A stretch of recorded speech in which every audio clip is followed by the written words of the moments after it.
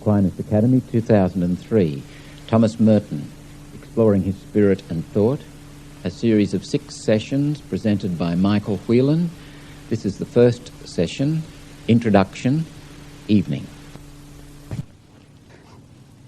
Copies of this audio tape again can be purchased from Sue, and that information is on the blue sheet. I'm using as a kind of an epigraph to the whole 6 weeks that we have here together a statement that the first generation of Quakers left in the United States. When they left Europe, those early Pilgrim Fathers, and went to the United States, and they were seeking religious freedom and the opportunity to build a life that they weren't able to build where they would be oppressed in Europe. This statement, I think, could apply to Thomas Merton very beautifully. His mother, incidentally, I wouldn't say she became a Quaker, but she worshipped with the Quakers. She had been part of the Episcopalian church in Long Island at Douglaston, but she was a pacifist. She found the Quakers a congenial group of people there, and she worshipped them. Merton himself became a pacifist later in his life. Well, he was leaning that way very early in his life, in fact. One of the first arguments that Merton ever had, that we have a record of, is with the captain of the first 15 at Oakham High School when Gandhi came to England. And you can guess whose side Merton was on. He actually wrote an essay in defense of Gandhi, and Gandhi wasn't terribly popular amongst the lads in the public school there. However, this statement by the Quakers, I think, captures something that applies to Merton and what we are on about. We do not want you to copy or imitate us. We want to be like a ship that has crossed the ocean, leaving a wake of foam, which soon fades away. We want you to follow the Spirit, which we have sought to follow, but which must be sought anew in every generation. An issue with Merton, which you will in fact discover when you explore his thought and spirit, he keeps disappearing. When you think you've started to understand him, you look up and he's not there. When I began to explore with greater energy and focus Merton's life and thought and spirit, there was a little jingle that came to my mind. You remember Baroness Orcus's book, The Scarlet Pimpernel? When I was a little boy, I remember that. It's made a lasting impression on me. The Scarlet Pimpernel was rescuing people at the time of the French Revolution, and the jingle went something like, "They seek him here, they seek him there. Those Frenchies seek him everywhere. Is he in heaven, is he in hell? That damned elusive Pimpernel." Substitute the word Merton for Pimpernel. And however, one of the experiences I've had in reaching out and trying to initially grasp Merton, I don't do that anymore,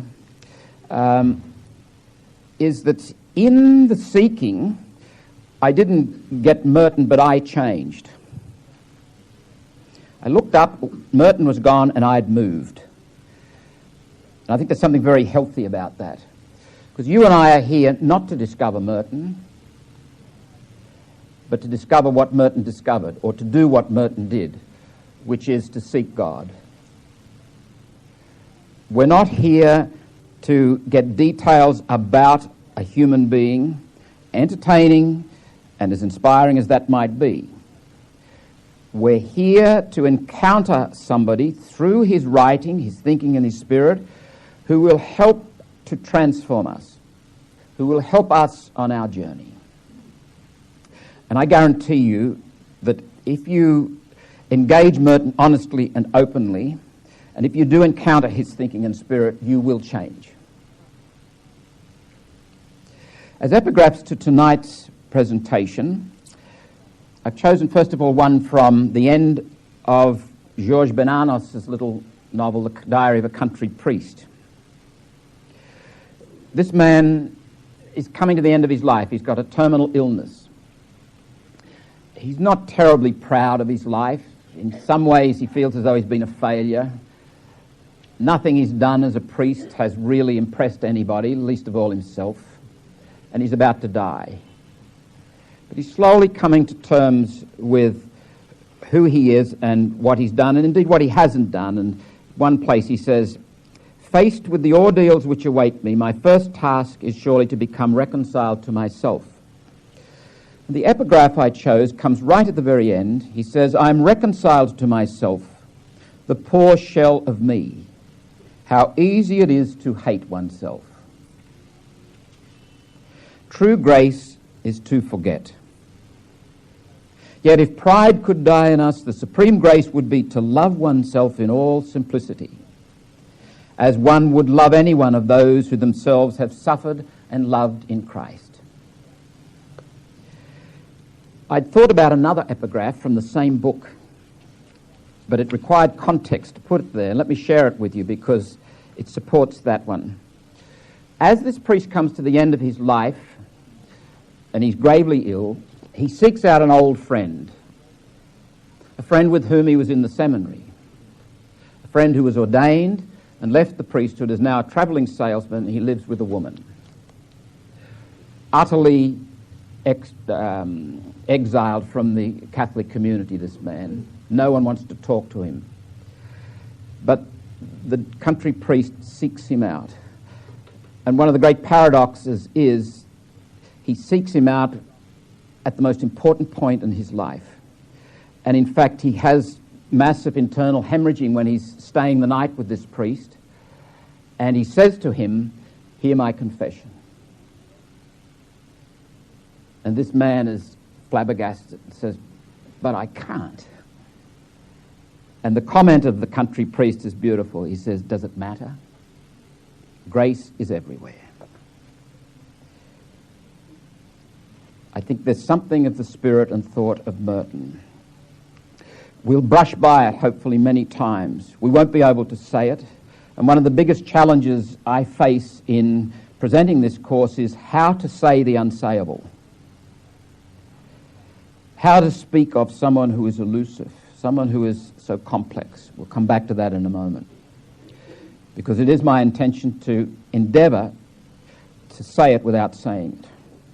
And I hope at the end of it you can say, "I know what you're trying to say." Which brings me to the second epigraph, and it's from a confrere of Merton's, a wonderful man, a man who embodies something that I've seen in a number of faithful monks. If ever I needed confirmation of the validity and the value of the monk's life, I have found it in these particular individuals. There's a gentleness and a playfulness about them. Whether they're 60 or 70 or 80, they're generally old because they've been on the road for a time. And this fellow, whose name is Matthew, and his second name escapes, Matthew Kelty, was a Divine Word missionary in Papua New Guinea for a number of years, became a Trappist monk, went back to Papua New Guinea as a hermit, and is now back at Gethsemane. He must be approaching 90. He sits in a room there and you can drop in and have a yarn with him. And incidentally, there are hordes of people, not hordes, but many people just going and staying at the monastery for a day or two or a week. I stayed there a week. It was wonderful. If you're going by Kentucky, drop in. Say hello to Matthew. But he says of Merton, the most important thing about him, I would always think of him not as being brilliant and intellectual and all that.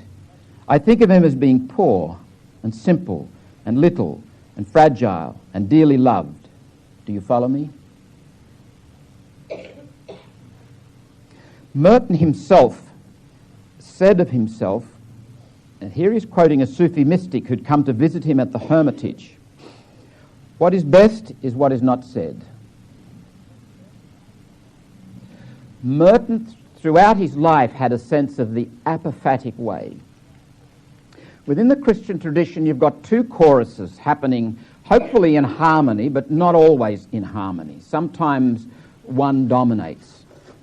You've got the so-called cataphatic voice that keeps crying out, yes.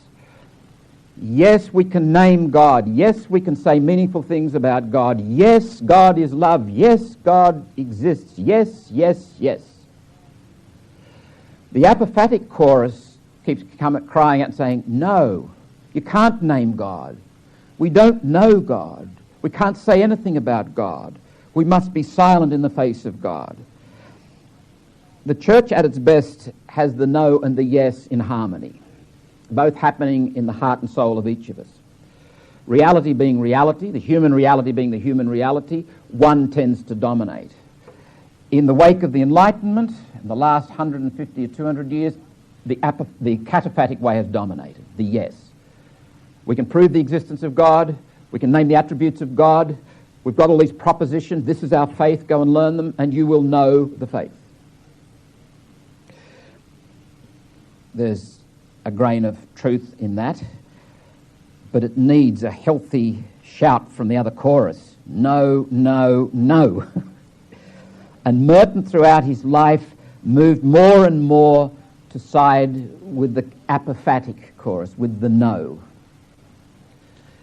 He wasn't only speaking about himself when he says what is best is what is not said, nor was he just reflecting something from the Sufi tradition. He was saying something profound out of the heart of the Christian tradition. But it also applies to Merton himself. And then the final epigraph is taken from St. Paul's second letter to the community in Corinth. We hold this treasure in pots of earthenware. A very obvious factor when you start to look at Merton is we're dealing here with a pot of earthenware. And very quickly, if you're honest and if you surrender to the movement of the Spirit in your search, you will become playfully aware that you too are a pot of earthenware. But we carry a great mystery, and that's the key to it. I have found one of the most helpful ways to understand Merton is to realize that he had made a shift that it took me about 50 years to make. I think a lot of Christianity is presented as, a lot of moralism is presented as Christianity. That the focus is on moral injunctions, doing the right thing, having enough discipline and drive and energy to be a virtuous person. I think Merton realized that Christianity is not about us, actually. It's about God. And God's infinite love and God's infinite mercy and God's overwhelming compassion setting us free. There is a principle in the spiritual life. Where you start is where you end. If you start with yourself and what you must do and what you must not do, you'll finish up with yourself and what you must do and what you must not do. If, on the other hand, you start with the infinite horizons of God's mercy and God's goodness and what God wants to give you and what God is inviting you to and what God has on offer in Jesus Christ by the power of the Spirit, you finish in the unfinishing, endless horizons of God's liberating love and mercy. I think it makes a world of difference to how you live the Christian life, how you relate with people, how you come into the world. All right, getting down to business. And tonight is really introductory stuff, and we'll move around and I'll raise various points and we'll come back to them as the 6 weeks go on. But let me start with a reflection on our experience in Australia at this time. A rather daring thought crossed my mind that there's something very Australian about Thomas Merton. Why do I say that? Let me quote to you, and I'm looking at my lengthier notes, page 2. Let me quote to you from an autobiographical book by an Australian woman whose name is Kim Mahood. The book is Craft for a Dry Lake. She's reflecting on her own journey to self-discovery. I think what she says of herself could be said of me at this time and could be said of Australian society at large at this time. She says, when I finally crawled out, the landscape had changed in all sorts of subtle ways. or the way I saw it had changed, which amounts to the same thing. I had encountered someone in the fault line whom I didn't know, and whom my own particular set of myths could not accommodate. She crawled out with me, inarticulate and storyless. And although she looked at the world through my eyes, when I tried to speak for her, the language was crippled and absurd, full of psychological cliché. Over the years, I learned, and am still learning, to listen to her silences. If my own busy voice goes on for too long, she begins to howl. A primitive psychic noise which cannot be ignored. I think Kim Mahood is talking about true self, false self. I think Kim Mahood is talking about an experience that contemporary Westerners and contemporary Australians know very well. If you suppress the inner life, if you stamp on the human soul, it begins to howl. A primitive psychic noise which cannot be ignored, and that primitive psychic noise may take on various shapes and forms.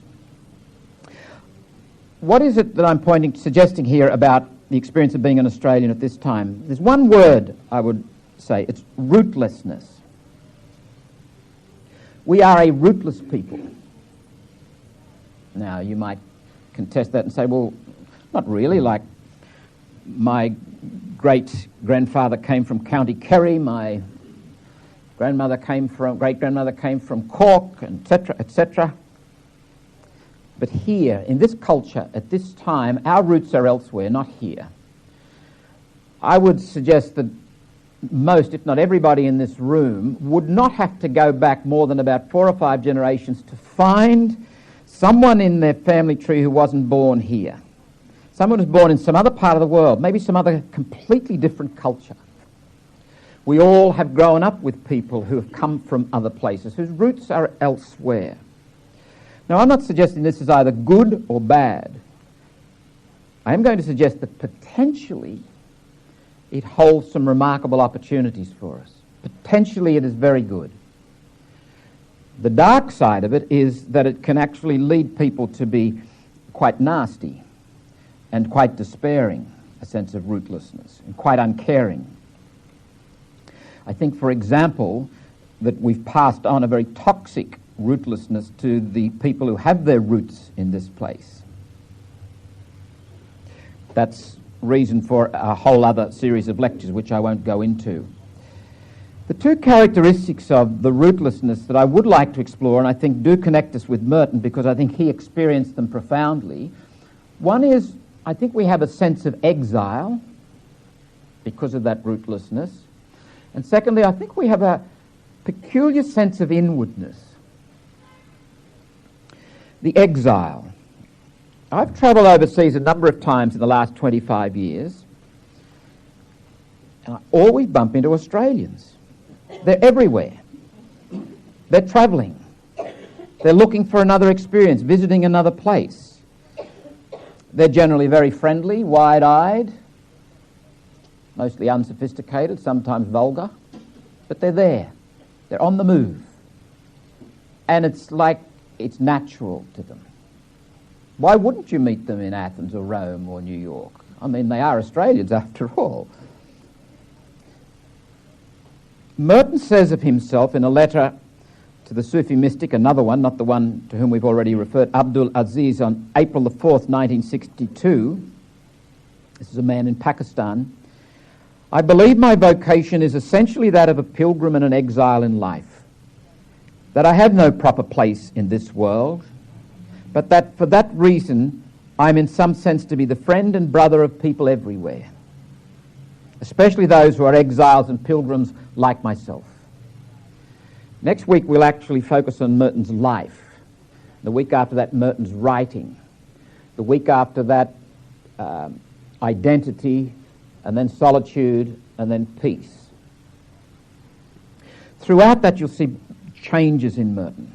He is a traveller, And he says, in fact, of the monk's vocation, and I've got it in footnote 8 at the bottom of page 2, in one sense, we're always travelling, he says. Travelling as if we did not know where we were going. In the advertisement for this course, the lemon yellow page which is floating around out there, I quoted a prayer of Merton's from his book Thoughts in Solitude. In 1953, Merton was given a tool shed to go to get some solitude. And he took his notebook with him, as was his wont, and wrote down some thoughts. And he wrote that very popular prayer, Lord, I don't know where I'm going, etc. Now, on the face of it, it looks like someone who needs to grow up. Why the hell don't you know where you're going? You're in a monastery after all, Are you fair dinkum about your commitment? I think precisely because he was fair dinkum about his commitment, he didn't know where he was going. Someone who was less mature, more superficial, would have known exactly where he was going. If you had said to me as the 17-year-old boy going into the seminary, Michael, what are you doing? I could have given you a very clear-cut answer. I knew exactly what I was doing. I knew exactly where I was going. It's taken a few years and a few crises for me to realise that life is not like that. It doesn't work that way.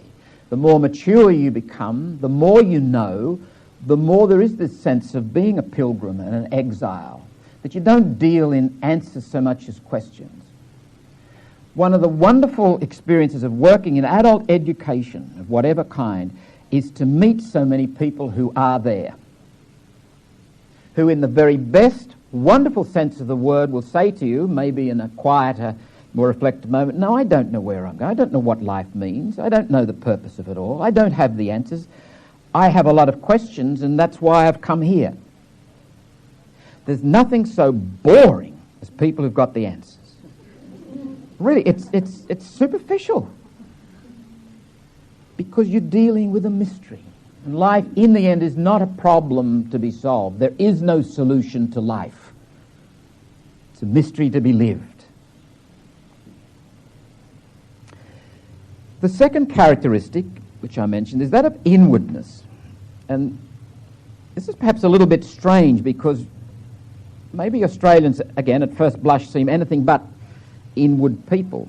And indeed, it's probably a quality that many of us or many of our contemporaries wouldn't admit to.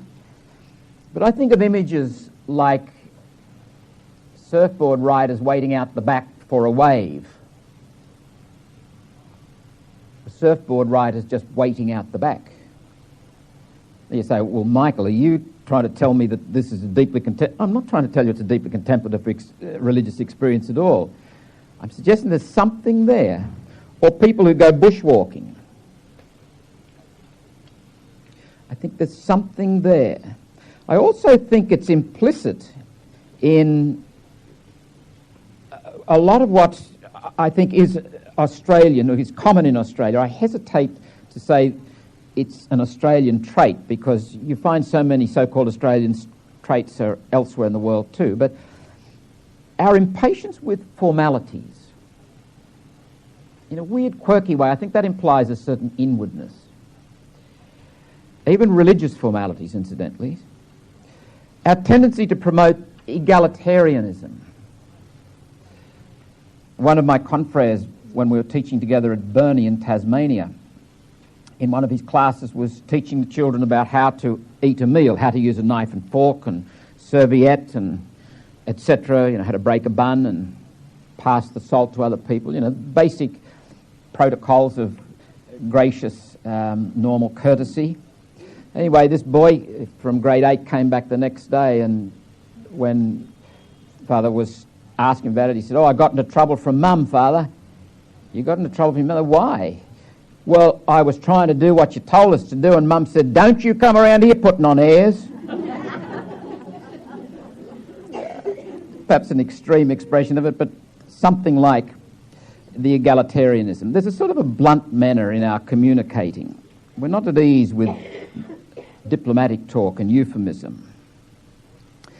And one of the extraordinary phenomenon that was manifest at the Olympic Games is we have a peculiar habit of barracking for losers.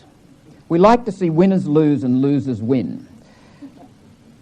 And even if they are Australians, there are occasions at the Olympic Games, for example, where some poor little hockey team or basketball team was getting the backside thrashed off them, and the Australian crowd was really right behind them. And people from overseas couldn't understand this peculiar trait, and in some instances they eventually learnt what the peculiar trait was and got in behind it.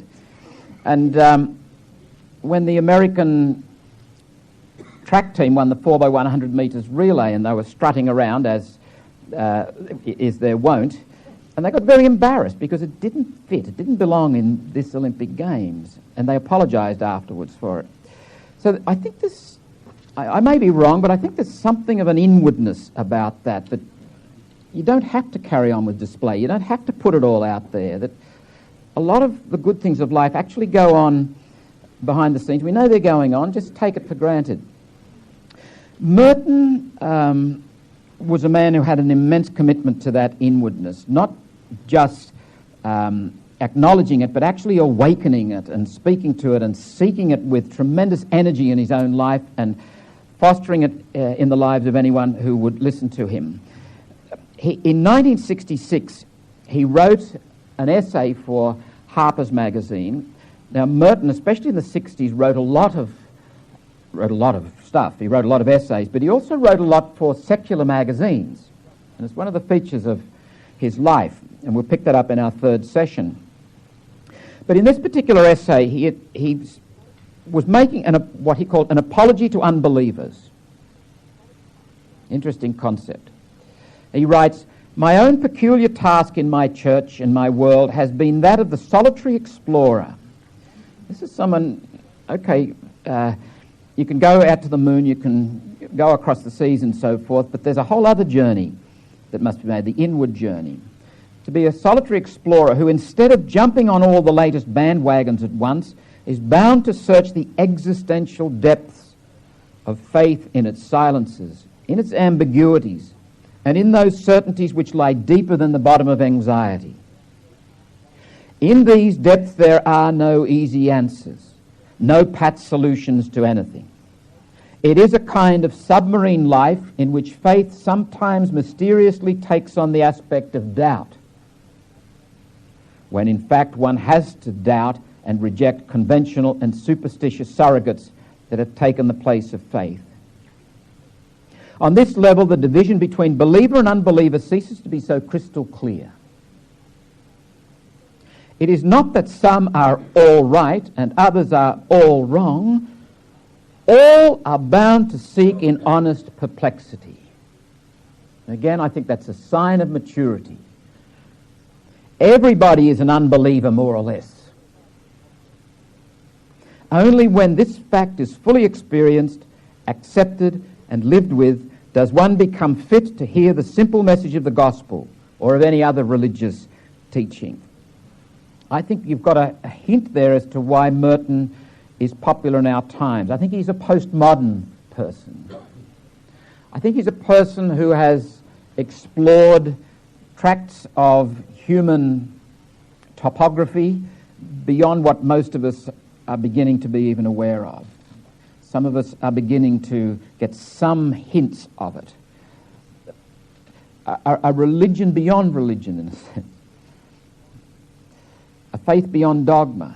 And in a sense, as the Apostolic Nuncio in the United States will say on this video we'll see tonight, he said, Merton is not so much an originator, but a discoverer of what we've lost sight of.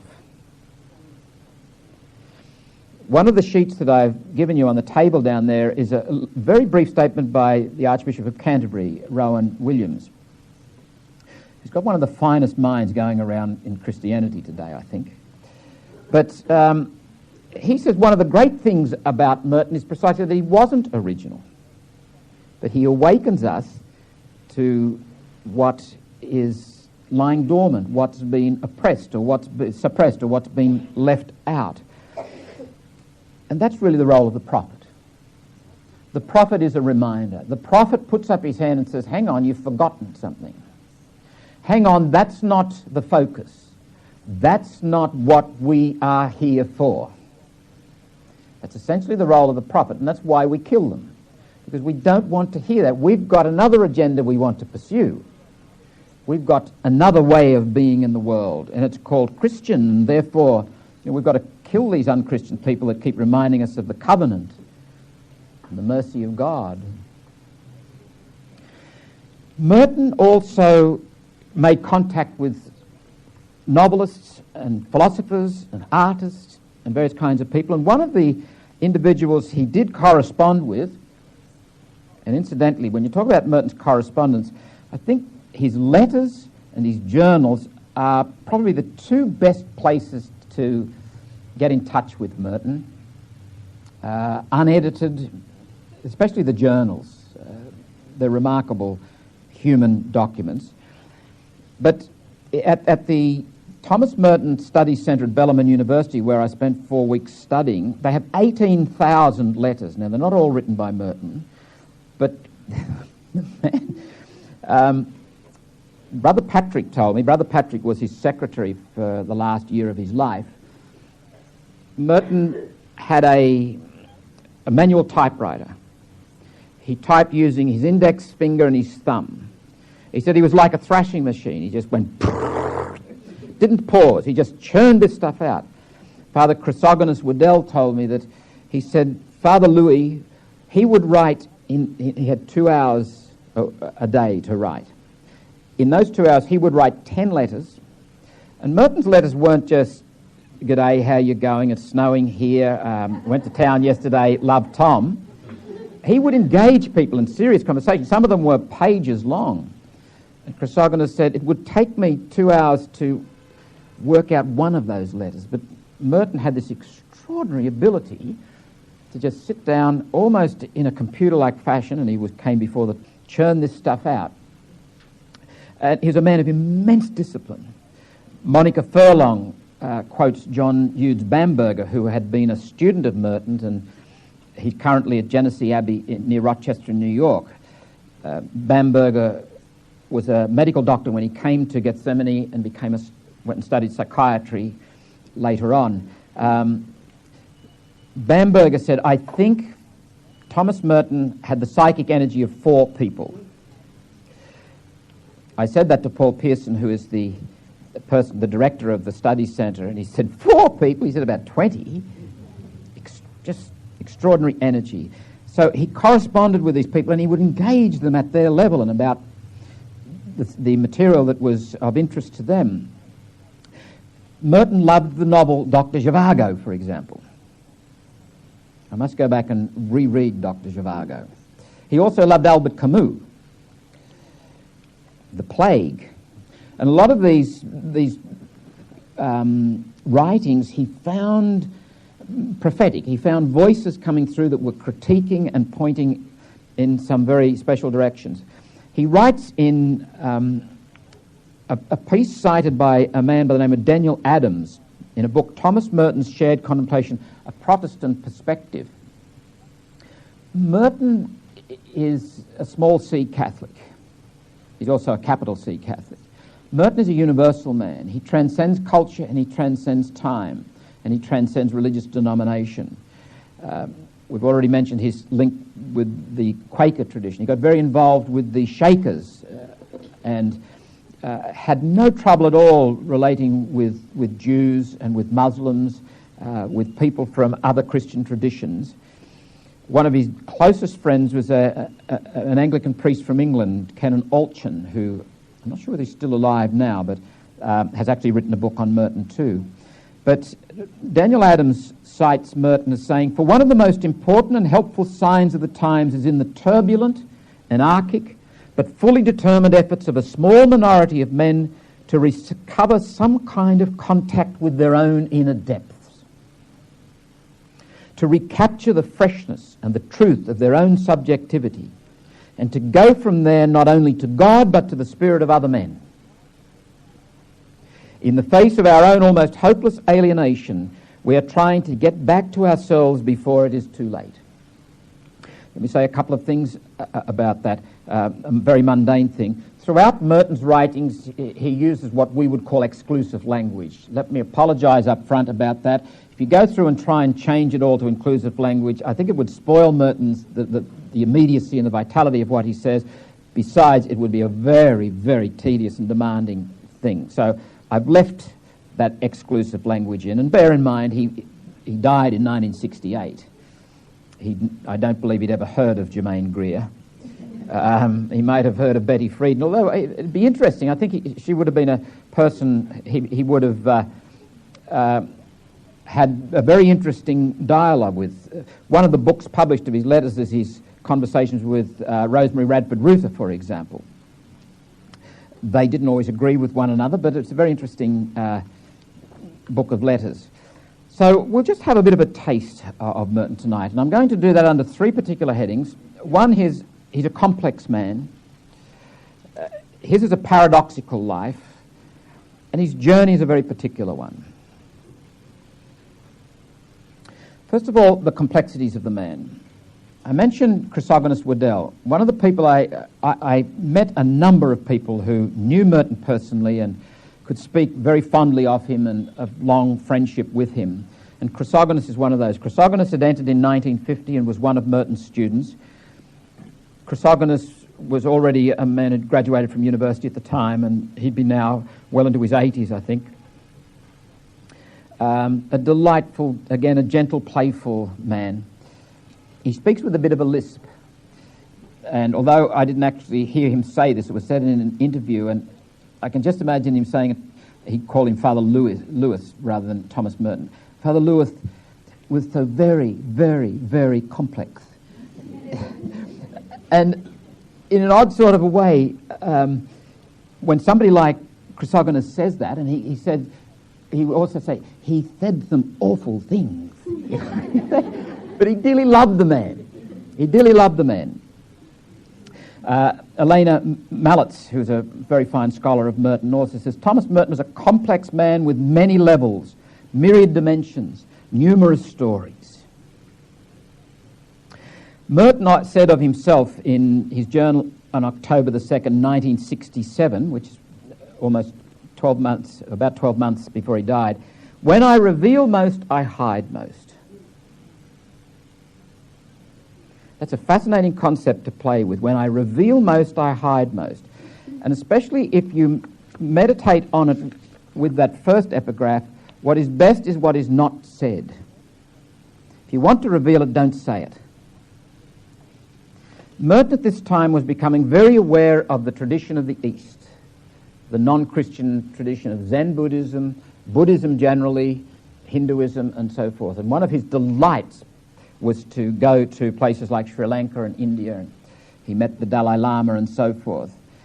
But the apophatic Christian tradition in which he was so imbued and of which he was so fond found language in the Eastern tradition which struck Merton as very apt and very useful. Now, when we say that Merton is complex, let me hasten to add, you are complex too. So am I. To be human is to be very complex. We are, after all, made in the image and likeness of the infinitely incomprehensible and unnameable one, that one we glibly call God, as if we knew who or what we were naming. Don't ever forget when Moses asked, what is your name, in Exodus chapter 3, verse whatever it is, 14, God said, mind your own business. I am who I am. And dealing with God as mystery, and dealing with the relationship as mystery, and dealing with everything about God and what God has on offer for us and asks of us as mystery is a tough lesson. Bearing that in mind, if you are to understand Merton and appreciate him, indeed, if you are to understand yourself and appreciate yourself, we need to bear in mind mercy. The mercy of God. The mercy that we owe to one another and without which we'll never understand or appreciate ourselves or other people. At the end of Merton's, one of his classic works, which is called The Sign of Jonas, and if you were at Mass on Monday, that was the Gospel reading from chapter 11 of Luke's Gospel, Jesus said, this is a rebellious generation. The only sign you'll get is the sign of Jonas. Merton himself had used that. He says in the epilogue to that particular book, which is entitled July 4th Firewatch, and is one of Merton's finest pieces of writing. And here you'll find he's enigmatic, he's artistic, he's poetic, he's mystical. He's profoundly focused on mercy, and it keeps coming through again and again in his writings. What was cruel has become merciful. What is now merciful was never cruel. I've always overshadowed Jonas with my mercy, and cruelty I know not at all. Have you had sight of me, Jonas, my child? Mercy within mercy within mercy. I don't know of any more beautiful sentence that Merton has written than that one. Mercy with... I have forgiven the universe without end, because I have never known sin. Maybe if there's one thing I would love you to take away from this course, it's a deepened sense of mercy, a deepened sense of God's mercy as at the heart of our Christian faith. Our own founder, Father Jean-Claude Collin, at the beginning of the 19th century, spoke of Marston. One of the recurring phrases for describing what our vocation was, he said, I want you to be instruments of mercy. Instruments of mercy. As Mary was in the church, so you should be. Breathe in her spirit and be instruments of mercy. If I can't save somebody with the law, I'll save them without it. I wonder whether or not we've lost something of that in the way we present ourselves to the world. And I think to the extent that we have lost it, and I believe we have, we're not able to speak of good news, because the heart of the good news is a message of mercy. Let me conclude with a reference here, again from Chrysogonus Waddell. 1963 this comes from. Merton and Chrysogonus were corresponding. Chrysogonus had the opportunity to go over to France and Rome and study. Chrysogonus actually went to the house that Merton's father built in Saint-Antonin in southern France and found that Merton had done what little kids do when they find wet cement. He'd scratched his name into it above the fireplace in the house, and it's still there, was still there in 1963. But he mentions to Merton, he says, there's this Mertonism seems to be emerging. People are starting to hero worship you. People are idealizing you. And Merton wrote back in a very somber, and she said, I want to buy some curtains. And the gentleman in Mansour said, very well, we have lots of curtains. Is there any particular style or place, or what do you want the curtains for? She said, I want pink curtains for my computer. And he looked at her and he said, pink curtains for your computer? So we have some very fine pink curtains, but for your computer, computers don't have curtains, ma'am. She looked at him and said, hello, I'm using Windows.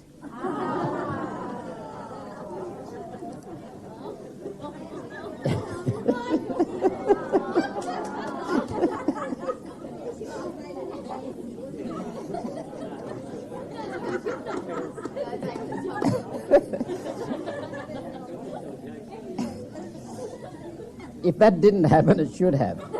All right, on the eve of Merton's 50th birthday, he was in a fairly reflective sort of a mood, and he was up at the Hermitage. Merton was born on the 31st of January 1915, and as I say, we'll talk more about details of his life, but just briefly, on the 30th of January 1965, he was reflecting back over his life. Merton does this from time to time in his journal. It's a little game that he plays. Can I remember what happened on this day when? And he's got a phenomenal memory. But this time he's rather wistful and reflecting on his life as a teenager and so forth, and his relationships with women especially that he's regretful of. He says, I suppose I regret most, I'm looking at the bottom of my notes, page 5, I suppose I regret most my lack of love, my selfishness and glibness. discovering a deep shyness and need of love. One of the features of Merton's life is his mother died when he was 6. I was just talking with Deirdre. One of the themes that we'll pick up in the third session is Merton's belated discovery of woman. And it's fascinating because Merton was a philanderer and an adulterer.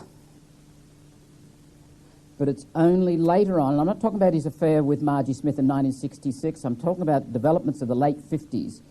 I think it is profoundly significant to understanding Merton, and I think Merton is symptomatic of Catholicism. But we'll talk more about that later. Returning to this conversation here, my selfishness and my glibness covering a deep shyness and need of love. With girls who, after all, did love me, I think, for a time. My great fault was my inability really to believe it, and my efforts to get complete assurance and perfect fulfillment. And then he goes on and he says, so one thing on my mind is sex, as something I did not use maturely and well, something I gave up without having come to terms with it. That is hardly worth thinking about now. 25 years nearly since my last adultery, in the blinding, demoralizing summer heat of Virginia. I remember walking on the beach with her the next day and not wanting to talk to her, talking only with difficulty and not wanting to share ideas or things I really loved, yet being attacked with something in my solar plexus. I think there is much about Merton in that we'll have to explore later with regard to the role of woman in his life. I think it's profoundly significant.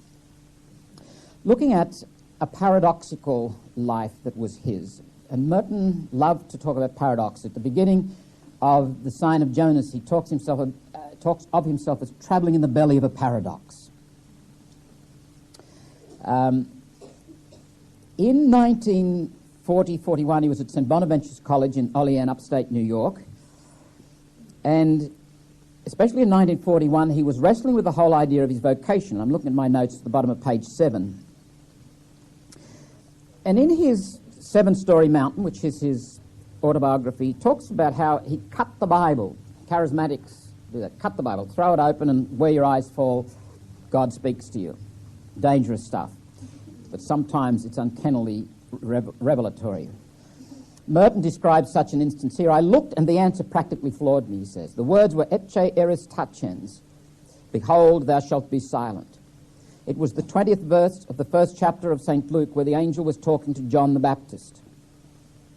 John the Baptist's father, Zachary. Tachens. There could not have been a closer word to Trappist in the whole Bible, as far as I was concerned.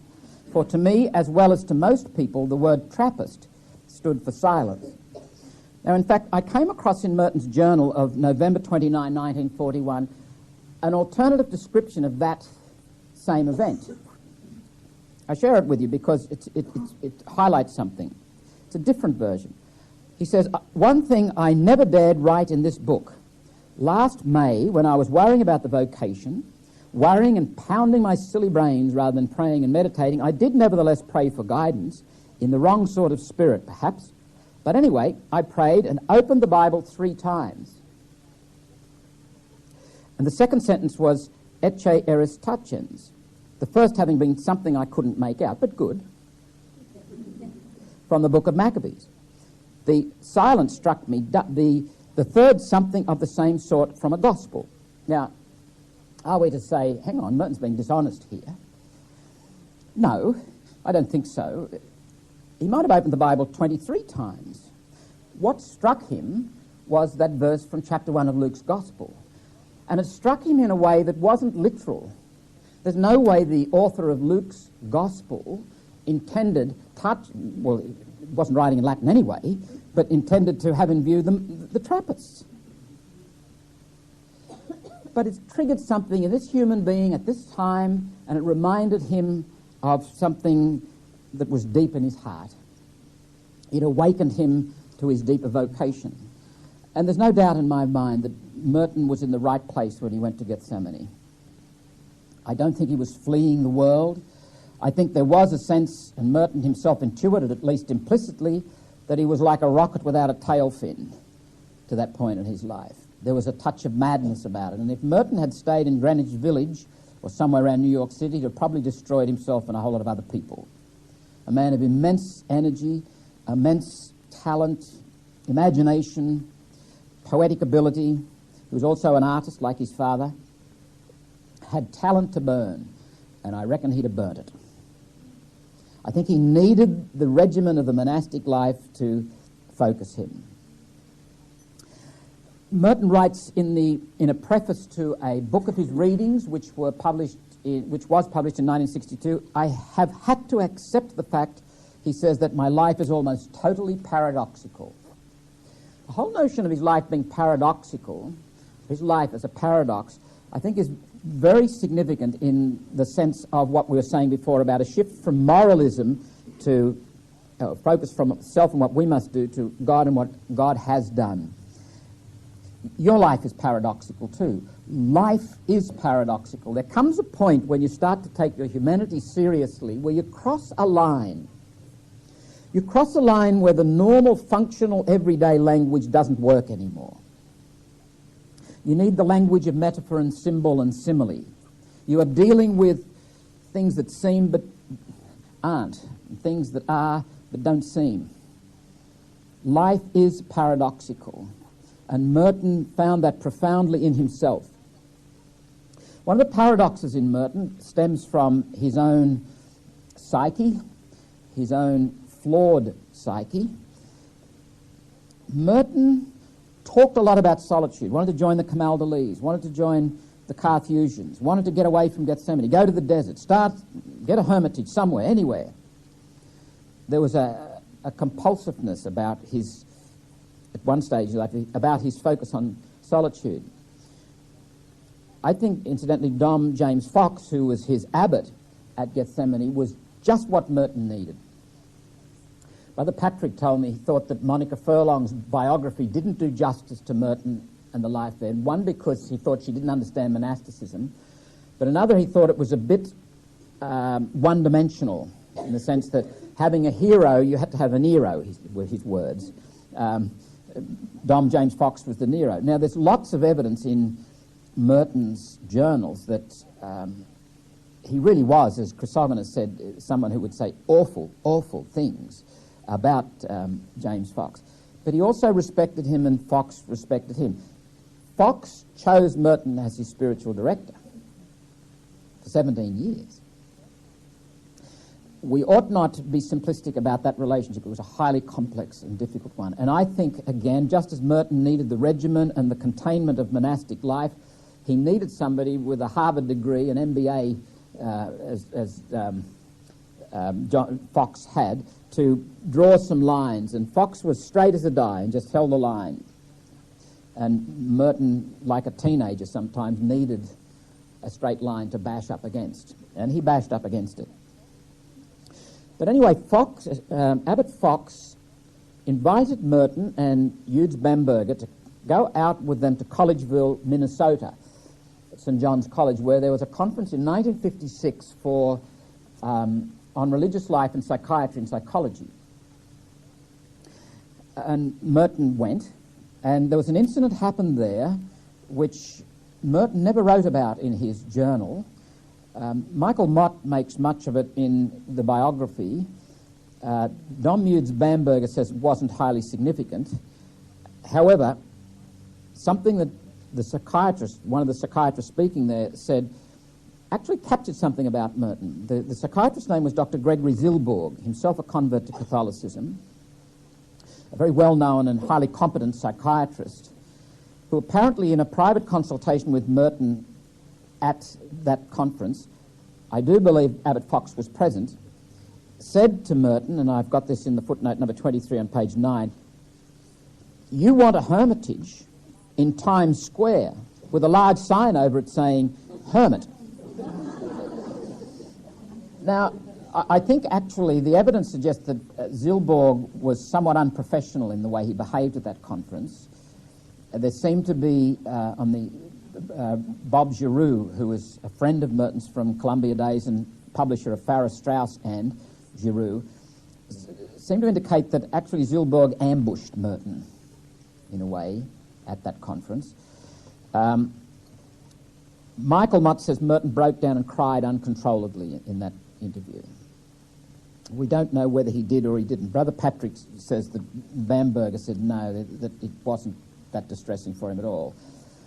But at least Zylberg, I think, has put his finger on a conflict in Merton. He keeps talking about Solitude, but the more Merton went into Solitude, the more everybody knew about him and about his solitude. And I've forgotten who I was talking to there, but I said, was Merton a fair dinkum hermit? He said, oh, no, Merton wasn't a hermit. Merton, I think, loved the solitude, he loved the privacy, but he loved people, and I think he had an emotional need for company. A little bit like St. Augustine, with whom Merton has been compared at times. Augustine set himself up at Cassiciacum and then came back to northern Africa and was made a bishop. And Peter Brown, in his biography of Augustine, there in chapter 15, has a beautiful essay on the lost future. How Augustine had seen himself as this philosopher in residence, as it were, on the landed estate with the disciples around and peacefully living out his days, meditating on great things. Being made a priest and a bishop threw him into the lives of people in a way that Augustine actually loved. Augustine needed friends and needed people in order to thrive as a human being. He would not have been someone to thrive on a remote estate, thinking about the meaning of being and discoursing on that.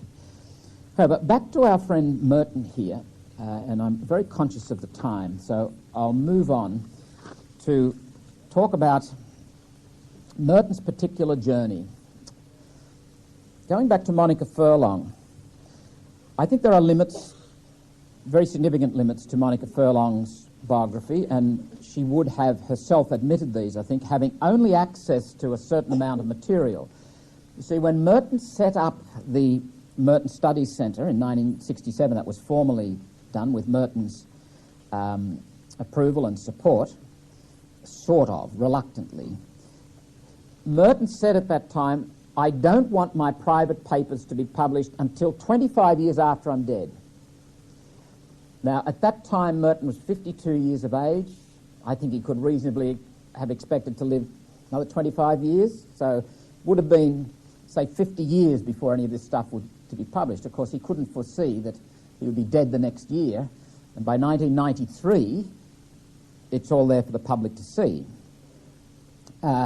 Monica Furlong didn't have access to that material, and she says, for example, of 1966, what a quiet year that was for Merton. Nothing happened. Well, Merton had a very serious back operation and fell desperately head over heels in love with Margie Smith, a trainee nurse who was 24 and a half years of age, and he was 51 at the time, just 51. A deeply delightful and troubling experience for him. One that's caused him and some others near to him a good deal of distress, in fact.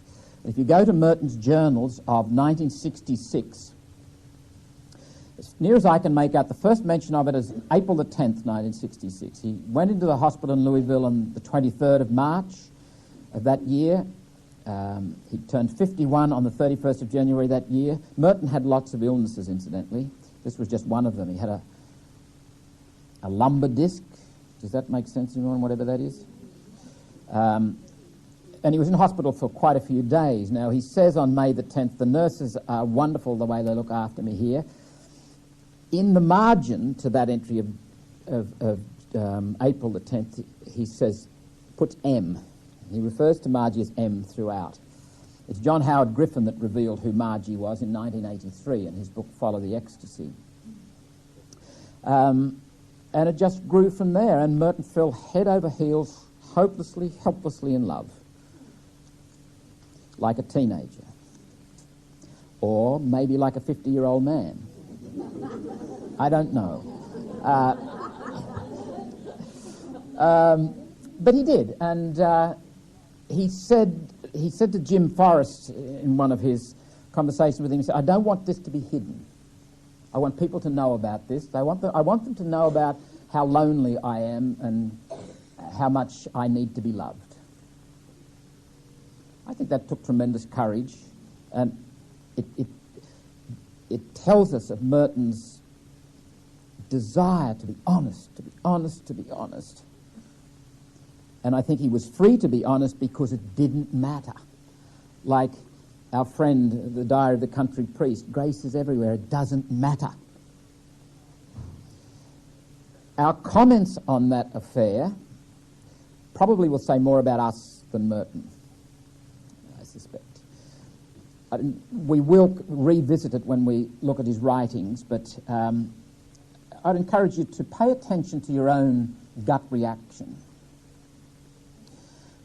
In the delightful little book of Merton's called The Sayings of the Desert Fathers, he quotes one of the Desert Fathers as being in a situation where somebody complained that one of the brothers had committed adultery or fornication. And the old man said to him, he said, "He who said don't fornicate said also do not judge." Getting back to Monica Furlong, however, who thought 1966 was a slow year for Father Louis.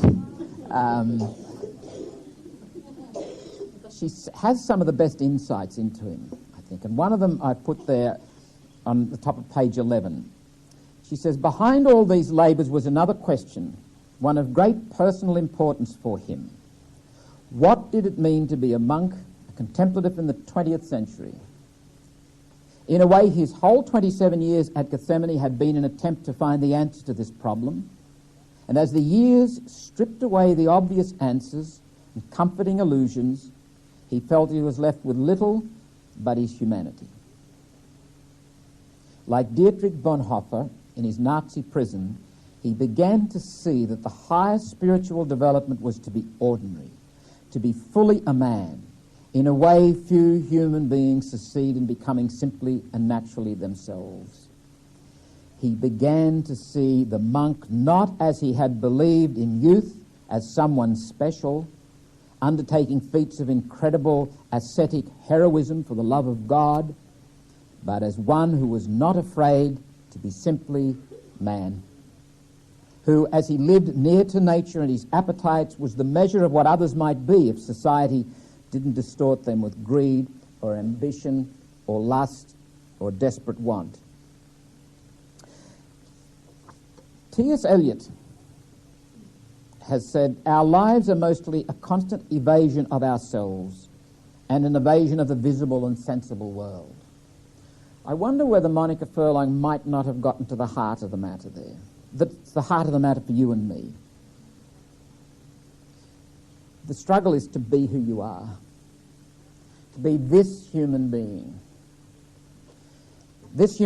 with everything that entails. Maybe, and there are a number of thinkers who follow this line, and I'm inclined to agree with them, what frightens us most about our humanity is our humanity. We do not want to be human. Give us a moral mountain to climb, give us propositions to learn, give us a fate to organise, give us projects to do, we'll roll up our sleeves like good muscular Christians and we will do it. Ask us to be thoroughly human, and it's a different matter. Norman O'Brien in Love's Body, which is a difficult book and one I don't necessarily recommend, has a very, very insightful comment that's on this precise point. The last thing to be realised is incarnation. The last mystery to be unveiled is the union of humanity and divinity in the body. The last gesture is ecce homo. He says elsewhere, incarnation is iconoclasm. It's breaking the idols. It's cutting through the thicket of illusions and pretense and game playing that constitutes most of our lives most of the time. I think it's worth wondering whether what is presented as Christianity may not in fact be at odds with incarnation. Religion is not a bad place to hide from yourself, actually, because it's very respectable. do the right thing. And if that is true, what I say, there's no better place to hide than in the priesthood. We clergy, as my American friend said, we've got our arse in ice cream if we want to have it that way. It's possible for us to have so many escape routes in our clerical culture. And it's possible for all of us who profess to be followers of the way, disciples of Jesus, to actually defeat the vocation by being something called Christian. Now, I'm not being facetious or silly in saying that. I think it's worth considering. Who were the people that Jesus had most conflict with? Who were the ones that are described as being those that he actually encountered in a very aggressive, even physical way in the purification of the temple? It was the religious authorities who had reduced the covenant to a set of rules, structures, dogmas, propositions, a controlled organisational reality. We have a huge thing to face there, and I think Merton, in his prophetic way, cut through a lot of that.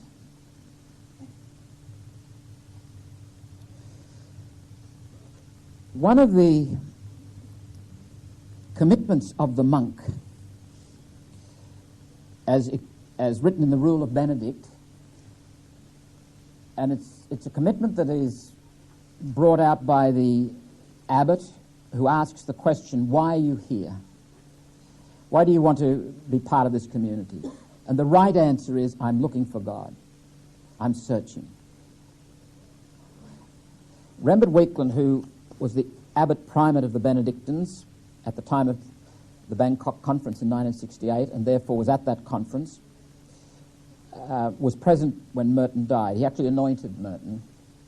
Wasn't present at the moment of death, but anointed him. And I had a conversation with Rembert, and he explained to me how he went into the room and Merton was lying there with his shorts on in a pool of urine, the lampstand over his chest and a big burn mark down his chest and on his groin. And I was recounting this in the presence of one of Merton's friends in Louisville recently. If you've read Merton's biography, you'd have come across the name Tommy O'Callaghan. Tommy's actually a woman, not a man. Wonderful lady. When I first spoke with her on the phone, I thought to myself, this sounds like somebody in Australia who's owned a pub for the last 40 years, and she smoked too many cigarettes, and sure enough, she's a chain smoker, and she's got a gravelly sort of a voice and a personality to go with it. Very, very practical. In fact, there was a lady here this morning who'd also met her in Louisville, and Merton used to treat Tommy O'Callaghan and Frank O'Callaghan's home. They had 7 children. Used to treat their home as a sort of a second home, a home away from Gethsemane. And Tommy O'Callaghan tells the story, told this lady this morning. Before he went to Asia, he told Tommy where he was going and when he was going, whatever. And she was there one night. He was present in the kitchen. She was cooking the meal. And she said, "Where did you say you were going on this trip?" And he walked over and he whacked her on the backside. He said, "To Asia. How many times do I have to tell you?" Anyway, Tommy O'Callaghan said to me when I'd recounted this story about Rembert Whelan finding Merton, she said, "I'm angry with Whelan." And I said, "Why, Tommy? What's the problem?" She said, "He changed things at the death scene." I said, "Oh, did he?" She said, "Yes, he put shorts on Merton. He didn't have any shorts on when he died." I don't know who to believe. I'm inclined to believe Tommy, actually. However, Rembert describes Merton, he knew Merton, and he describes him in terms of his vocation as a monk, as a Benedictine, and the Cistercians are in the Benedictine tradition. He says, and I'm looking at my notes, page 14, when a monk enters a monastery, what is asked of him is, are you truly seeking God? The question isn't, have you found God? The question is he seeking God? Is his motivation highly involved in that search of who and what God is in relationship to us? It's not philosophical, it's existential. And Merton, to me, was a great searcher. He was constantly unhappy, as all great searchers are. He was constantly ill at ease. He was constantly restless, as all searchers are, because that's part of the search. And in that sense, he was the perfect monk. Contemplation isn't satisfaction, it is search. I'll leave my presentation there because there's 25 minutes of video I would like to now share with you. While I'm setting up the machine, which will only take about 2 minutes, so if you've got bus timetables, we should be finished by about 1:15. There is a sheet there, the Merton video, which names some of the people whom you will see appear on this particular video. So you might like to just have a look at those and familiarise yourself with the names before we... Thank you.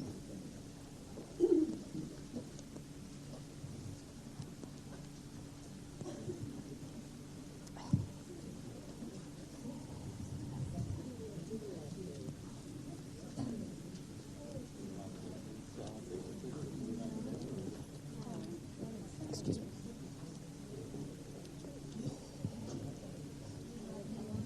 Yep.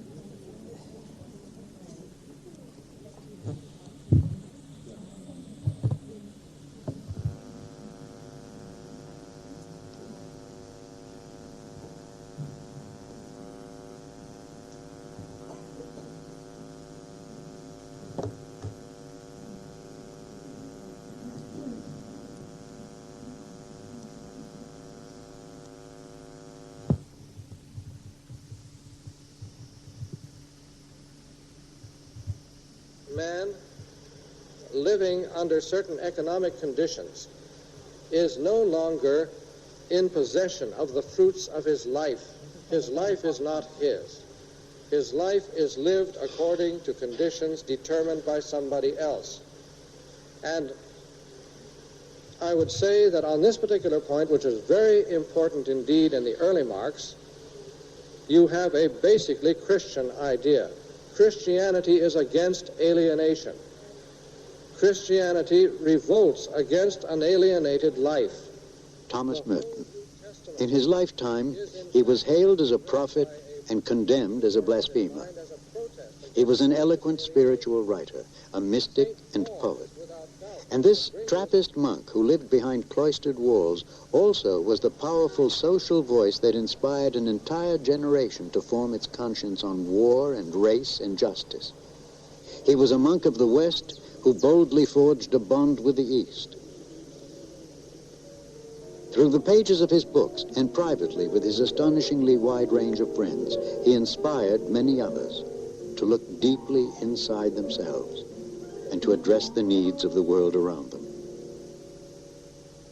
Once you've been bitten by Merton, you will go on reading him and read everything you can. That's the secret. Now, how he actually did it, who knows? I mean, do any of us know what is the particular magic that a great or even a fine writer has? This is something that is combusting inside of him, and it is coming out in a fine language, clear thought, persuasive communication. He is touching people's minds and hearts. He was a rebel, a rebel as a church person, and I imagine that gives priests and nuns and other church people the courage to take steps they wouldn't otherwise take. A religious mystic who really couldn't escape the real world, and he wouldn't allow his conscience to escape the real world. So it must have been a conflict all his life between retreat and attack in the real world. He simply has been a remarkable American writer, thinker, and monk.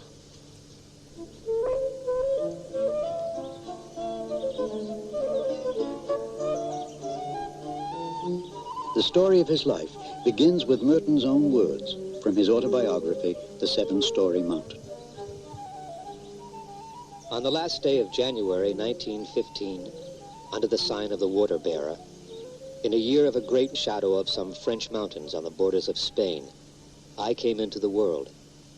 Thomas Merton's father, Owen, was a zesty, outgoing landscape painter from New Zealand. His American mother, Ruth, also a painter, was just the opposite, a reserved and more private woman.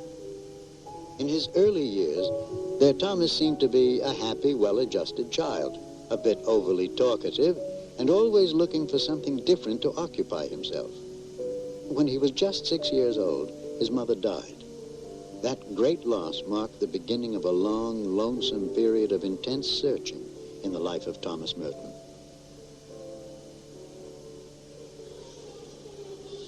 At the age of 10, he was enrolled in a well-respected school at Montauban. It was an unhappy time for the young Merton. He was often sick. His father was too often away painting. He wandered alone about the countryside. Although he had had little religious training, it was strange what places etched themselves in his young mind. There were many ruined monasteries in those mountains. My mind goes back with great reverence to the thought of those clean, ancient stone cloisters, those low and mighty rounded arches hewn and set in place by monks who have perhaps prayed me where I now am. Is it any wonder I should have a friendly feeling about those places? Those hints of a religious awakening were soon dashed as Merton and his father went to live in England, where teenage Thomas Merton was enrolled in a boarding school. His father died not long after of a brain tumor, and Thomas Merton was a lonesome pilgrim on the face of the earth, an orphan, age 15. Oakham was a small school in those days, not a very highly intellectual school either. And I would say, by and large, that Merton was too well geared for a school like this. But he was a friendly type, and we all mucked in together. And he made a lot of good friends, and I remember him as a very cheery kind of fellow. I think Merton was in England just at that time when Gandhi was being discovered by the English people, not as an enemy of the empire, but as something totally new to them, a different kind of resistance than they had ever experienced. And Merton wrote a paper on Gandhi at that time in his school, which was not appreciated, incidentally, by most of the people with whom he was studying. Now, where that lay in his thoughts, I don't know. I mean, it was some years later that he, in '64, that he published his book on Gandhi, but that began when he was what Americans would call a high school student. Because he thought deeply, much more deeply than most of us who came from, a less international background. He had a lot of deep thoughts. He read philosophy, he read religion, he read a great deal over and beyond anything he was expected to know in school, but he was inclined to go off the rails and do mad things as well, everything to excess. When he was 18, Thomas Merton visited Rome. He was an impressionable, wide-eyed young man, out for nothing but a good time. Things were going on as they usually did with me. But after about a week, I don't know how it began, I found myself looking into churches rather than into ruined temples. What a thing it was to come upon the genius of an art full of spiritual vitality and earnestness and power.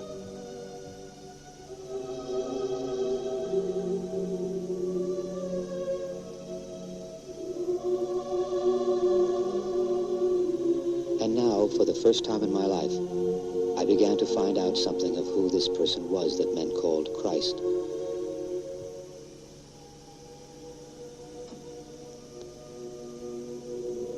It was in Rome that my conception of Christ was formed. It was there I first saw him.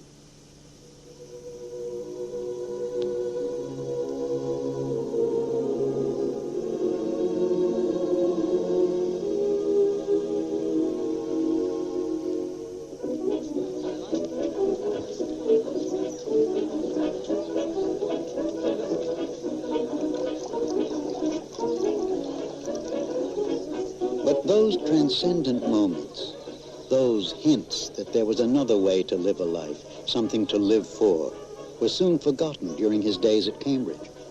He affected a continental manner and a British accent. He smoked, he drank, and found young ladies, rather than frescoes or churches or books and classwork, much more to his liking. He was a wildcat at Cambridge, and he used to go drinking and going off with girls, and probably not the right kind of girls very often. Merton's grandfather in the United States began to hear about the carousing and his grandson's poor grades. And then he heard that Merton had made a girl pregnant. It was the last straw. Thomas Merton was ordered back to America. It was supposed to be a punishment. But when the 20-year-old Merton arrived at Columbia University in 1935, he breathed easier. Thomas Merton readily embraced life in America in the 1930s. He joined a fraternity, haunted speakeasies, and was well known on campus, a popular date. But again, there was a far more serious side to Merton that only his closest friends saw. He spent long hours writing novels, essays, reviews. No doubt he saw his future as a writer.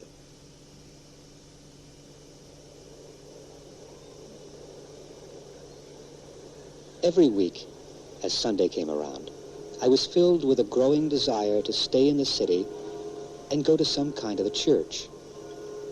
Finally, the urge became so strong that I could not resist it. From the high, gray, expensive tower of the Rockefeller Church, huge bells began to boom. It served very well for the 11 o'clock Mass at the little brick church of Corpus Christi. What a revelation it was to discover so many ordinary people in one place together, more conscious of God than of one another.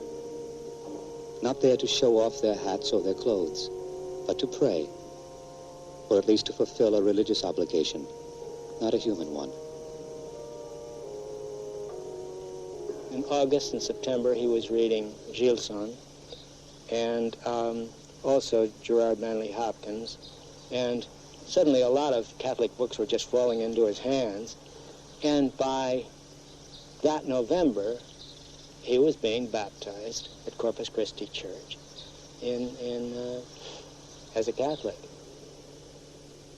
In the next 2 years, Merton's newfound faith quickly turned in a direction that none of his friends could have predicted. He applied to join the Franciscans and was promptly accepted. Then, in a fit of unasked-for honesty, he admitted everything about his past and was just as quickly rejected. Merton's dream was shattered. He half-heartedly took a job teaching at St. Bonaventure College. In an attempt to sort out his life, he decided to spend Easter week 1941 in a retreat at the Trappist monastery of Our Lady of Gethsemane in Kentucky. What he saw and what he felt during that week would change him forever. You could see that it had been made a tremendous impression on him, and that he had found something he really liked. Thomas Merton applied to join the Trappists. He was overjoyed when they said yes.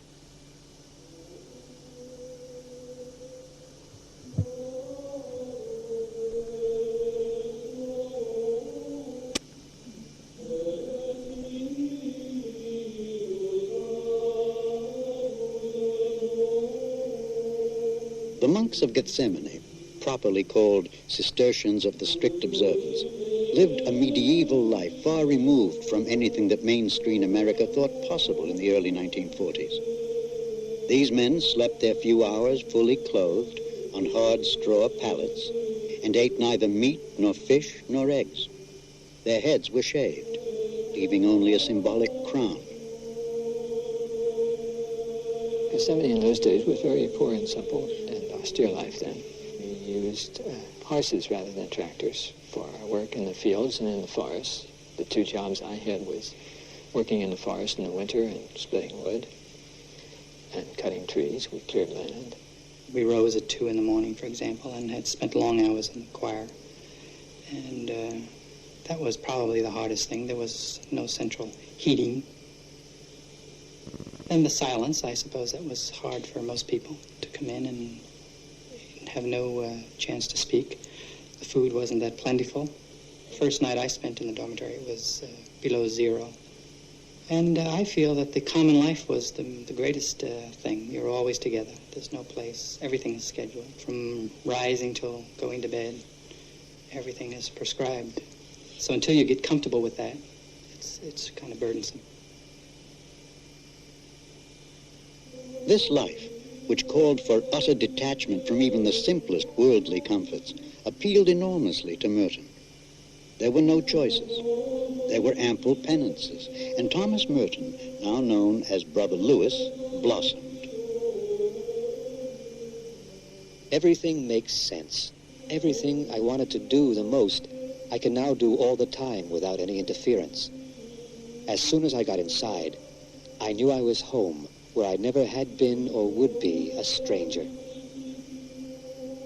Thomas Merton had willingly given up all his aspirations to be a writer.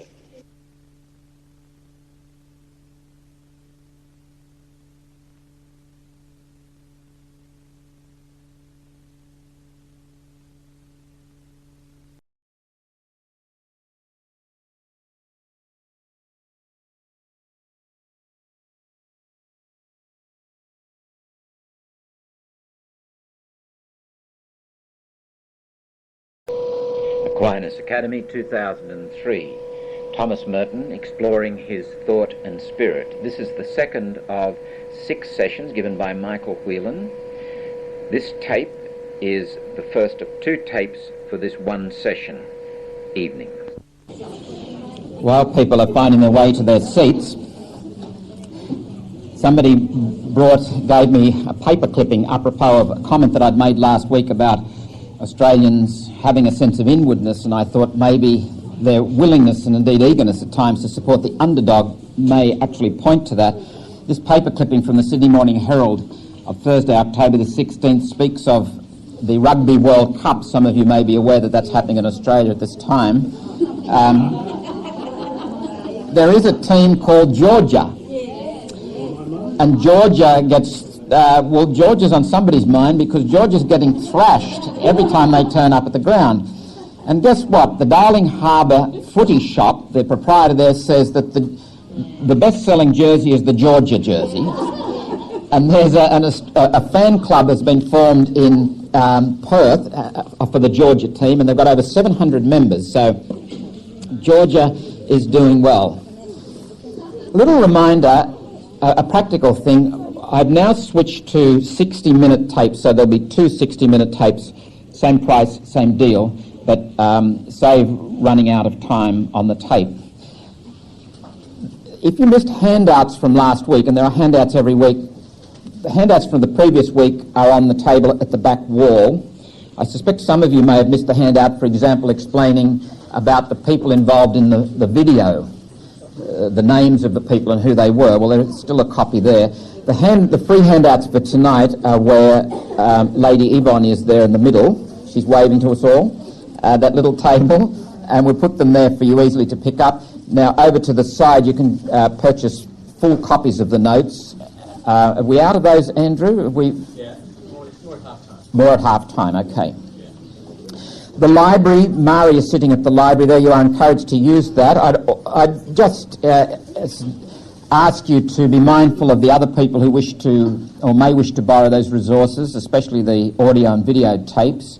Don't take too many at a time.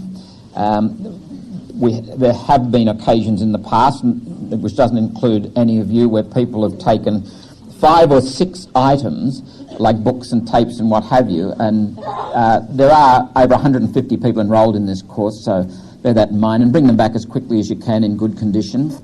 There are also articles on the table down there where Sue is that are available for photocopy. They are articles that I've collected in my research, just a few representative ones. If you, when you browse through those articles, would like a copy, just mention it to Sue and she will make copies. We ask 10 cents per page copying. I mentioned last week that our intention here in studying Thomas Merton is not about Merton in the end. It's about what Merton was about, namely God.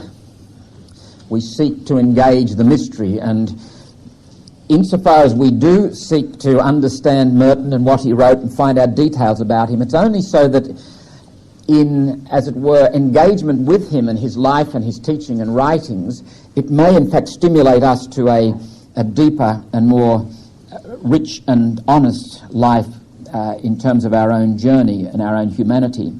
I would encourage you, therefore, and this is probably already the case with most of you, to have built into your life some kind of regular meditation. Now, there are different ways of meditating, and it's very interesting. In the Christian tradition, if you read the texts like The Cloud of Unknowing or books on prayer that predate the 20th century, and there is an exception in the 16th century where you get Ignatius of Loyola talking about methods of prayer, almost nothing is said in the tradition as to how you should pray. In other words, techniques are almost entirely not mentioned, which leads me to believe that what these great guides in prayer believed about prayer was that it was pretty simple, actually, pretty straightforward. And we do tend to mess it up a little bit. But I put a sheet on the Jesus prayer down there. You may find that useful, you may not. There is a book of John Mayne's there, and next week I'll put a photocopy from the back page of the Australian Meditation Community, and it has on it contacts if you wanted to get in touch with them, and it's a community that promotes a certain style of meditation, and I fully support it and back it and encourage it. But whatever you do, get some kind of meditation time, and I'm not talking about saying prayers. I'm talking about a process of emptying and focusing where you are as much as possible free of all thought and free of all images and present to the presence. Now let me warn you that if you start to embark on this, you may be already aware of this, you will come to what I call the boredom barrier. Very quickly you will get to a point where you say to yourself, this is useless. I'm sitting here and I'm not doing anything. I'm not getting anything out of this. It doesn't seem to be going anywhere. I think that is one very good reason to use a tried and true method, to be part of something that is part of history, that has been happening for centuries and centuries. Trust it. Yield to it. Give yourself over to it and keep turning up. Like waiting for Godot, keep your appointment. Even if it does seem useless and pointless, still do it. You might find keeping a journal helpful, you might not. I find it useful as a way of loosening up and getting things out into the open. And if I go back and read my journal, sometimes I think, what was all that about? But it can be helpful, just the act of writing, just putting it on paper. And I might start by saying, got up at 5:30 this morning, walk, it was cool, it was wet, whatever. Birds singing, I can hear traffic noise, the plane just went over. Yesterday I met so-and-so, and I might start to move into actually describing an event, and then I might move into describing how I actually feel about that event, and then I might have some reflections, and let it go that way. Invariably, journal writing leaves me in a place of, if you like, silence and prepared for contemplation. So I mention that this course is not about just finding information about an interesting human being. Hopefully it will include that, but I'm interested in helping you and facilitating your own particular human journey, and I think Merton would be too. Now, resources with regard to our time together tonight. First of all, I've put a few more books over here. Again, the book celebrating the 150 years of the Abbey at Gethsemane.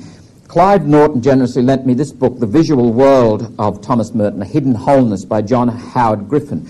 John Howard Griffin is a person who knew Merton at least as well as most people. John Howard Griffin, you may remember, was the person who back in the late 50s took medication to turn his skin dark so he would know what it was like to live as a black human being in the South. He was vilified and profoundly attacked for all that.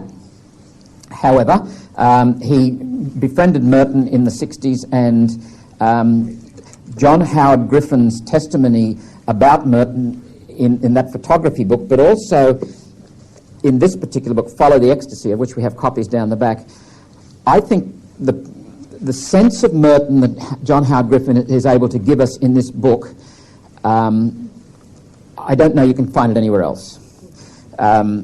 Michael Mott's biography is a tour de force. I think it's a brilliant biography. But Michael Mott, I don't think, understands the human being and the monk quite as well as John Howard Griffin does. John Howard Griffin went and lived in the Hermitage for quite a time to try and get inside the soul of Merton, had access to his journals. Sadly, he died before he was able to put that together in more than just a summary form about his last few years of his life. I've put together a timeline. I found that a useful exercise to do for myself, just to get a sense of the way Merton's life moved. The people, the events, the things, the publications. Copies of that are available down there too. Merton's seven-story mountain, you must read that sometime. If you're just coming new to Merton, don't read it yet. There are parts of that, and we'll talk more about this evening, which are objectionable and off-putting to the newcomer. Merton doesn't have a lot of respect in 1945 for other world religions. Merton doesn't have a lot of respect, at times, a certain contempt for other Christian traditions.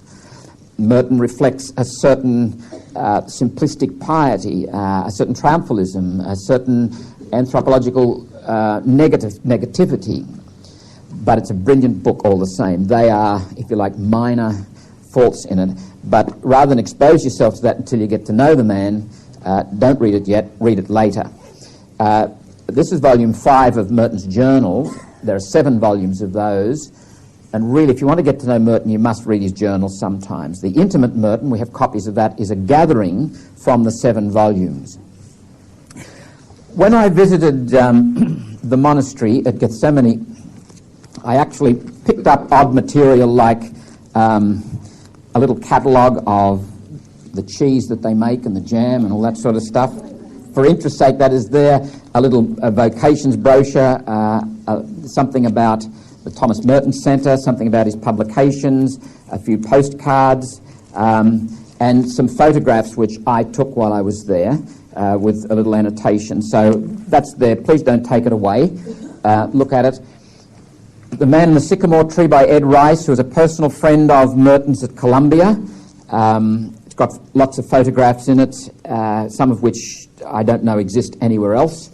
And a book by Jim Forrest called Living with Wisdom. And Jim Forrest is a very, very interesting character. We'll come back to him in our 6th session together.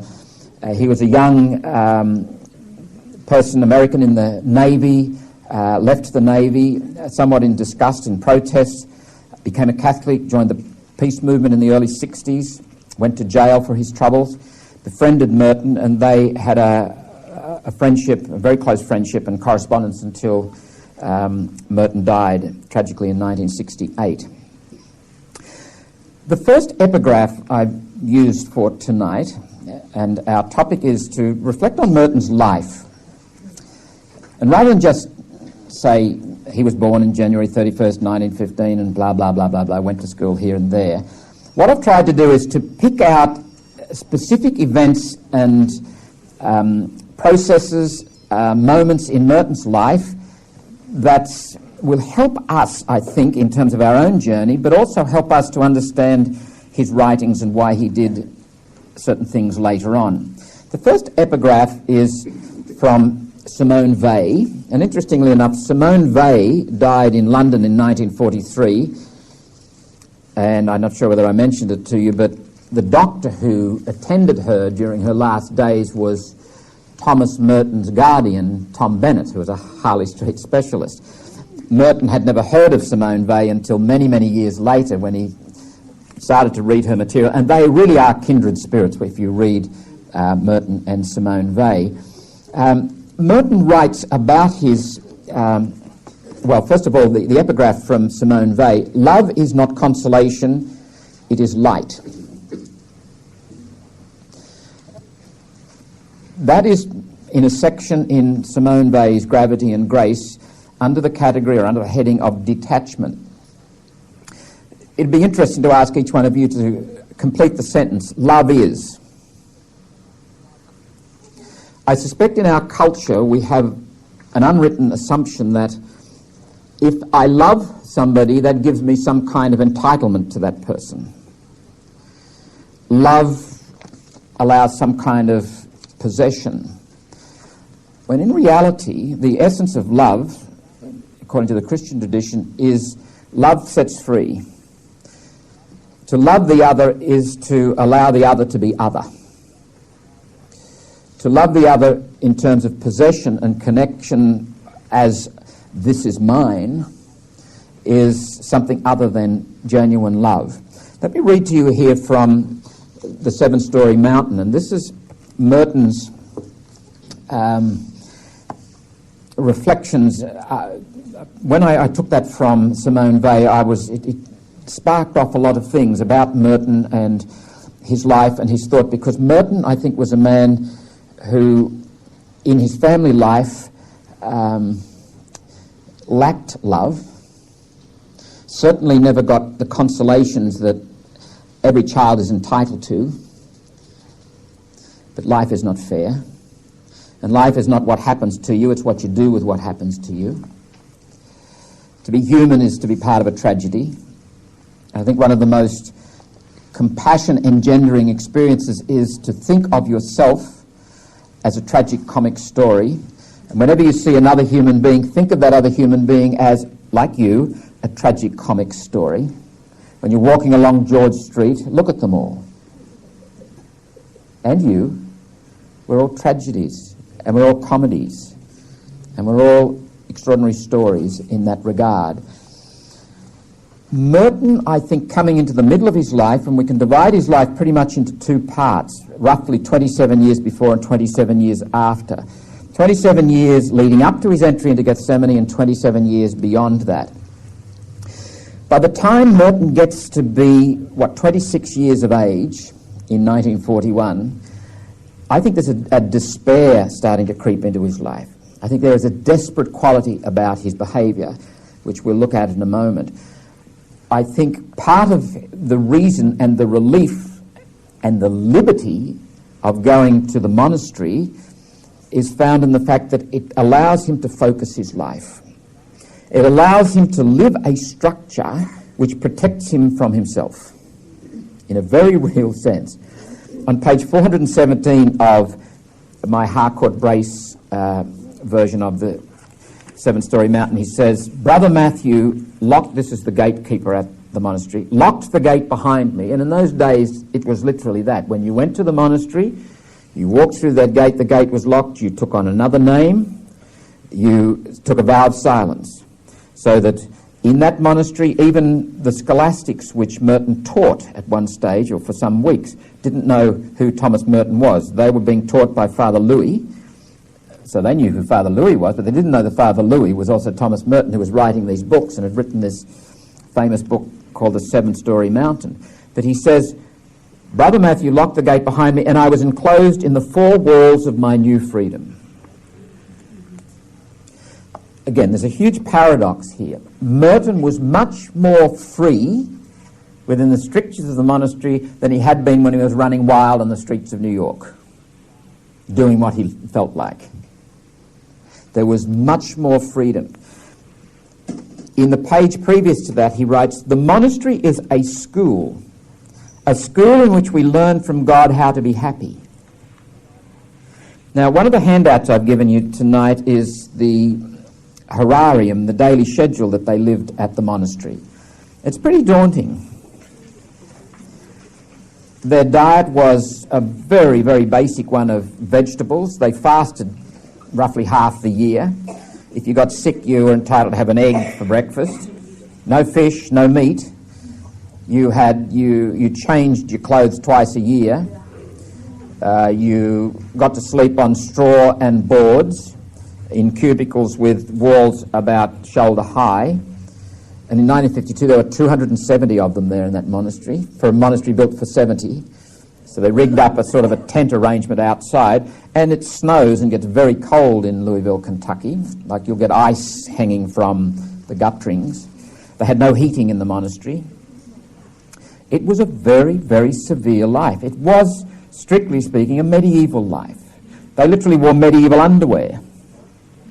They wore medieval garments. They worked in their garments that they slept in too. Merton has the temerity to tell us the monastery is a school in which we learn from God how to be happy. Now, the fact of the matter is, and Bob Lax, I think, mentioned it on the video last week, he said he'd never seen Merton so happy as when he was ordained and he went down there. There are huge paradoxes and ironies throughout everybody's life. I've seen people grow up in families where you'd say they had everything they wanted and needed, and they made an awful hash of their life. I can think of a relative of mine. It was pathetic. No one got a better start in life than this fellow. No one had more reason to be a successful human being. He's an awful failure. And I've seen people grow up in circumstances where they've had awful poverty and great difficulties, and they grow up to be fine human beings. Now, am I saying, therefore, subject children to poverty and... no, I'm not saying that at all. I think there is a factor in human growth that you cannot predict. There are no formulas. There's nothing magical about it. There's no solution to life. It's not a problem that can be solved, that can be figured out. In the end, it's a mystery to be lived. And one of the issues for Merton is freedom. How do I respond? How do I respond to what life has given me? And life did to Merton what life shouldn't do to anybody. Life did enough to Merton to turn him into a hopeless derelict, a very destructive would-be poet, a suicide, and he came to the point of suicide at one juncture in his life in New York. But those last 27 years are years of tremendous commitment and colossal energy and focus and great honesty and goodness. Which brings me to the second of the epigraphs, and it's a comment, it's an interview with Walker Percy, who's an American novelist, and if you've not read any of Walker Percy's stuff and you are interested in Merton, I would encourage you to read Love in the Ruins or The Moviegoer. It's an excellent book by Walker Percy, but he was on the editorial board of a little magazine that was started off, and he visited Merton at the Hermitage in 1966. And this is sort of a rambling comment, but it's interesting. Walker Percy had gotten to know Merton by reading his books. Percy himself was a doctor. He'd grown up without any religion. He was aware that several of the men in his family had committed suicide. As a doctor in New York during the war, he got to work in the morgue, where he caught TB. During convalescence, he read St. Augustine, Kierkegaard, Kafka, Camus, various people. He went on to become a Catholic and a major modern American novelist. He says, I just remember finding ourselves sitting on the front porch of this rather rude but pleasant cinder block cottage overlooking a little swale, a little meadow. This is the Hermitage. And Merton surprised me. He was much more robust than I expected. Now that I look back on Furlong's book, she talks about him being sick all the time, you know. You'd think after reading the book that he was an invalid. But he was a very husky, and I think he was dressed in, he had jeans on, and I don't know whether it was a T-shirt. I have a recollection of something like a marine skivvy shirt, something like that, and a wide belt. And as I say, very healthy looking, and a pretty tough looking guy. And very open and outgoing, nice and hospitable. And he fixed everybody a drink. And he poured me a nice bourbon and water.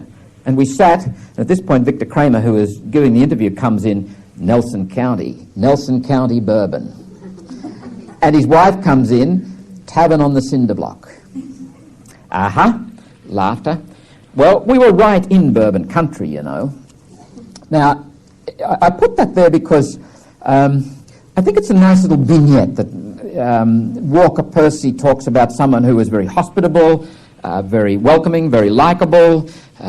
He calls him husky, tough-looking guy. Merton also had something of a drinking problem. When Merton was in New York as a student, one of his favourite pastimes was to sit in bars and drink until 3, 4, 5 a.m. and smoke cigarettes, like 40 or 50 a day. If you go to the monastery there at Gethsemane, it's built on about 2,400 acres of land. It's a beautiful countryside. And in Kentucky they talk about the knobs and the bottoms, the knobs being the hills, the bottoms being the valleys. There's a highway runs through the property, and where the main monastery is, you have about 200 yards as the crow flies across the highway, and on that hillside, one of those knobs, is a guest house, not the guest house which is part of the main monastery, but a guest house which was built for families of the monks when they came to visit. It was looked after by a married couple. Merton had arranged with the wife who was looking after the guest house to leave him a six-pack under the bridge down the highway each week. Now, I was told this by two different people, one of whom was Brother Simeon, who was Abbot Fox's secretary at the time, so he knew what was going on. And he told me that Abbot Fox sent a message to the lady and said, look, I'd rather you didn't do this. We'll look after Father Louis's drinking needs if you don't mind. And what did Abbot Fox do? He arranged with the cellarer, and anybody who knows Benedictine tradition knows the cellarer's role is like the deputy principal in a school. The cellarer looks after everything, and especially hospitality and supplies and that. And he asked the cellarer to supply Thomas with the alcohol that he needed. In Monica Furlong's book, Abbot Fox gets very bad press, and in some other places too. I think Merton needed Abbot Fox like he needed the rule and the structure. And Abbot Fox actually chose him as his spiritual director and had him as his spiritual director for 17 years. So it's not cut and dried. It's a very complex relationship between... Joan Baez came to visit Merton in 1967 or so. She writes about it, and she recalls how surprised she was. This medieval monk comes out on the lawn and produces a bottle of bourbon, you see, and they sit down and have their drink together. And I said to Father Chrysogonus Waddell, I said, this is what Joan Baez says. Is it true? And Chrysogonus says, I was there that day. Father Louis asked me to go with him, so we met Joan Baez and her companion, and we went up to the Hermitage, which is about a 10-minute walk away. And yes, Father Louis produced a bottle of bourbon, and I said, my God, did he have a supply? And Chrysogonus threw his head and he said, oh yes, always kept a fifth under his bed. William Shannon, who never actually met Merton incidentally, but is I believe one of the better scholars on Merton, said to me when I was talking with him in Rochester in New York that he thought Merton was probably a borderline alcoholic. I think that might be stretching it a bit. If he was, certainly if he was an alcoholic or a borderline alcoholic, I think he'd have found more grog and done more drinking. When he used to go to Louisville, one of his ports of call was Brown's Bar, where he'd have a couple of cocktails to begin the visit. So I think he loved drinking. I think he was a very social drinker and enjoyed it very much. Now, it raises the point too, and I put this together with the fact that in 1966 he had a very turbulent relationship with Margie Smith, the nurse, and I've actually got quite a bit on that in footnote number 46 in the notes, if you want to follow it through. John Howard Griffin was the first one to actually publicly speak about that in this particular book, published in 1983. He named her. I've actually seen a picture of Margie. She's a very petite young lady, very pretty with long black hair, about 24 and a half years of age. The photograph was taken at Louisville Airport in May of 1966. I won't go into all the details about it. I agree with Bill Shannon in his book, The Silent Lamp, that there are people who try to hide this, and that's not right, and there are people who try to make a big deal of it, and that's not right either. It's a fact. The man had an affair. It was at times irresponsible. He was head over heels in love with this particular woman. I think at the time he probably hurt her fairly badly. Those who know her and have seen her since say she doesn't seem to have had any long-term ill effects from that. She's happily married, has 3 children. One of the sadnesses was her first child was born retarded, and that caused her some degree of, I don't know, sense perhaps of guilt. years of age, he falls head over heels, hopelessly in love with a young woman who's 24 and a half years of age, and behaves in a way that, even in his own advice to other people, was quite contrary. Let me suggest to you that you take one step back from that situation to a more general approach to the Christian life. If you try and think about that in a moralistic way, you can't do anything but condemn it and condemn him. You get locked in to a very negative understanding. If you reduce Jesus to a moral teacher, and you reduce the gospel to a moral regimen, and you put the focus on behaviour, that being a Christian is about a certain kind of set of virtues, a certain kind of behaviour pattern. It's reduced to that, and it's primarily about that. If that is your view, there's no way you will understand, you will have a big enough context to understand what Merton is doing, what is happening here. If, however, and the focus in that reductionistic view, that moralistic view, the focus is actually me, you. This is what you must do. The focus is not God. If you go to the Gospels, if you go to the whole Bible, it's a huge, wonderful, overwhelming, mind-blowing story about God and what God wants to do for us and what God has done for us, and about God's infinite mercy, God's wonderful love. So that in the end, and please understand me correctly, in the end it doesn't matter about your behaviour. Now, you're going to hang on, Michael. You're going to say it's okay to go out and rob banks and fornicate and do it?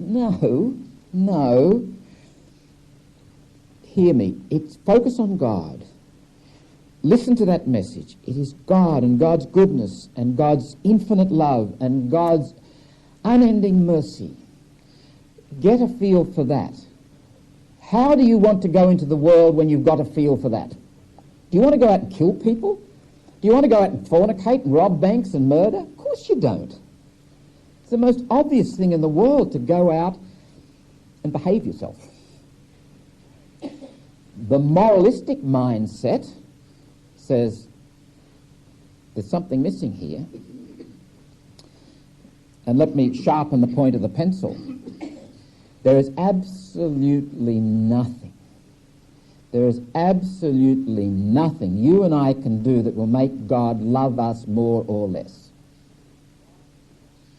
God loves you and me and everybody else in the world infinitely, no matter how we behave. Now, the moralistic mind says, well, this, no, can't accept that. Why be good then?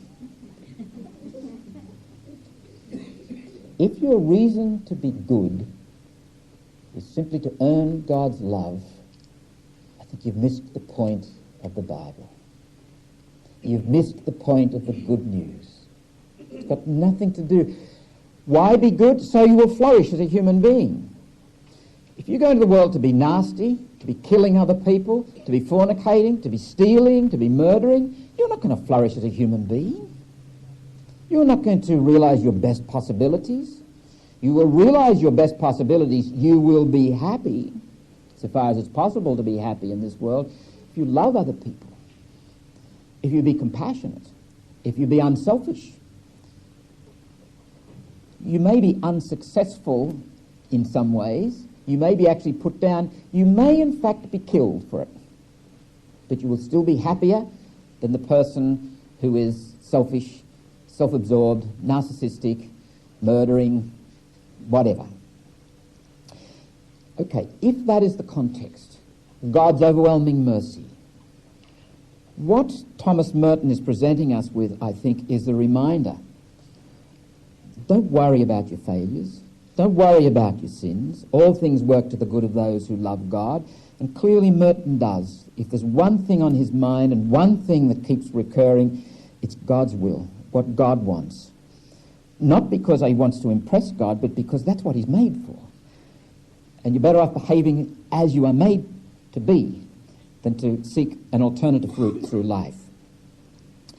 I must say, when I first read Merton's journals and heard him describing his little encounters with Margie and so forth, I felt terribly uncomfortable.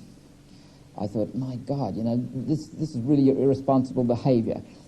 I'm reminded of Bernard of Clairvaux, the 12th century, writing in his marvellous little book, The Steps of Humility and Pride. He says, if you want to know the truth in itself, that is God, you must know the truth in your brothers and your sisters. But you can't know the truth of your brothers and your sisters unless you know the truth of yourself. And the way of knowing is the way of compassion. Face yourself and know yourself to be someone who is in need of and available to God to be liberated, to be loved into freedom. When you experience that of yourself, when that compassion is elicited and evoked and put in motion, and Bernard even says, so that you weep for yourself. Weep in remorse and weep in sadness, but weep in joy and weep in desire for God's mercy and the wonder of it all.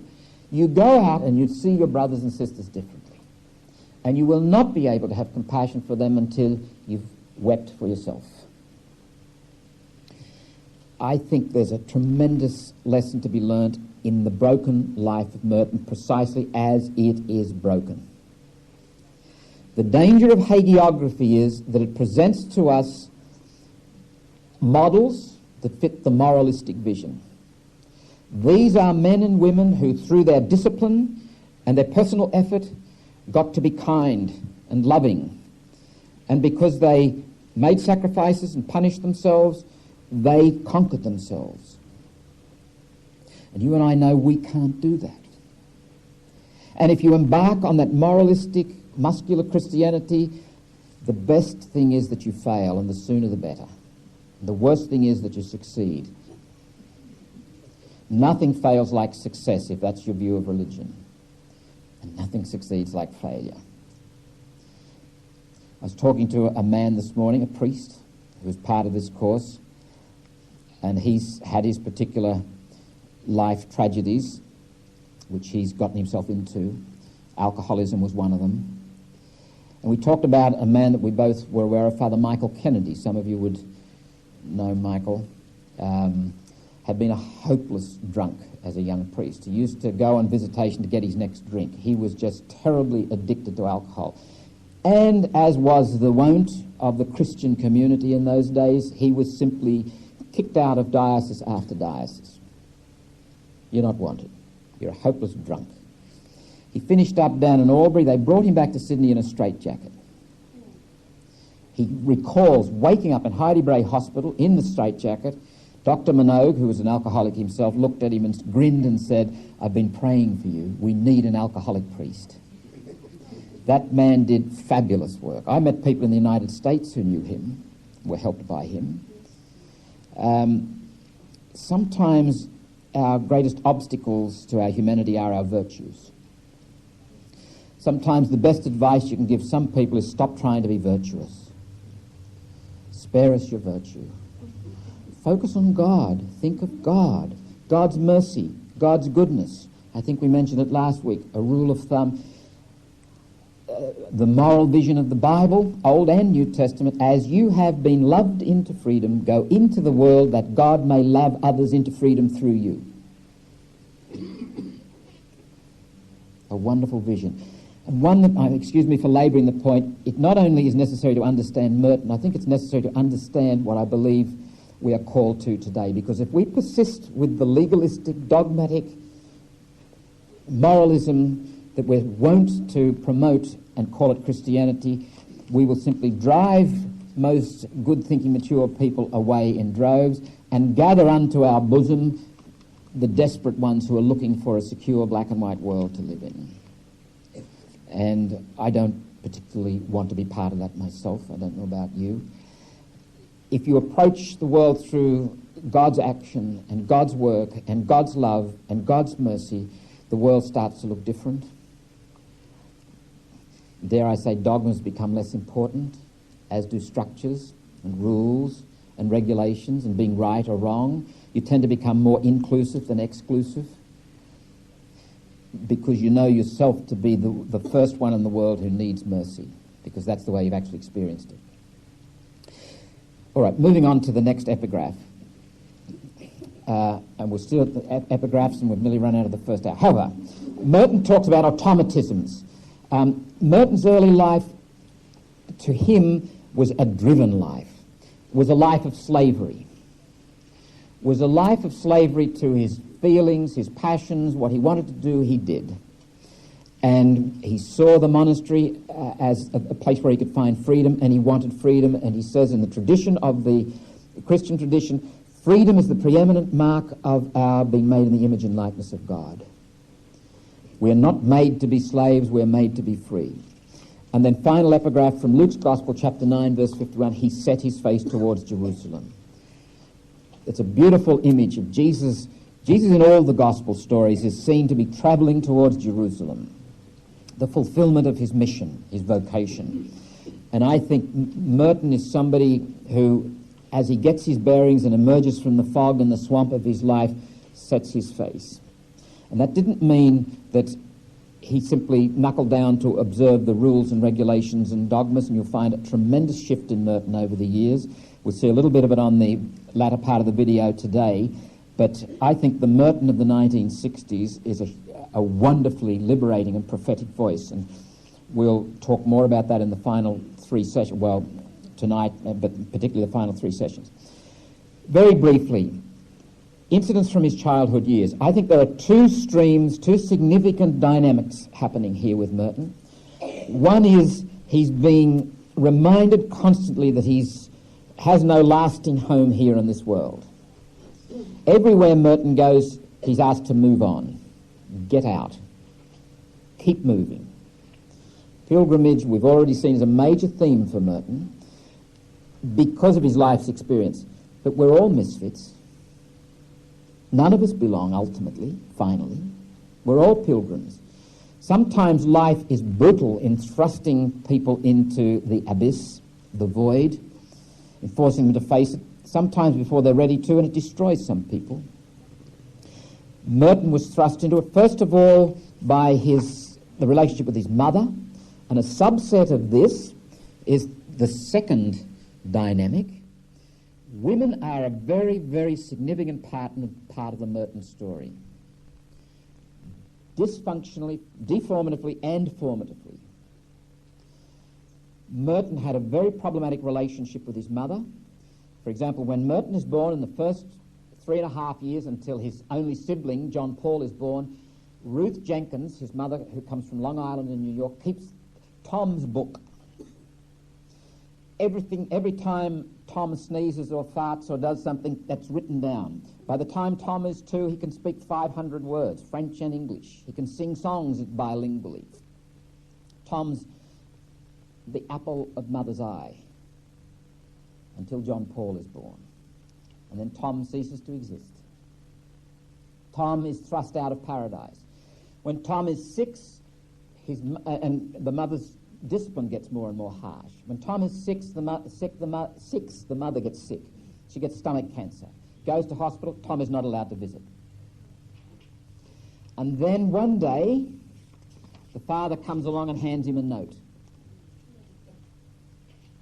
with the mother's handwriting on it, saying, "I'm going to die, goodbye."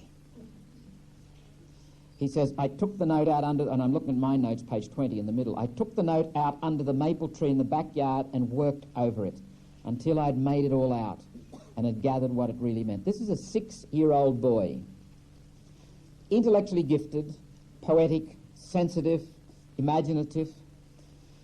He's not even allowed to go to the cremation, but he sits in the car outside. And the next quotation, I sat outside in the car with the hired driver. He's got a phenomenal memory. The car was parked in a yard, entirely enclosed by black brick buildings, thick with soot. On one side was a long, low shed, and rain dripped from the eaves as we sat in silence and listened to the drops falling on the roof of the car. The sky was heavy with mist and smoke, and the sweet, sick smell of hospital and gas house mingled with the stuffy smell of the automobile. And his mother's being cremated inside. He's not even allowed to go in. Nobody deals with it. You can't tell me that that doesn't have a lasting effect on a child. I think it had a profound effect on Merton. I think he feels unloved. I think he feels abandoned. He had a very close relationship with his father, but when he's 15, Owen dies of a tumour on the brain. In fact, they're up in Scotland visiting friends, people that Merton didn't like. Owen says, I have to go back to London for business, and in fact, he's sick. Thomas gets a telegram, which is read to him in a thick Scottish accent from the post office, and he could hardly understand it. Entering New York Harbour, all is well, or something like that. And Merton said, the bottom dropped out of my world because I knew exactly what was being said. And then that is a profound loss to him. So as a 15-year-old boy, his mother has died, and that has left a lot of unfinished business, and I think left him with a lasting, very problematic relationship with women generally. And I'm going to pick this theme up next week when we look at Merton's writings. There is a text that Merton writes in the late 50s called Hagia Sophia, wisdom. It's about holy wisdom. And he sees this in terms of woman. And Merton slowly, in those latter 10 years or so, struggled, I believe, to recover a sense of woman in his life and generally in the church. And I think he is, in fact, symbolic of the Catholic Church. And I will relate that with our Mariology. But I'll come back to that next week. I think it's a most important point. Michael Mott says, of all the texts, that Hagia Sophia is the most important one in understanding it. John Paul is a strange, haunting figure in Merton's life. Merton recalls he and his mates at age 8.5, they build their hut in the scrub, and like any little brother, he wants to come and be part of Big Brother's hut and gang. So the 5-year-old John Paul, who seems to have been a fairly passive sort of a human being all through his life, a tragic figure, really, turns up and stands there, and Merton and his mates throw stones at him. Go away. And this image haunts Merton, and it almost recurs in 1942 when John Paul comes to visit Merton at Gethsemane. Merton's only been there 12 months or more. So, it was 1942, so he'd been there less than 12 months. And John Paul was baptised a Catholic, and there's a moment that Merton describes, and I've written it here. Merton's down in the choir, and in the Abbey Church, the choir is actually the main apse of the church, with the pews facing each other for the chanting of the office. And what we would call the choir is actually where the outsiders sit. John Paul's up there, Merton's down in the choir trying to signal to him how to get down, and short of shouting out, he can't get through. And it's this sense of a chasm between himself and John Paul, and I wonder whether that's not also attached to Merton's relationship with his mother, or problematic relationship with his mother. Merton also has a dream, and I can't give you the exact reference to it, but I think it's somewhere in 1968, where he dreams that he's up on the hill near the Hermitage, and he's trying to sort of semaphore and make signals to the community to make them understand something. He can't quite communicate it. Merton has lots of dreams, and they're very significant, some of them. But going back to his childhood, after the mother died, Owen goes off to Bermuda and leaves the two with Ruth's parents in Long Island. Then he comes back from Bermuda and takes Tom down with him for a few months, and Tom runs wild. Owen takes up with the wife of a Gothic novelist. She's Evelyn Scott's the Gothic novelist. And at one stage, I believe it's a menage a trois. Tom runs wild, as I say, with Evelyn Scott's son, and it's a pretty ugly time. In Thomas Merton's Seven Storey Mountain, he writes about it in fairly benign sort of fashion, but Michael Mott actually quotes from a letter which Evelyn Scott wrote, indicating that young Tom was pretty dirty about this whole thing and let it be known to his father. Incidentally, talking of that, there's a couple of letters that Merton wrote to Rosemary Radford Reuter in 1967, and let me recall this because it's very significant, where he has a negative reaction to Rosemary Radford Reuter. I'm looking at footnote 8 on page 19, and he said he apparently got very angry with her, and then he apologised. I'm sorry for being such a creep, but it is true that you did make me feel very defensive. I don't know why you frightened me so. And then in brackets he writes, cerebral, in inverted commas, probably because I resented my mother's intellectuality. And then almost as an afterthought in brackets again he writes, or what I later interpreted as that. And then in a letter of the next day, the 25th of March 1967, he writes further, I'm not mad at you for being an intellectual woman, but only for seeming to reject me. I don't take to rejection, I tell you. I think Merton could take rejection from men. I don't think he could take rejection from women. I think, again, it's part of his vulnerability. When they come back from Bermuda, he goes off as a, how old is he, about 10 years of age, to France, where he spends 2 miserable years in a French school in Montauban. This is a child, he's born in France, so he's got a little bit of memory of the language, but it's a number of years, and then as an English-speaking kid, he's put into a boarding school. He says the bullying was terrible. He's a smallish boy. He's somewhat sickly. In 1927, he almost certainly had a touch of TB, which was undiagnosed. It was a very strict environment, but it was also one where he started to write novels. The father takes him away. He finishes primary school in England, goes on to Oakham High School, where he spends 3.5 years, does well there. During this time also, he starts to go to the continent on his own, and he walks through Germany, through Italy, whatever, visiting different places. In Easter 1932, he was sent over there by Tom Bennett. This is after the death of his father. And Tom Bennett sent him to stay with a friend so he could learn his German. Tom Bennett had a desire for Merton to become a member of the Foreign Service. He thought he would be good at that, which he probably would have been given his talents, but Merton had no desire to do that whatsoever. He came back that time with an abscess on the tooth which had turned gangrene, and he nearly died. And he describes that in the 7-Story Mountain. And he describes the experience of facing death. He said, I couldn't have cared less. And he said that shocks some religious people because they think every human being in the face of death starts to think about God and religion, surely. He said, no, they don't. He said, I was utterly apathetic.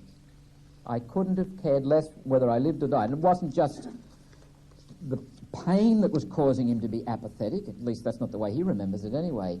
He just couldn't care less. Now, in fact, the tooth is extracted. Merton had trouble with his teeth all through his life. While he's convalescing in the infirmary, he writes an essay on the modern novel and wins an English prize at the school for it. At the end of 1930, he has a whirlwind romance that summer, and wasn't the first and wasn't the last. And this is part of the problematic relationship with women. I think Margie in 1966 was the first time Merton ever actually got close to a woman, ever had any real intimacy. And for a number of reasons, some of them very good, it frightened the living daylights out of him. There's a marvellous scene he describes that summer of 1932. Pop and Bomberman, his mother's parents, have gone back to Long Island with John Paul. The girl with whom he fell in love has gone back to London. He's on his own. So he gets a pup tent and he goes off and camps in the woods by himself. And he describes, he has a beautiful way with words. He says, I'm looking at my notes, page 24 down the bottom. The tremendous loneliness of that first night in the forest, the frogs sang in the brackish stream, and the fireflies played in the gorse, and occasionally a lone car would pass along the distant road, exaggerating the silence by the sound that died in the wake of its passing. And I sat in the door of my tent, uneasily trying to digest the eggs and bacon I'd fried and the bottle of cider I had brought out from the village. A teenager, all alone in the world. And it becomes part of his whole life. Merton goes to Cambridge University in 1933-34, makes an awful mess of it. He gets a young girl pregnant.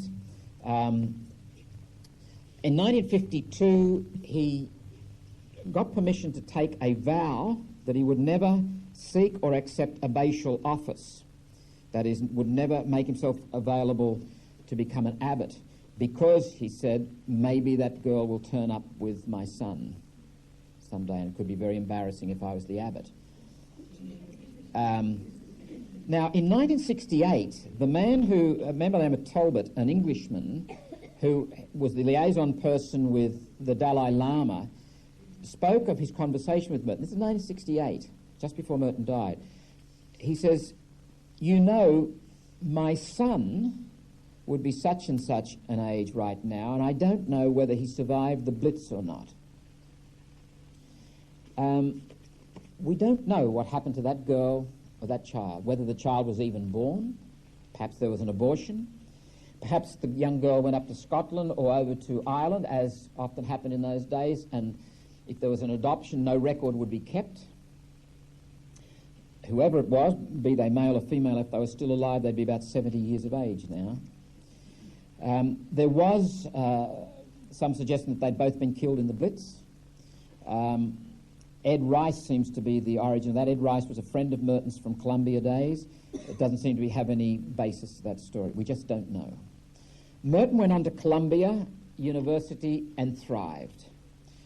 But as he thrived, he also burst out and wanted to get involved in everything. The cross-country team, editor of the Jester, cartoonist for the Jester, doing a full hand of subjects and then some, staying out drinking and smoking and carousing until 4 or 5 a.m. in the morning. And he got to a point where during one of his cross-country runs he collapsed. And he needed hospitalized, or he needed medical care. And he describes being in a hotel room and looking at the open window, the possibility that he might just end it all. Merton discovers Aldous Huxley's book Ends and Means and starts to recognise the... I think I'll put this next one on. Excuse me. Now, why don't we stop there and have a cup of tea, and we'll come back in about 15 minutes. Aquinas Academy, 2003. Thomas Merton exploring his thought and spirit. This is the second of 6 sessions given by Michael Whelan. This tape is the second tape of 2 tapes for this second session evening. Let's go back to Thomas Merton at Columbia University, because this is a major turning point for him. The people he met, and I don't know what your experience is, but people are extremely important in introducing us to what matters most. You can learn a lot from books and so forth. There's one character there who will reappear in the video, Bob Lax. Bob Lax was a student with Merton at Columbia, a young Jewish man from Olean in upstate New York, near St. Bonaventure's, where Thomas Merton is to spend some time as a teacher. There's a beautiful comment that he makes to Merton towards the end of their time there together at the university. I'm looking at my notes, page 27 in the middle. He asks Merton, "What do you want to be anyway?" And you can imagine, I'd say lots of people actually saw wonderful qualities in Merton, but also saw this great destructive potential. The brokenness could assert itself and engulf the man and perhaps others with him.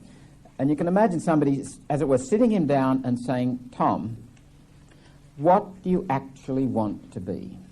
And Merton foosters around and fumbles for an answer, and Lax tells him, "What you should say," this is a Jewish man speaking to Merton, "what you should say is that you want to be a saint." Merton, is just sort of starting to become aware of the religious dimension, but this really knocks him, and he remembers it years later. All that is necessary to be a saint is to want to be one. Don't you believe that God will make you what he created you to be? if you will consent to let him do it. All you have to do is desire it. And Merton was definitely a man of desire, as indeed we all are, and we should take account of our desires. A moralistic kind of a spirituality very often douses desire, that if it's pleasurable, it's bad. If it's arduous, it's virtuous. And I don't find that written anywhere authoritative. Bob Lax actually became a Catholic and surprised Merton, because he turned up at his ordination and went to Holy Communion, and Merton was wanting to stop him. You're not supposed to do that, you're a Jew. He said, no, I'm a Catholic.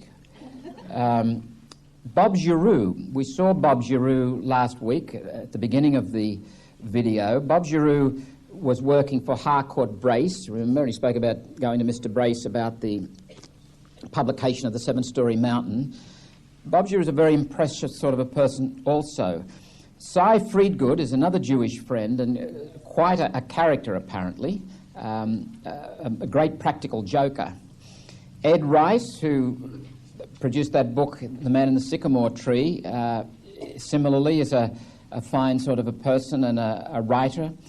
Bob Gibney we don't know much about, or I don't anyway, but was a good solid friend. Merton gathered around him these people, and at the university there was a lecturer by the name of Mark Van Doren, who seems to have been an extraordinary person. He won the Pulitzer Prize as a poet, but a person who could explain Shakespeare and literature to Merton in ways that just were wonderful, that got to the bottom of what these people were trying to say.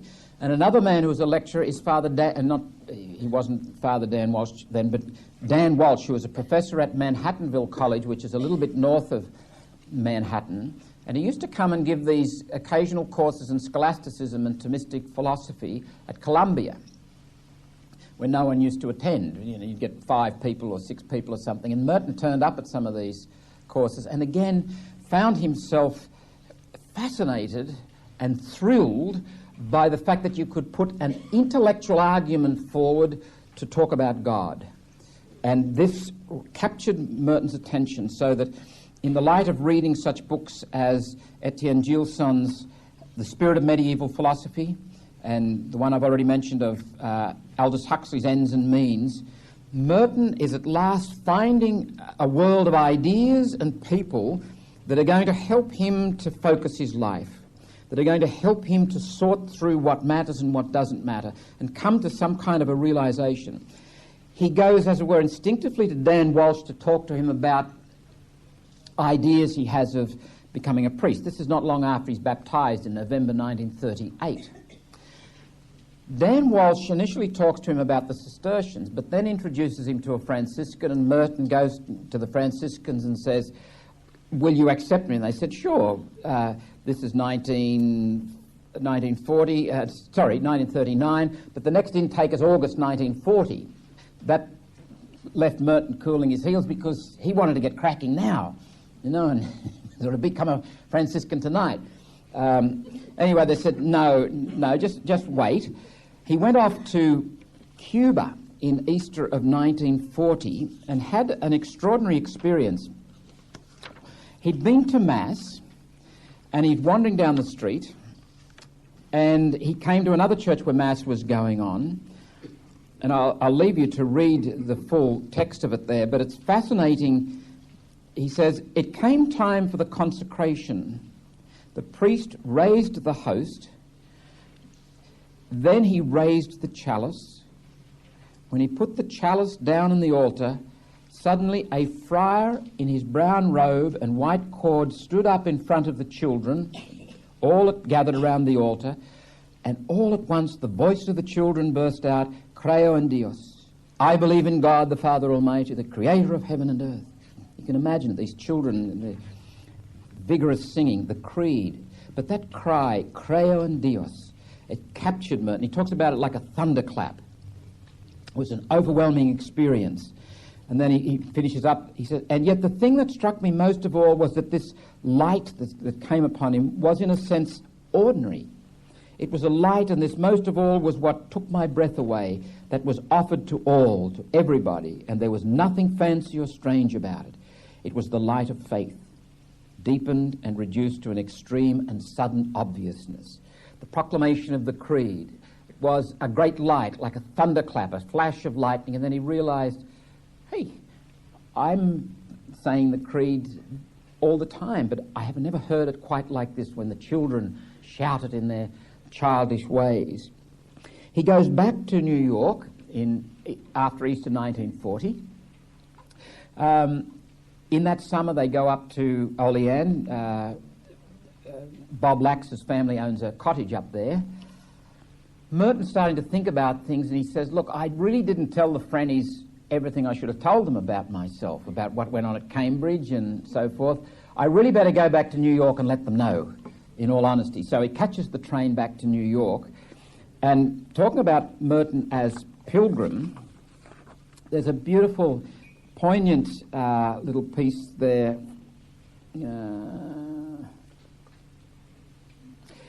Yes, I'm looking at my notes, page 30, the second last paragraph there. He's on the train on the way back, and obviously the train slows down to go through this town, and he hears a mother calling to a boy who's been swimming in the river. This is June 1940. He hears a mother calling to a boy who's been swimming in the river, and he says, I became vaguely aware of my own rootlessness, homelessness.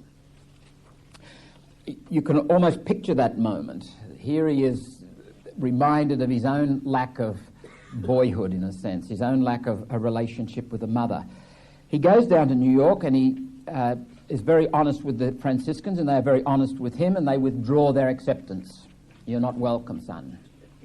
He was devastated, as you can imagine. This is June of 1940. He's expecting to enter the Franciscans in August. He goes to teach at St. Bonaventure's, the Franciscan college as it was then, later university, in Olean, New York. And Merton is filling in time here. You can get that sense, and he doesn't know what he's going to do. In the next 12 months, he will go and do a retreat in Holy Week at Gethsemane, and he's absolutely bowled over. He finds the experience of being at the monastery, the silence, the opportunity to read and be part of the monastic life, just totally overwhelming. He wants nothing more than to go back there, which is an extraordinary thing for someone who's been living the kind of life that he's been living. He doesn't go back there, or doesn't attempt to go back there immediately. He continues on teaching at Bonaventure, and he actually meets up with a very, very extraordinary woman, Baroness de Hugh Doherty, Catherine de Hugh Doherty. I don't know whether you've come across any of her writings. I actually visited her place in Combermere near Ottawa back in 1979, where she had a little piscinier and this mass of buildings where young people in their hundreds would come every summer and just live there. I don't know whether it's thriving anymore. She later became known as Baroness de Hugh Doherty because she married a well-known reporter, journalist. She was an escapee from Russia and had come over penniless, but she went to work in Harlem with the black people. And this is a very significant meeting for Merton because it really is his first encounter with social concern in any kind of a concentrated sort of way. Here is a woman who's dedicated her whole life to living with and enhancing the quality of life of these people who are outcast, penniless, underprivileged, marginalised in every way possible. Merton actually went and spent some time there, got a lot of wisdom from Catherine de Hugh Doherty, but clearly, in retrospect, that was not Merton's vocation. Merton wasn't the kind of fellow to be, folding clothes and sweeping out places and playing basketball with kids and so forth. As we'll see next week, Merton is in fact a gifted intellectual. He's a writer, and his vocation within the Christian community lies down that particular path, which he follows after a good deal of struggling, and we'll reflect on that next week. He goes to the monastery, first of all, he asks permission from the abbot, writes to him and says, okay if I come and have a closer look at you people. And he said, this is what I've done with my life. And he lays it all out in the line, and the abbot, who was Dom Frederick Dunn at that time, said, sure, you're most welcome. So he went down there on December the 10th, which is the exact day, 27 years later, that he was electrocuted in Bangkok. He's actually accepted into the monastery on the 17th. He solemnly professed as a Cistercian monk at the age of 32 on March the 19th, 1947. He's ordained a priest at the age of 34 years on May the 26th, 1949.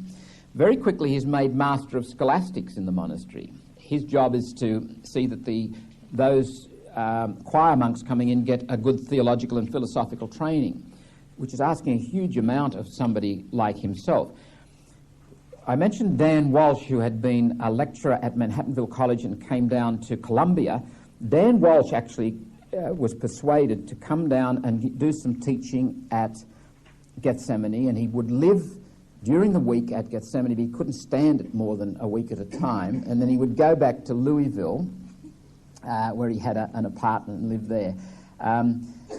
Without going into too much detail, Dan Walsh was just a brilliant man, apparently, and a very, very fine human being, but also a very broken man. He did have an alcoholic problem, but a man of great gifts and great depth, and a great friend of Merton's until the day Merton died. I think Dan Walsh died. I've got a picture of his headstone there. He's buried, as it were, outside the walls. Friends of the monastery have a cemetery outside the walls. The monks are buried inside the walls. About 1974 he died, about 6 years after Merton himself died. Incidentally, Merton's grave, the cemetery had a wall all around it, and it was all part of what is called the enclosure. One of those documents I've given you out tonight as a handout has a glossary of terms on it, and I think that the cloister might be on it. In the strict medieval canon law, the enclosure, the cloister, was a place forbidden to any but the monks, and particularly if a woman went there, she was ipso facto excommunicated. So cop that. And it was, I think it was Father Waddell, Chrysogonus Waddell, or Brother Patrick said to me, we had to change it because all these women were clambering over the fence and getting excommunicated, you see, trying to visit the grave of Thomas Merton. So I'd have left it in place to make a point of it. So Merton, I think, lived his monastic vocation to the nth degree. I have no hesitation in saying he was a very, very faithful monk. And I'm aware of 1966 and the turbulent relationship he had with Margie Smith. But he was the kind of a man who was a passionate man. And I mentioned last week that Dom Hughes Bamberger said he had the psychic energy of 4 human beings. And whatever he did with great passion. And given the flaws in his personality, it's not, unsurprising. It's not a surprise that he should have at times bumped into some walls and some people and hurt himself and bruised some other people. But clearly he's a man, he was always very grateful. I don't get any evidence that there's any spite in Merton or malice. There's no sense. I think of broadly speaking, 3 different ways you can approach the world. You can approach the world in the willful mastery mode. And the willful mastery mode might say, if you had Merton's experience, look, I'm a straight shooter. I tell it the way it is. If you don't like me, bugger off. Get out of my life. You know, I'm here to get on with my life, and it's all about success. You know, there are winners and losers in the world, and I want to be a winner. That's the willful mastery mode, and that is so unlike Merton. Merton was not part of the willful mastery mode. The other extreme is the will-less victim mode. Poor me. You know, you really should feel sorry for me, make allowances for me because I got hurt, you know. There are people who have been hurt by life.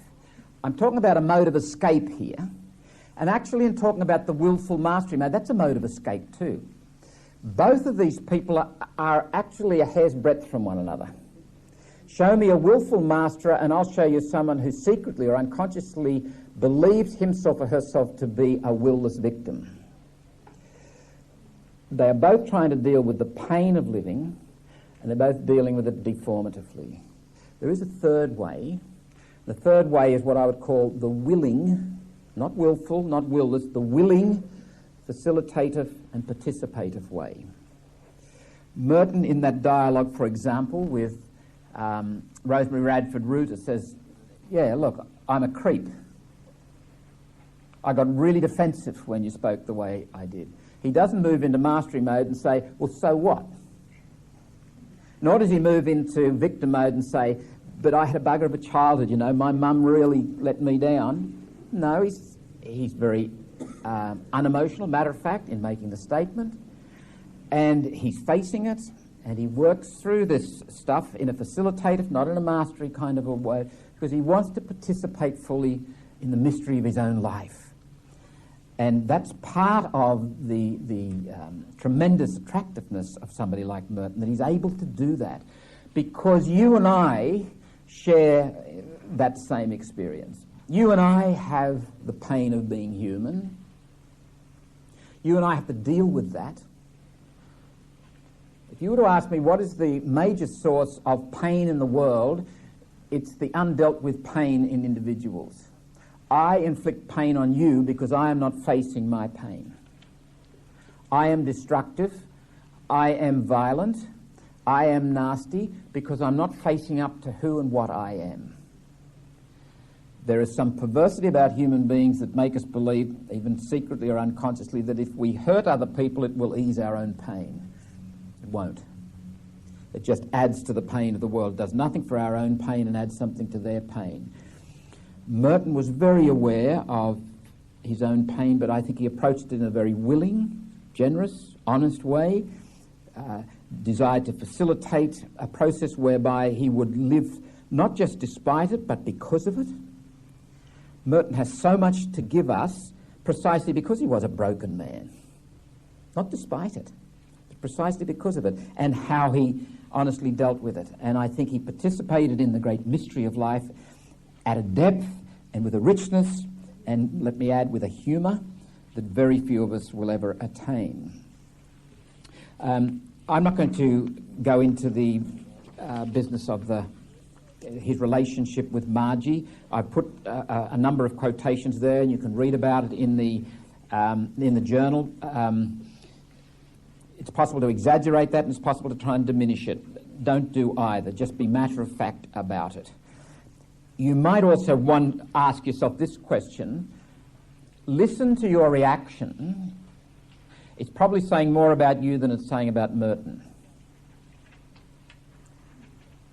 When you read what Merton says in his journal, when you read about this experience, as you react to it, you will learn something about yourself. Merton had a great sense of humour, and one of the things that I'm doing is gathering statements. They're not sort of whack your thigh, belly laugh kinds of things, but he had a wry sense of humour, and it would come out in his journal. I'll just give you a couple of examples. I'm looking at my notes, page 31, in the middle of the page. He says, from a journal entry on June 1st, 1939, this is well before he went to Gethsemane, Perry Street was where he lived in Greenwich Village. The Perry Street kids are fine kids, but all the same, I wish that little bastard would put away the bugle that he doesn't know how to play. I can understand that. In a journal entry of December 18, 1947, he's well and truly at Gethsemane, he says, I asked Reverend Father what made Brother so saintly, and he said, he was always working, never idle. When he was out tending the cows in the pasture, he would come back with a bucket of blackberries. He couldn't be idle. And Merton comments, I might have known what kind of an answer I would get. Now, it's interesting on this particular one, and I refer you to footnote 55, when that particular journal entry makes it into the sign of Jonas, it's slightly different. Merton finishes up in the unedited journal by saying, I might have known what kind of an answer I would get. He finishes up here in The Sign of Jonas. It reads, "I came out of Reverend Father's room feeling like a man who has missed a train." You need to be aware of this sort of thing, and next week, possibly when we look at the writings, in any case it's in the Book of Readings, you know the famous Fourth and Walnut experience where Merton is in Louisville and he has this vision, this sense that there are no strangers. Incidentally, it's now called Fourth and Muhammad Ali Boulevard. And they've erected a plaque there to commemorate this moment in Merton's life. But if you look at Merton's journal of March the 19th, 1958, I believe it is, 1958, he writes it up very differently to when it gets written up in Conjectures of a Guilty Bystander. And in the journal entry of 1958, it's all about women. In the Conjectures of a Guilty Bystander, which comes out in 65 or something, and it's rewritten, it's all about human beings. I find it quite fascinating. I would encourage you to go to the Book of Readings if you've got a copy of it and look at the difference. It's quite marked. Quite marked. Merton was asked in 1965 from a South American source, I've forgotten exactly where, to write, what do you do at this Hermitage? And the Hermitage, there's an interesting story behind the Hermitage too. The Hermitage was built in 1960 at Merton's prompting as a centre for ecumenical conferencing and meetings. Now the Hermitage wouldn't have a floor space as big as this stage. So it's just a concrete block, cinder block walls with a bit of a veranda and one room and a little room at the back, to which was added a bathroom and a little mass room later on. But in 1960, it's being built as this. Now, Merton had talked about solitude and hermitage life and so forth for years, and by the beginning of 1961, he's already spending many hours in this as his hermitage.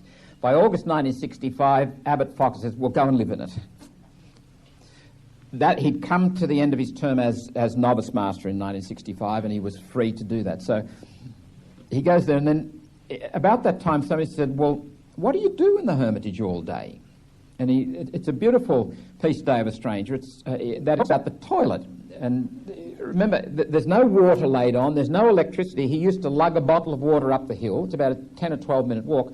And he had severe bursitis in his left elbow, and a bad back, and a bad stomach, and bad skin diseases. And he would lug this bottle of water up there. That was his drinking water, and he would use water off the roof to wash his dishes. But he had an outhouse. In Australia, we would have called it a dunny. One of his rituals, he says, is approaching the outhouse with circumspection on account of a king snake who likes to curl up on one of the beams inside. Addressing the possible king snake in the outhouse and informing him that he shouldn't be there. Asking the formal ritual question that is asked this time every morning, "Are you in there, you bastard?" I do encourage you to read the Day of a Stranger. It's a lovely piece. It's light-hearted, it's comical. It's Merton at the latter stage of his life. It's got a Zen-like quality to it, and I think you get a good insight into him. There's a whole lot more we could say about Merton. In fact, we could spend our 6 weeks together just focusing on his life and various incidences. A certain amount of it will come out when next week we look at his writings, because if you follow his writings, you can actually map something of the journey that Merton makes over those last 27 years. The week after, in week 4, we'll look at the issue of identity, true and false self, and that too somewhat maps Merton's journey, because Merton was just, I nearly said obsessed. It was something close to obsession, but it wasn't an obsession. He was so committed to being honest and getting below the fictions, the pretenses, the game playing, and answer the question, well, who am I anyway? That's what I want to be. That's what I must be. And so we'll explore that in week 4. He saw the value and the need for solitude. And solitude is a very complex term, as Merton uses it, in week 5. And then week 6, social concern. Merton, in the last years of his life, was becoming increasingly engaged with the world and increasingly daring in what he said. They tried to censor him, and censorship is a problem right from the word go with Merton. There were a lot of monks. It wasn't in the tradition of the monks to write your autobiography, especially when you'd lived a life like Merton had lived. And it was severely edited and eventually got past the censors. Even the Sign of Jonas was severely censored and held back. And this is a constant issue for Merton, and it drove him mad, of course.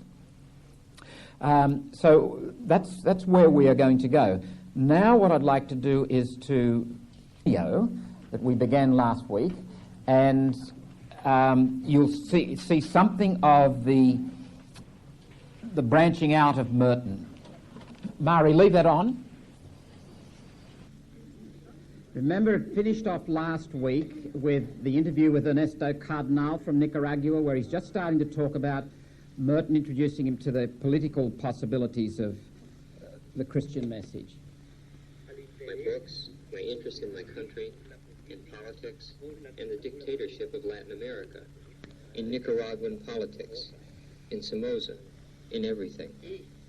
And Merton made me see that I didn't have to renounce anything.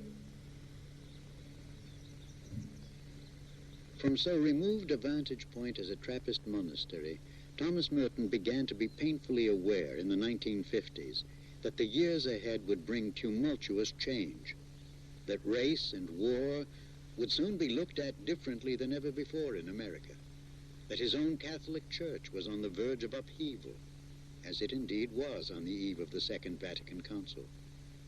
Thomas Merton, already the acclaimed author of dozens of books, knew what and how he had written in the past would not suffice for the days ahead.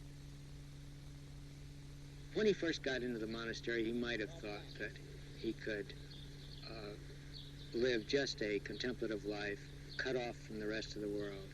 That may have been an illusion that he had when he first got in there, and it might have been like the euphoria he felt when he first got in there, that anyone could expect would soon wear off. Merton left the world in the capital W way, to the monastery, capital M, walked out on it, and discovered you can't walk out on the world. There's a remarkable passage in Conjectures of a Guilty Bystander where Merton is standing on some corner in Louisville, and suddenly, as if shingles fell from his eyes, he realizes his oneness with these people. In Louisville, at the corner of 4th and Walnut, in the center of the shopping district, I was suddenly overwhelmed with the realization that I loved all those people, that they were mine and I theirs. It was like waking from a dream of separateness, of spurious self-isolation in a special world, the world of renunciation and supposed holiness. The conception of separation from the world that we have in the monastery too easily presents itself as a complete illusion. The illusion that by making vows, we become a different species of being. After that day in Louisville, Thomas Merton would never be the same. He now longed to help heal the world he had turned his back on. And with the force of a dam bursting, he began to write for dozens of secular publications on a staggering range of subjects. The message Merton imparted to me, and that I conveyed to the community I founded, was that we couldn't consider ourselves contemplatives unless we also committed ourselves to every aspect of the community. Its political, its social, its economic life, everything. Thomas Merton was no longer the pious young man who had entered Gethsemane. He even disowned the book that had made him famous. Life is not so simple as it once looked in Seven Story Mountain. Unfortunately, the book was a bestseller and has become a kind of edifying legend or something. That is a dreadful fate. It is a youthful book. Too simple. Too crude. I'm doing my best to live it down. I rebel against it and maintain my basic human right, not to be turned into a Catholic myth for children in parochial schools. One might say that Seven Storey Mountain is in some respects slightly undisciplined. Later, in his later books, particularly in the journal books, which came after, he disciplined himself a bit more and held closely to the track. He also gained greatly in writing style. He was a poet, and that's the way the poets that we were publishing identified with him. This was the time of the early beat writing, the 1950s and the early 60s. This was the first issue of Journal for the Protection of All Beings, published in San Francisco by City Lights Books in 1961, and the first piece in here is Merton's. It's a prose poem. Chant to be used in processions around a site with furnaces. How we made them sleep and purified them. How we perfectly cleaned up the people and worked a big heater. I was the commander. I made improvements and installed a guaranteed system taking account of human weakness. I purified and I remained decent. How I commanded. It is my intention to make my entire life a rejection, a protest against the crimes and injustices of war and political tyranny. By this time, the first forays into Vietnam were being made. He was appalled by the kind of conversation that was going on in Catholic circles around the just war issue and the use of the H-bomb. He had written a great deal about it, and it was this stuff that was squelched. While nonviolence is regarded as somehow sinister, vicious, and evil, violence has manifold acceptable forms in which it is not only tolerated, but approved by American society. There was anger. He was accused of being a communist. The Catholic Worker was a communist publication, and he was writing for this communist publication. The Abbot General heard from somebody in the FBI that Merton was being used by the communists, you see. And so finally he was silenced. He just finished a book, Peace in the Post-Christian Era, and they said, sorry, can't be published. It's very understandable in the early 60s that the censorship would have been there. The Catholic community in the United States was, I would say, somewhat disappointed that Thomas Merton was talking about these social issues. They wanted him to talk about prayer and contemplation only, and only in their sense of it. For his sense of it, it included all that. But he was being criticized by the Catholic community, and I think the monastery was reflecting that in their putting the brakes on him. One of the chief things that you have to confront when you become a monk is the whole question of obeying a superior. St. Benedict says a monk is someone who wants to be under an abbot. He knew when he was licked. Yes, he did. This was a prudential judgment. He wasn't backing off. He just said, this too will pass, as it did pass, and all of the materials which he was so concerned about getting out during the 60s have appeared, and they've been just as worthy after when they appeared later. He was right. These matters will pass. Tom agreed that he would stop attacking the Pentagon and stop this political writing. But of course, he had a very ingenious way to get around this, which was that he didn't publish publicly, but he published privately. And there's a whole series of marvelous writings which are called the Cold War Letters. Now, these are letters on all these controversial subjects. One would certainly wish that the Catholic position on nuclear war was held as strict as the Catholic position on birth control. It seems a little strange that we are so wildly exercised about the murder of an unborn infant by abortion, or even the prevention of conception, which is hardly murder, and yet accept without a qualm the extermination of millions of helpless and innocent adults. Merton was extremely sympathetic with the cause of the black man in America, black persons in America, because he really felt they were victims of injustice, as indeed they were. But he came into it specifically, I think, at the time that the Birmingham children were killed.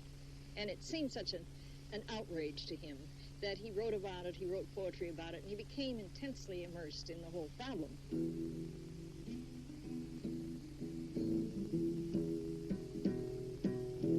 Trouble, trouble, the race troubles in the South, one can see the beginnings, and perhaps more than the beginnings, of a Nazi mentality in the United States. There is a powerful and influential alliance of business and military men who consider everyone who disagrees with them a communist, a traitor, and a spy. The atmosphere is not unlike what I remember from the Germany of 1932.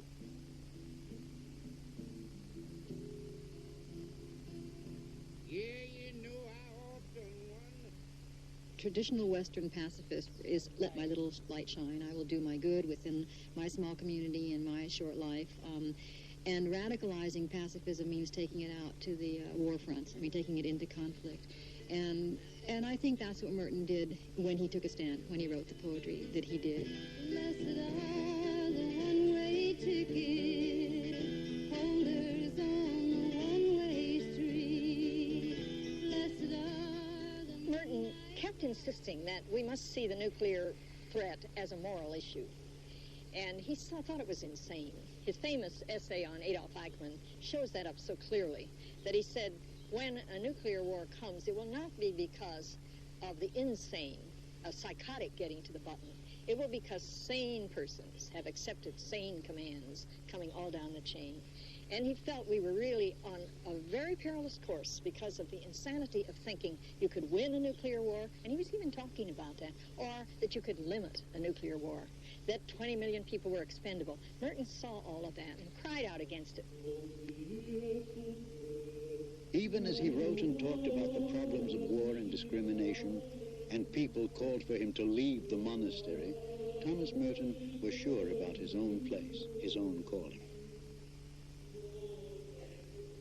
And he had to struggle just like any of us. And then he gradually was pulled into the center, where there was no escape from what he called the wholesomeness of love, the center of love. After years of hungering for more solitude, in 1965, he was allowed to live as a hermit at Gethsemane. Again, he had shattered precedent. He was the first American Trappist monk allowed to live alone.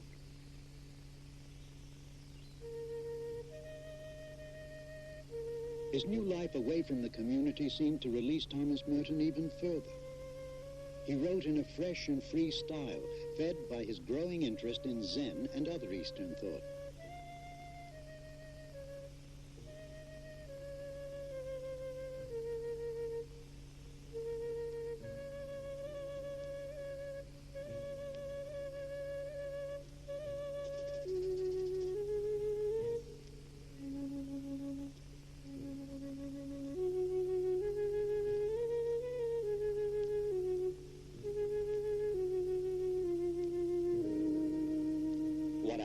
Is live. How I pray is breathe. What I wear is pants. This is not a hermitage. It is a house. Up here in the woods is seen the New Testament. That is to say, the wind comes through the trees, and you breathe it.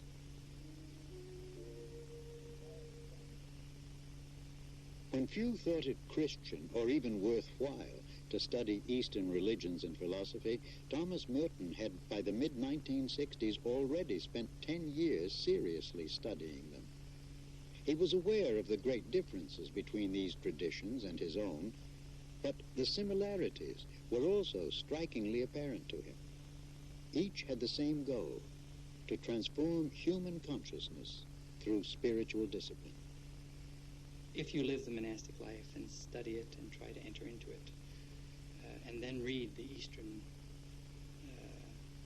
Zen men and Sufis and people like that, you find an awful lot of things that help you to understand your own tradition, your own monastic tradition. Now, that was my experience, and I'm sure it was Merton's experience even more so.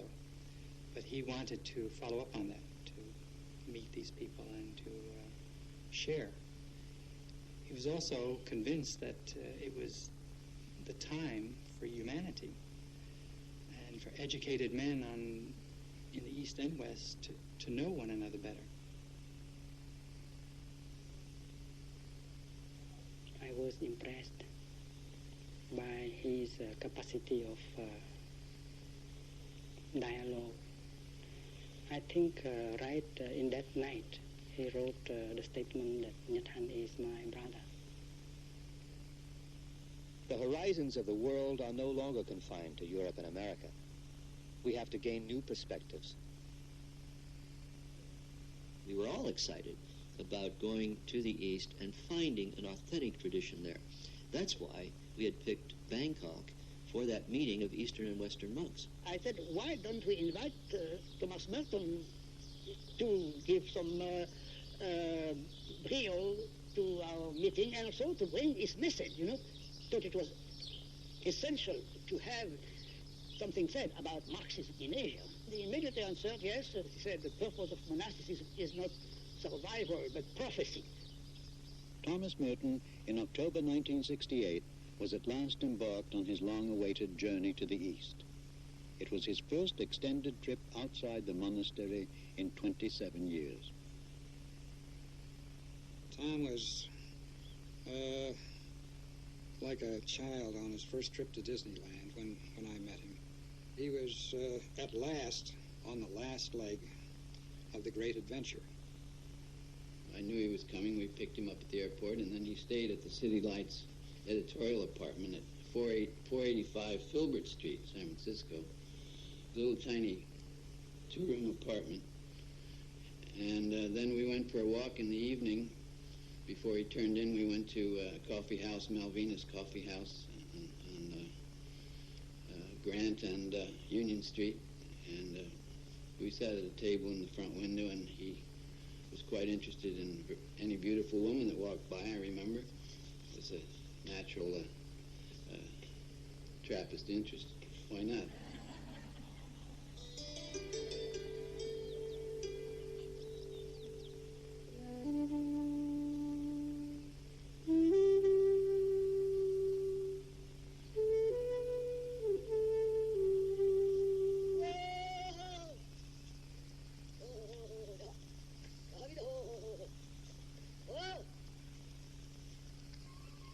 Many people had traveled miles and miles to seek his counsel, and now Thomas Merton was on such a voyage himself, to see a great religious leader he had longed to meet. He traveled north in India to a city in the Himalayas near Tibet. Tibetans are established all over the mountain in huts, houses, tents, anything. Prayer flags flutter among the trees. It is moving to see so many Tibetans going about silently praying.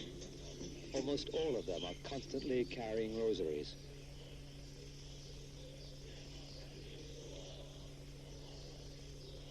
The way in which I have been suddenly brought here constantly surprises me. The few days so far in Dharamsala have been extremely fruitful in every way. Trying to get a better perspective on the earlier part of this year, there is a lot I cannot quite understand. So far, my talks with the Buddhists have been open and frank, and there has been full communication on a really deep level.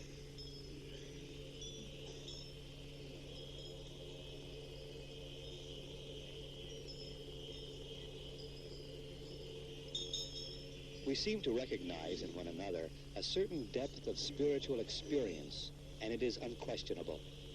On this level, I find in the Buddhists a deeper attainment and certitude than in Catholic contemplatives.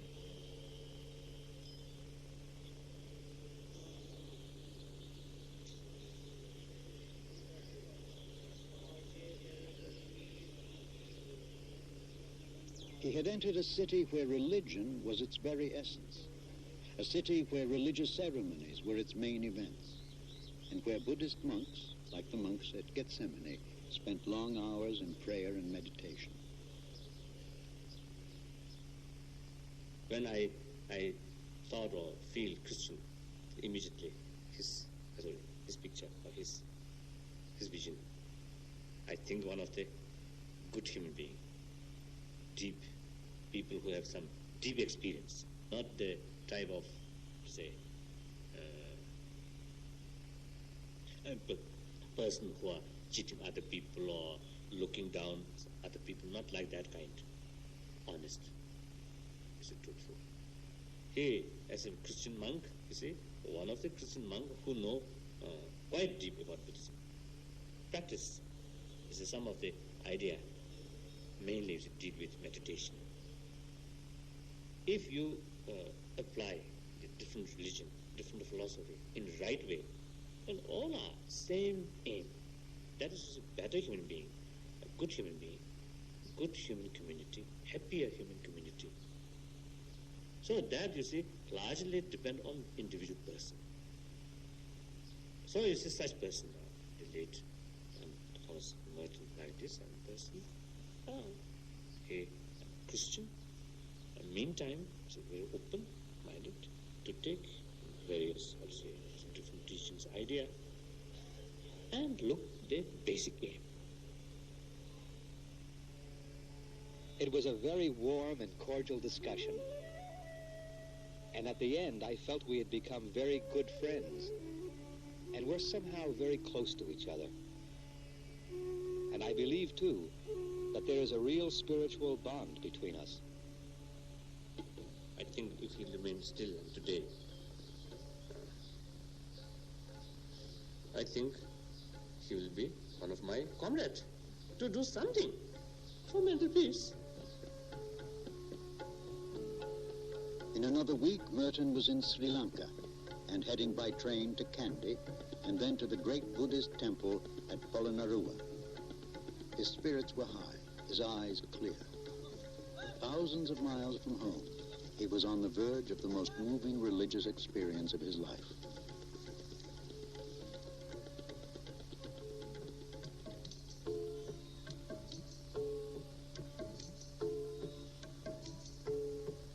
Finally, Thomas Merton had arrived at the mammoth statues at Polonnaruwa.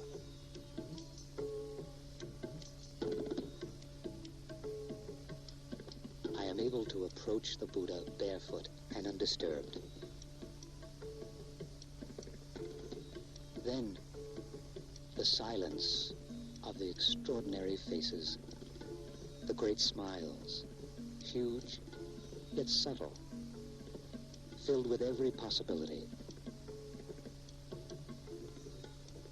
questioning nothing, knowing everything, rejecting nothing. Looking at these figures, I was suddenly, almost forcibly, jerked clean out of the habitual half-tide vision of things. And an inner clearness, clarity, as if exploding from the rocks themselves, became evident and obvious. Surely, with Polonnaruwa, my Asian pilgrimage has come clear and purified itself. I mean, I know and have seen what I was obscurely looking for.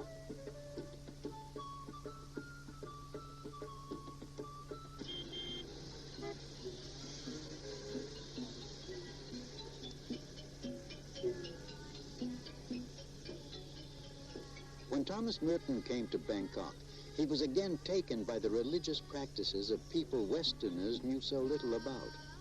In the midst of a teeming modern city, there was worship and reverence.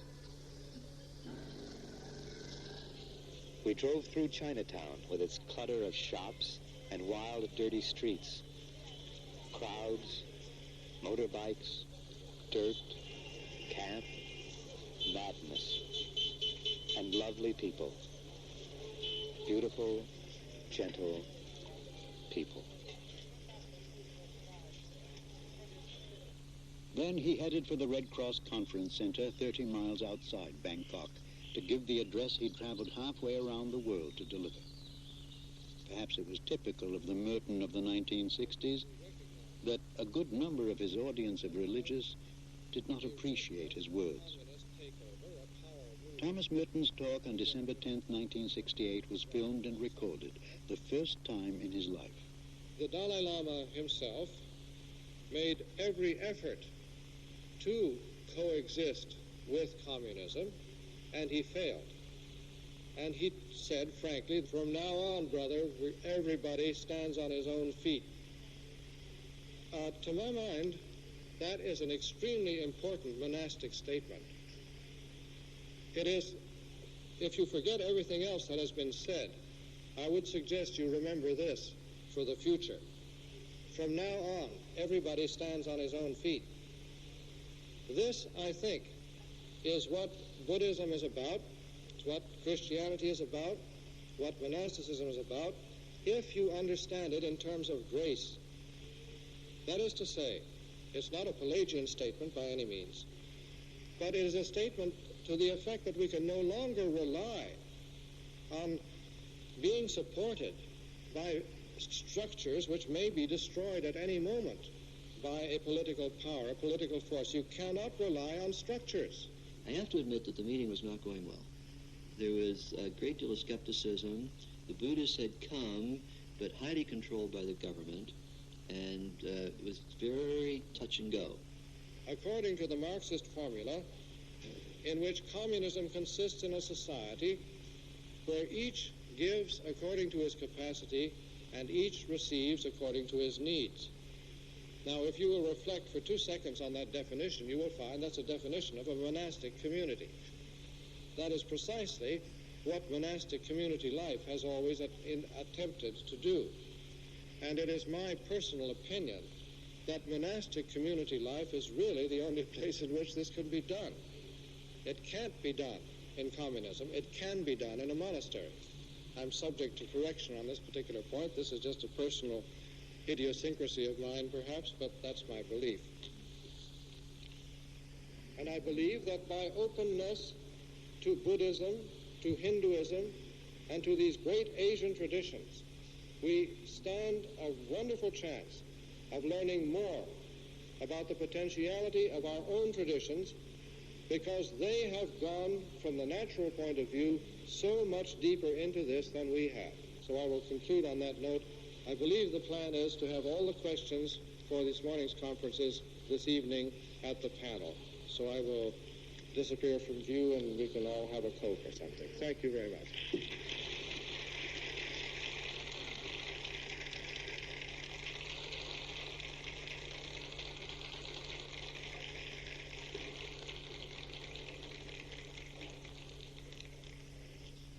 We were living in bungalows, two-story bungalows, on this property owned by the Red Cross.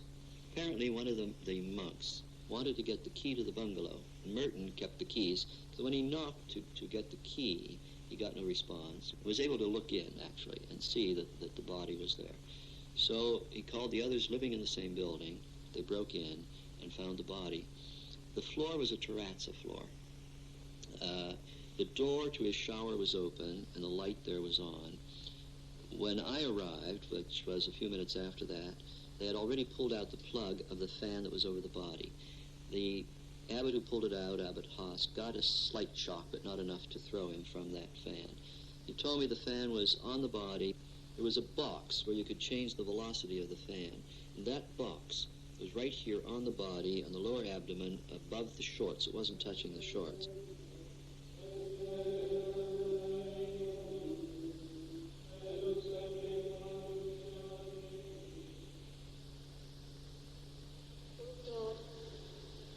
Of the world, Father of us all gathered here, in your great kindness, you have looked down on our brother, and you have taken him. Thomas Merton's body was flown home from Bangkok in an Air Force jet. There were other caskets on board, servicemen killed in Vietnam. It was an ironic last trip for a man who had written so passionately against that very war and who had mourned those who died. Thomas Merton died on a journey far from the only real home he'd known on this earth. He was brought back to occupy a simple grave, no different from those of the other monks.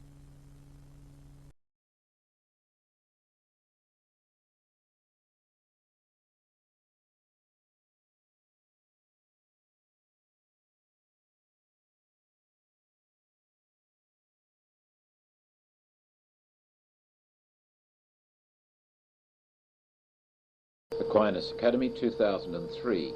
Thomas Merton, Exploring His Thought and Spirit. A series of 6 sessions presented by Michael Whelan. This is session 3. Merton the writer. This is tape 1 of that session. While people are finding their way to their seats, apparently the front doorbell rang at Heaven. So Peter sort of put his cup of coffee down and was a bit annoyed, but he went out to see who was there, and there was nobody there, you see. So he was doubly annoyed, went back inside, and the doorbell rang again, and he went back, and just as he went back, this fellow just disappeared. And he said, "That's odd." And he came back into view again, and he disappeared again. And he came back into view again, and Peter said, "What's going on here?" And the bloke said, "They keep resuscitating me."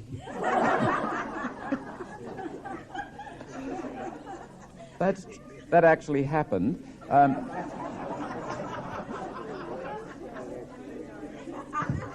I was there. I saw it.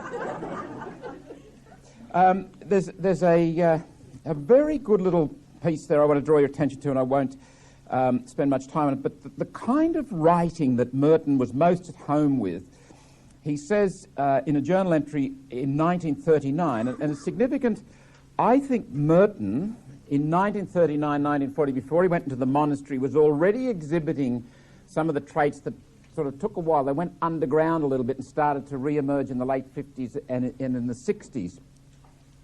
And he says in December 20, 1939, he says, "I have another thing is that I have tremendous preoccupations of my own, personal preoccupations with whatever it is going on inside my heart, and I simply can't write about anything else.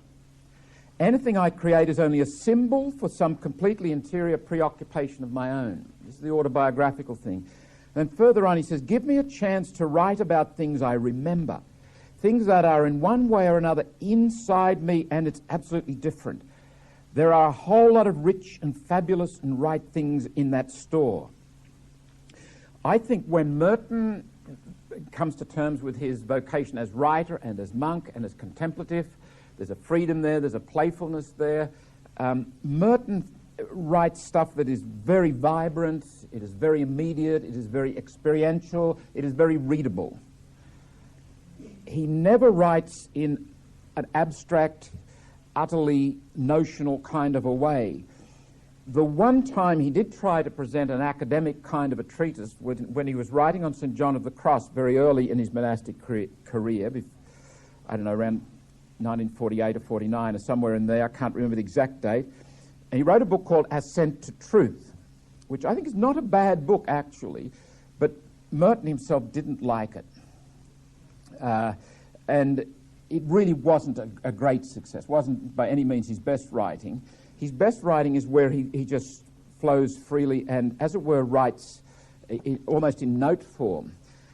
Speaking of what Merton thought of his own writings, in this book by this very fine little book, An Introduction to Merton by William Shannon, there's a graph, it's almost like a hospital chart, that Merton drew of his own writings where he ranked them from awful through bad, poor, fair, good, better, best. Nothing ranks as best. What are these wounds is awful, he says. And Exile Ends in Glory is bad, and all the rest are either poor, fair, good, or better. And he ranks about 14 books as better. Bill Shannon has a very good little summary of Merton's writings and books and so forth. I've singled out what I'm calling 14 significant writings, and it's just a way of that might be helpful for you to approach Merton. Different people would emphasize different texts. The first one I put there is the one for which she's probably best known. It's the 7-Story Mountain, which was found its way into Australia as Elected Silence, a pared-down version, about 20% of it taken away by Evelyn Waugh. Incidentally, Evelyn Waugh went to visit Merton in November 1949, and when he was going, left him some books on English style. Thought they might help you, old chap. Evelyn Waugh thought he was a terrible writer, thought Merton was a terrible writer. Evelyn Waugh saw the manuscript for the book, The Waters of Siloé, which is a history of the Cistercian order, and it became The Waters of Silence in England, and Waugh just despaired of it ever being edited well enough to be worth publishing. He thought he was a good letter writer, but that was it. The Seven-Storey Mountain, if you've never read anything of Merton, don't start with the Seven-Storey Mountain. That's my recommendation. And why? Because there's material in that that's very reflective of an immature Merton in the 40s, which is part of a triumphalistic Catholicism. There's a certain arrogance. There's a certain offensive quality about some of what he writes there. For example, his grandparents' Anglican or Episcopalian community on Douglaston were deeply offended when they read it at the remarks he was making. And he's got absolutely no regard or appreciation for people outside the Christian tradition, and he's quite dismissive at times. That said, it is a book you must read sometime along the track if you find Merton a helpful kind of a person. I just read it again recently, and it still is a very good read. It's full of energy and hijinks, and in the first half especially. The second category of significant texts are the letters. And not all of them have been published, but there are 5 volumes of them that have been published. In Volume 1, which was published in 1985, called The Hidden Ground of Love, that contains 37 of the so-called Cold War letters. I already mentioned that between October 61 and October 62, Merton was engaged, for the second half of that surreptitiously, for the first part of it openly, in writing letters to friends and circularizing them and publishing as much as he could on peace and war, and trying to mobilize Christians or anybody who would listen on to protest against against war generally. Merton became a pacifist like his mother, and you can find in his journals of 1939, 1940 the same pacifism, but he was prepared to be drafted, and what he would have done had he been drafted is anybody's guess. But later on, he's a very convinced pacifist, and we'll look at that in our final session together when we look at social concern. But the remainder of the so-called Cold War letters are listed in Volume 5, and if the actual letter is not there, you can find the reference to it. So in Witness to Freedom, Letters in Times of Crisis, edited by Bill Shannon, those letters are there. But if you want access to Merton, I think the letters and the third group that I list here, the journals, are really the most lively, the most entertaining, the most insightful way into his character and into his vision and into his spirit. The journals, they were to be published 25 years after he died, and that was adhered to. No one could have foreseen that he was to die in 1968, so these were begun to be published in 1993. 7 volumes have been published. There is a condensed version called The Intimate Merton, and we've got some copies there, which takes pieces from all through those years from 1939 to 1968. Now, you should recognize that some of Merton's publications, as we've indicated before, use the stuff from the journals. For example, the Secular Journal, The Sign of Jonas, Conjectures of a Guilty Bystander, A Vow of Conversation. Now, the Asian Journal is a fascinating book. I think it's out of print. You can pick it up on the internet at R. Libris or Abe Books or one of those. It's quite a thick book. Merton, when he went to Asia, J. Loughlin gave him a credit card, which was very, very courageous of J. Loughlin. He was the publisher of New Directions. I don't know whether I mentioned to you that he was the son of steel magnate from Pittsburgh, Jones and Loughlin, and he went to, and I can't think of his name now, an American poet back in the 30s, and said, look, I've got money and I don't know what to do with it. Can you put me onto a good project? And this poet said, publish my poetry. So he set up New Directions Press. and ended up publishing poetry and other sort of marginal kinds of works. But he very generously gave Merton a credit card and said, "You might need this, use it." And Merton did. And one of the things, when he turned up on at least 2 occasions, he had a whole lot of excess baggage because he just bought books. When Merton bought books, he would read them. He was a voracious reader and just leave them, give them away. He didn't buy books and leave them on his shelf, so he'd go back and say, "I bought this book in 1947 or whatever." Merton had very few books in his shelves when he died. Had a copy of Newsweek under his mattress, though. The Asian Journal is made up of a whole host of different things. When he went, he took his personal journal, which was the hardback 300-page notebook, and anything he wrote in that was not going to be published until 25 years after he died. He took a large spiral-bound notebook in which he actually wrote a lot of stuff that he also wrote in his personal journal, and that spiral-bound one was for publication immediately. And he also took a little spiral-bound notebook for notes on the run. And he filled them all as he went. He wrote in the aeroplane, he wrote in airports, wherever he was, he wrote. And the Asian Journal is mostly the material from that spiral-bound large notebook, but also it duplicates a lot what turns up in the journal later on. You'll also find the text for his talks that he gave in Asia. You'll also find a glossary of terms about Asian religions. That's a mine of information.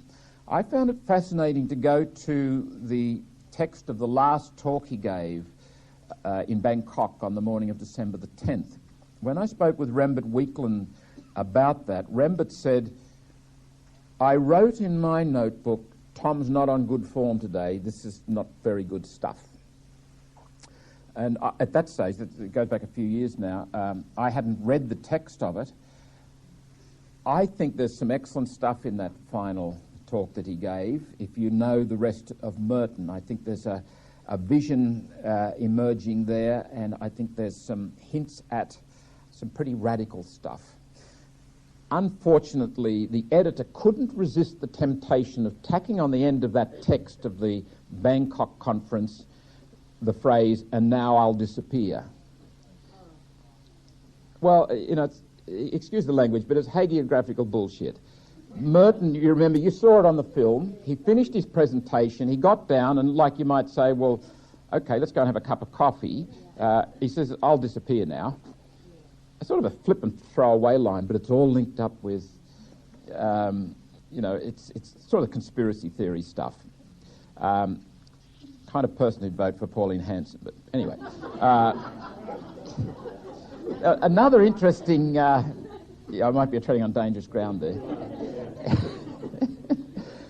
The fourth book is Seeds of Contemplation, which is an interesting phenomenon in its own right. That was published in 1949, and Merton had been working on it for some years prior to that because a nun from Indiana had written and said, "Write me something about contemplation."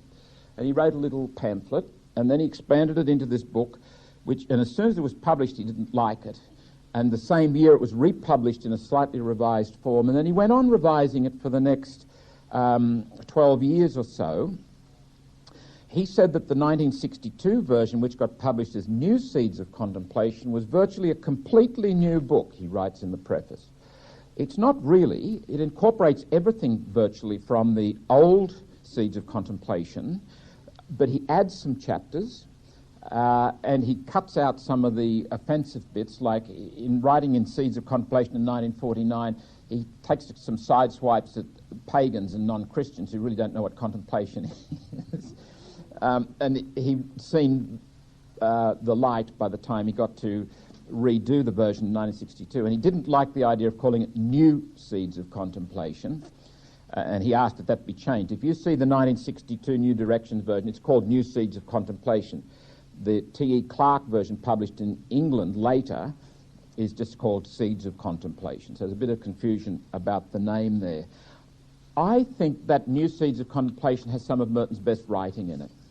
I think there's some brilliant stuff there. It's the kind of little chunks of reflections that is quite brilliant.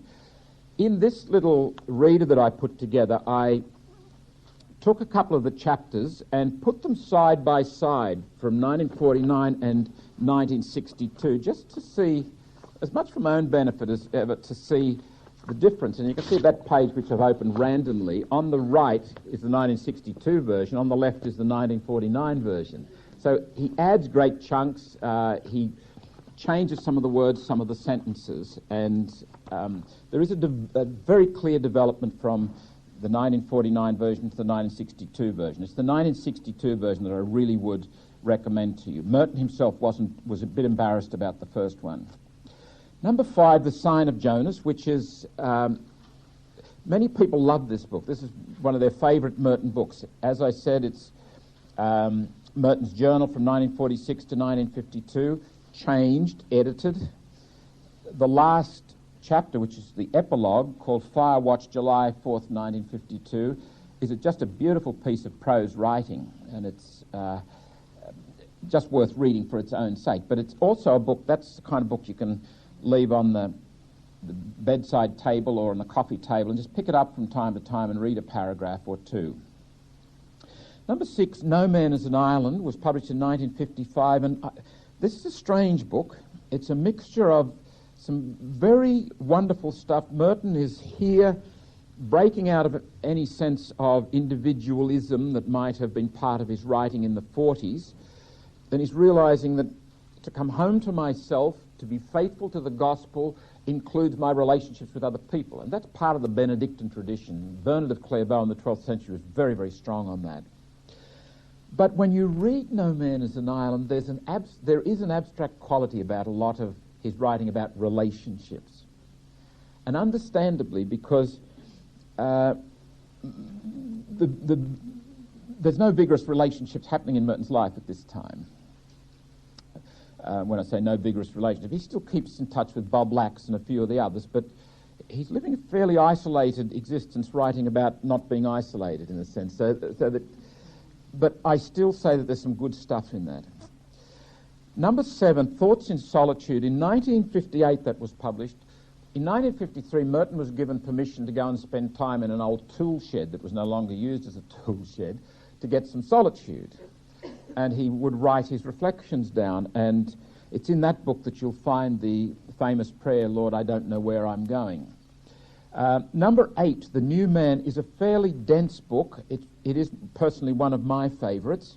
It's from the beginnings of the era where Merton is starting to push the boundaries with a lot of confidence and starting to break out and be free. There are 2 essays there which are, I think, seminal in his later thinking.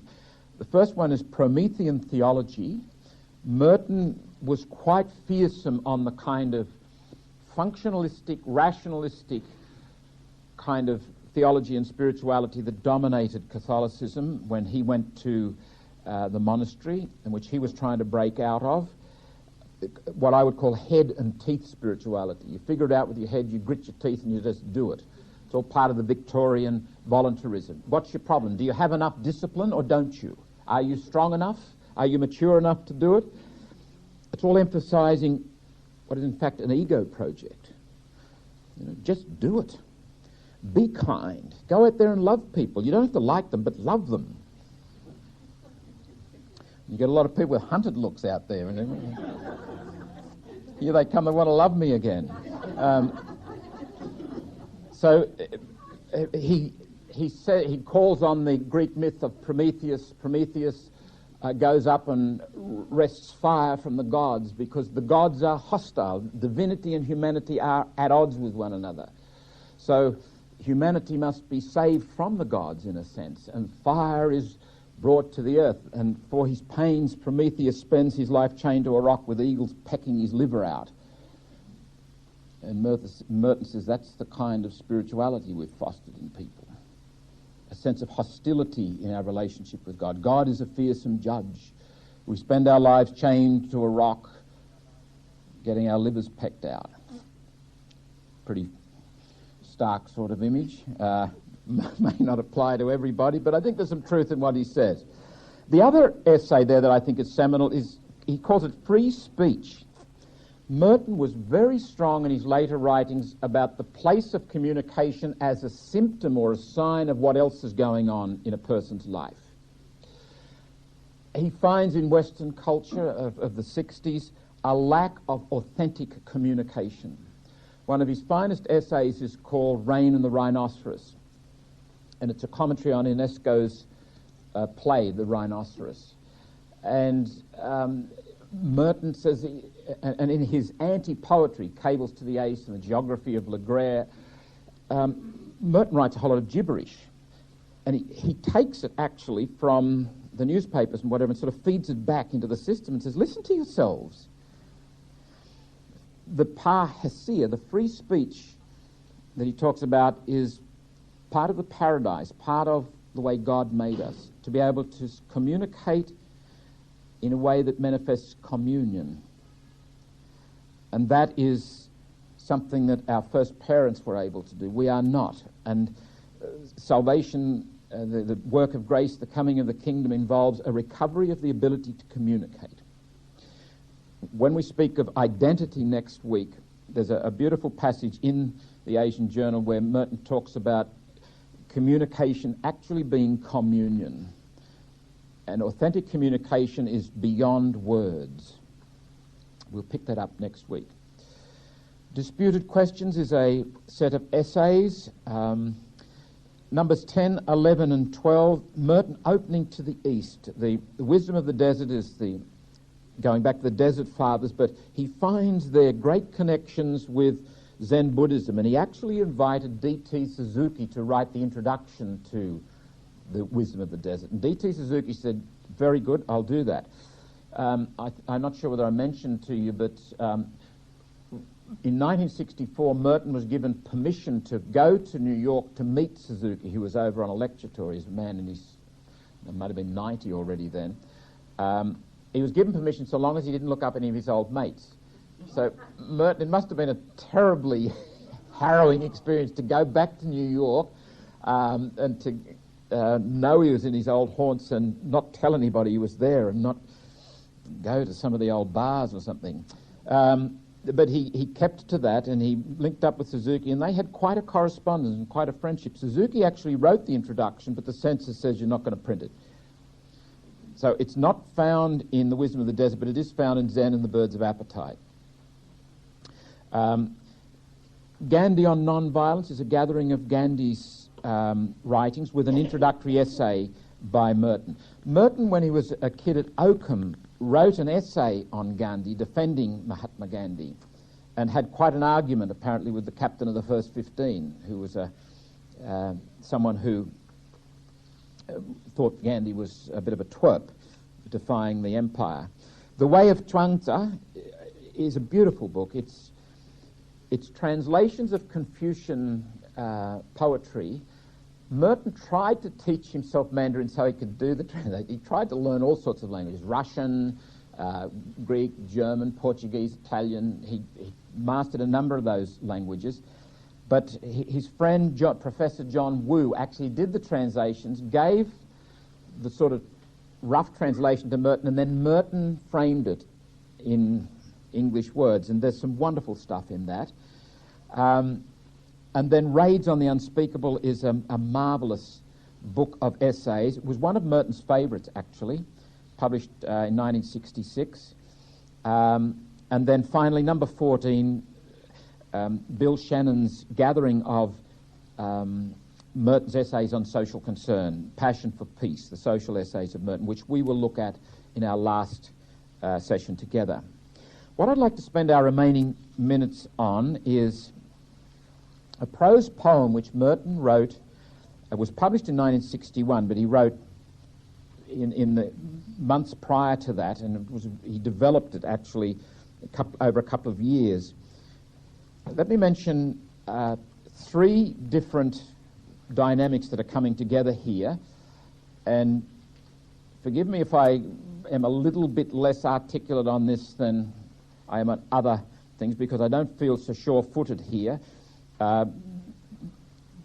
What's going on with Merton is, I think, he's starting to realize the place of woman, theologically, psychologically, socially, spiritually, not just in his own life, but in the life of the church.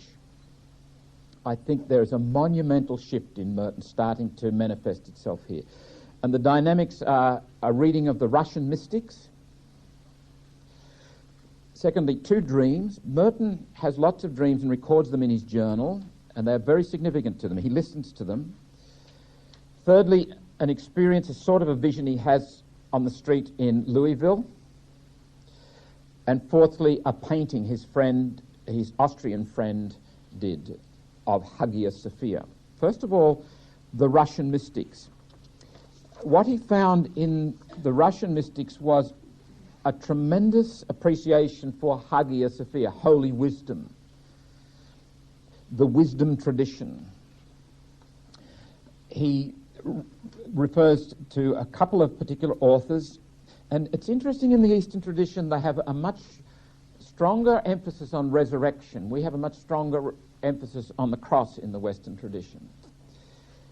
And one of the corollaries of what happens here with Merton is an appreciation for the resurrection, the risen Lord, the new creation, and the implications that that might have for us and for our world. But he writes on April 25, 1957, these Russian mystics have dared to accept the challenge of the sapiential books, the books of wisdom from the Bible, the challenge of the image of Proverbs, where wisdom is playing in the world before the face of the Creator. And he goes on, most important of all, man's creative vocation to prepare consciously the ultimate triumph of divine wisdom. And divine wisdom, in the sapiential tradition and through the Russian mystics, and indeed in our own tradition, is woman, is feminine, is female. And Merton becomes aware of this. He also has, that is like in the latter part of 1956, coming into 1957, he's starting to read that. On February 27, 1958, he records one of these 2 dreams. He says, on the porch at Douglaston, I am embraced with determined and virginal passion by a young Jewish girl. She clings to me and will not let go, and I get to like the idea.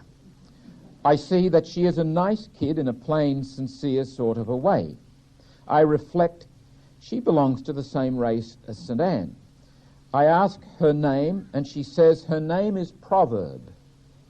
I tell her that's a beautiful and significant name, but she doesn't appear to like it. Perhaps the others have mocked her for it. Then he goes on, when I am awake, I rationalize it complacently. I loved wisdom and sought to make her my wife, Sophia. And then he says, no need to explain. It was a charming dream, and sort of dismisses it. The second dream is on July the 2nd, 1960. And this is prescient because it's almost exactly what happened in 1966 when he was in hospital and met Margie. He says, at 5:30, as I was dreaming in a very quiet hospital, the soft voice of the nurse awoke me gently from my dream, and it was like awakening for the first time from all the dreams of my life. I think there's a great significance. It's like I am waking up, awakening from all the dreams of my life, as if the Blessed Virgin herself, as if wisdom had awakened me. We do not hear the soft voice, the gentle voice, the feminine voice, the voice of the mother, yet she speaks everywhere and in everything. Wisdom cries out in the marketplace, if anyone is little, let him come to me. Merton then goes on to reflect, who is more little than the helpless man asleep in bed, having entrusted himself gladly to sleep and to night? Him the gentle voice will awake. All that is sweet in woman will awaken him, not for conquest and pleasure, but for the far deeper wisdom of love and joy and communion. I think it would be fair to surmise that perhaps one part of the dynamic here is psychological. Remember Merton's experience of his mother who died at age 6, and it wasn't a happy experience that he had of her till that point anyway. And there's a sort of a gap of woman in his life, and he doesn't relate well with women. So I think that's part of it, but I don't think it explains it all. I think there's something far more profound and significant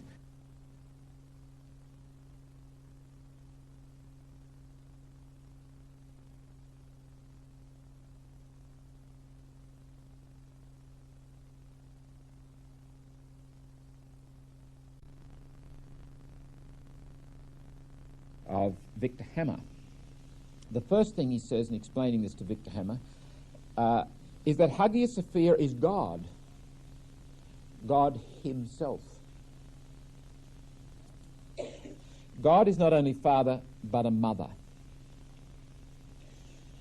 Let me refer you also to Merton's experience in Louisville. I've headed it here in this reader on page 40 as There Are No Strangers. Briefly, Merton was at the corner of 4th and Walnut. Walnut is now called Muhammad Ali Boulevard. And this realization came to him that he belongs with these people. There are no strangers. We are one. And it's a remarkable insight. But there are two versions of it. There's the initial version of which he writes in his journal on March the 19th, and the incident happened on March the 18th, 1958.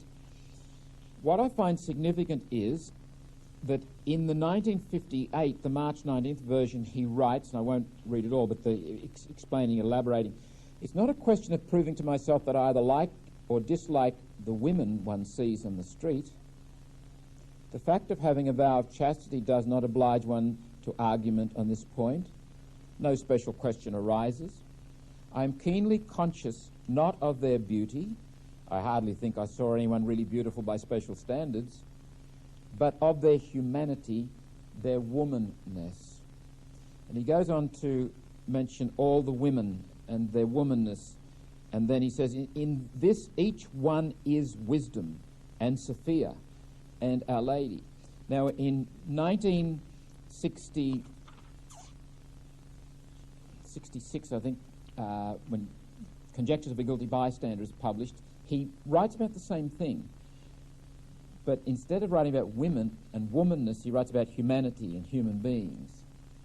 I'm not quite sure why he did that. He said he had a meditation in the meantime which helped him to elaborate it.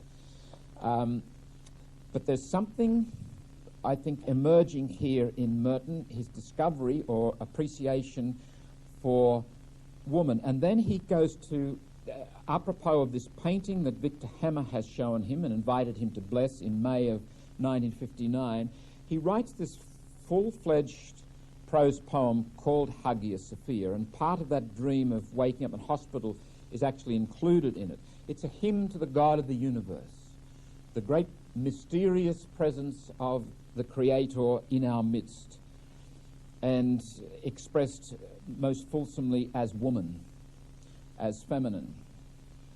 It's set in the context of the hours of the office. Let me just step aside from Merton and offer a couple of reflections here. And I'm still thinking about this. Carl Jung, I think, saw more clearly than just about anybody else the missing component of woman and femininity in Western culture.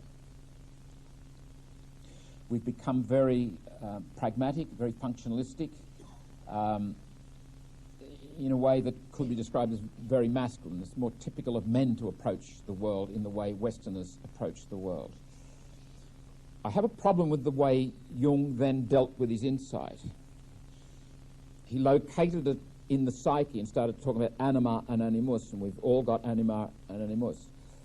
I think he ends up with something analogous to Descartes' problem of subjectivism. Once you shift the discussion of reality into the psyche, you never get out of it. It remains a subjective thing. I think the place to deal with this is concretely, is in actual relationships, is in the interaction between flesh and blood, males and females in interaction. Part of our problem is that we have a template, an ideology, which includes the way a woman is and includes the way a man is, and we impose that template.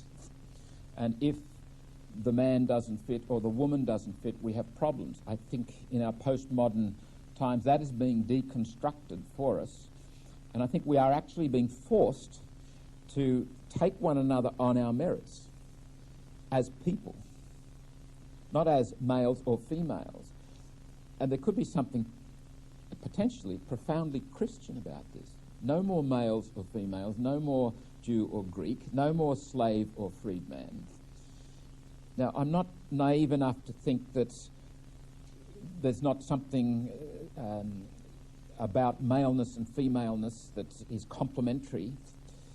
Just in terms of a way of thinking, I think there's more to be gained by thinking in terms of concrete relationships, and this other is a person first and foremost. And what does this person bring? Not this other is a woman, therefore she, or this other is a man, therefore he. A couple of other points. I think males are naturally afraid of females in the human family. Now, I can't prove that, but I think it's the truth. And I think it explains why males in society create exclusively male preserves to keep the threat away. It may go some way to explaining why within our Catholic tradition we make what I think are quite foolish statements about the ordination of women and try to explain it in terms of scripture and theology when there is no scriptural reason for stopping women from being ordained. There's no reputable scripture scholar who will claim that I'm aware of anyway. And I don't know of any reputable theologian who will claim that. And I find in Pope John Paul's rejection of that and then claiming that this is de fide and you can't believe otherwise, you're not allowed to talk about it, quite sad, and seems to me to be more, not so much a reflection of faith or gospel, as it is a reflection of a very primitive fear and anxiety. Another point, Merton himself, and I think is symptomatic of our Catholic tradition, uses a very idealized language and discourse to talk about Mary. The typical titles are Blessed Virgin, Our Lady, Blessed Mother. Now, I don't have any problem with those titles as such, but I think the vulnerability or the problem with those titles can be that they push Mary into an idealized state, and that becomes a way of keeping woman idealized, which becomes a way of keeping a political, social, cultural reality going. Now, this is all pretty theoretical, and please don't ask me to write anything equivalent to a doctoral dissertation on it or give chapter and verse. I think Merton is realizing that there's something much deeper here. It's in the realm of Hagia Sophia, and he writes a poem about it. I think that's significant. He doesn't write a theological disquisition about it because you can't. If you do write a theological disquisition about it, it's just not going to work. There's a whole mysterious quality to human existence. We are made in the image and likeness of the infinitely incomprehensible, the utterly unnameable one. God help us. We are unnameable. We are incomprehensible even to ourselves. We must respect the mystery of that. We guard the mystery of God in our beings, and we shouldn't kid ourselves that we understand ourselves or one another. And Michael Mott suggests that the most significant thing Merton wrote was Hagia Sophia. I don't feel confident enough to say that about him, but it's certainly very significant. And I put a big chunk of it there for you to read in these notes if you want to. The full text is available in the collected poems, and it was published in 1961 in a separate book of poems. But I think Merton is pointing to something that, as Catholics, we need to look at very, very carefully, and without fear and without manipulation. If you have these notes, I've also put at the end some random quotations from other sources, some of them from Merton, but some of them from other sources, which might aid and abet your meditation. Go home and ponder these things. They are weighty truths.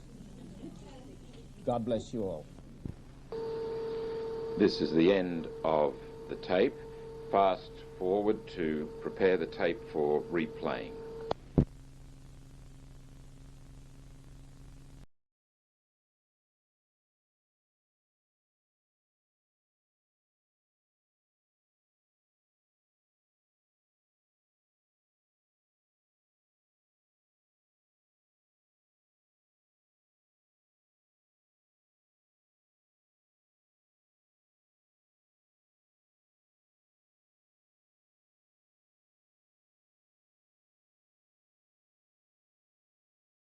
Aquinas Academy, 2003. Thomas Merton, Exploring His Thought and Spirit, a series of 6 presentations by Michael Whelan. This is session 4, Identity. This is tape 1, Evening. During these next 3 sessions on Merton, tonight, next week and the week after, we'll explore specific themes that come through particularly strongly in his own thinking and writing. Tonight, it's the theme of identity. Next week, it will be the theme of solitude. The week after that, it will be the theme of social concern. I've used as an epigraph to begin tonight a quotation from Dag Hammarskjöld. I find that once you start to read Merton and get to the essence of him, there are all kinds of connections with other writers like Dag Hammarskjöld, like Simone Weil, like Etty Hillesum, like an array of people who were writing as early as the 19th century, coming into the 20th century. And Mary Sparks was to remind me, please, when we finish tonight, don't put the chairs back. Right.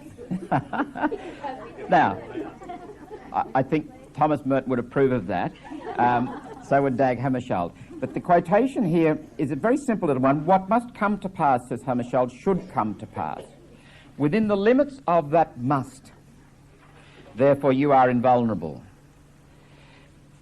I like to think that each of us is an existential must. Our very existence has a demand about it. It places a demand on us and what we do with our life. It is a given, it's not something we fabricate, it's something we respond to. This is in the realm of vocation and the realm of conscience. Do you remember the time recorded in the Synoptic Gospels in Mark's Gospel chapter 8 and in Matthew chapter 16 and Luke chapter 9? Jesus is on the way to Jerusalem with the disciples and he stops. And he says to them, who do they say I am? Then the next question is, but who do you say I am? And I think the unspoken question there that Jesus himself has been wrestling is, who do I say I am? Or more particularly, who am I? In both Matthew and Luke, I can't recall whether Mark actually has this, but certainly in Matthew it's very, very strong. Jesus says, the Son of Man must go up to Jerusalem, that is, I am the Son of Man. I must go up to Jerusalem and suffer. And Peter says, no, we'll protect you. And Jesus says, get behind me, Satan. And I see this as Jesus struggling to maintain focus, to do what he must do. There's a beautiful line in Luke chapter 9, verse 51, where Luke says, he set his face. I think the evidence of the scriptures is that Jesus struggled to come to a sense of who he really was, and he fought off the seductions, the illusions, the alternatives which weren't for him, but were very attractive at times. Jesus could have set up a very, very natty healthcare system. He could have been... well, he could have trained us all to do that, but he didn't. He could have set up a pretty good political system, a social system, an economic system. God, imagine that. That's not why he came. That's not who he was. He stuck to the existential must. You and I are, each of us is a must. And it's coming to terms with that we are engaged in a certain process tonight under Merton's guidance, reflecting on true self and false self. Bill Shannon, Monsignor Shannon, says, in finding his own identity in God, Merton found his sisters and brothers. There's a huge paradox which will come out even more pronounced next week when we reflect on solitude, that when I discover who I am, discover my uniqueness, I discover that the uniqueness is communal. To be me is to be with, to be part of. None of us is an island. We are community. The first person plural ought to be our spontaneous resort when we think of speaking, not the first person singular. We. Merton himself writes, echoing Dag Hammarskjöld, I think, if we take a more living and more Christian perspective, we find in ourselves a simple affirmation which is not of ourselves. It simply is. In our being there is a primordial yes that is not our own.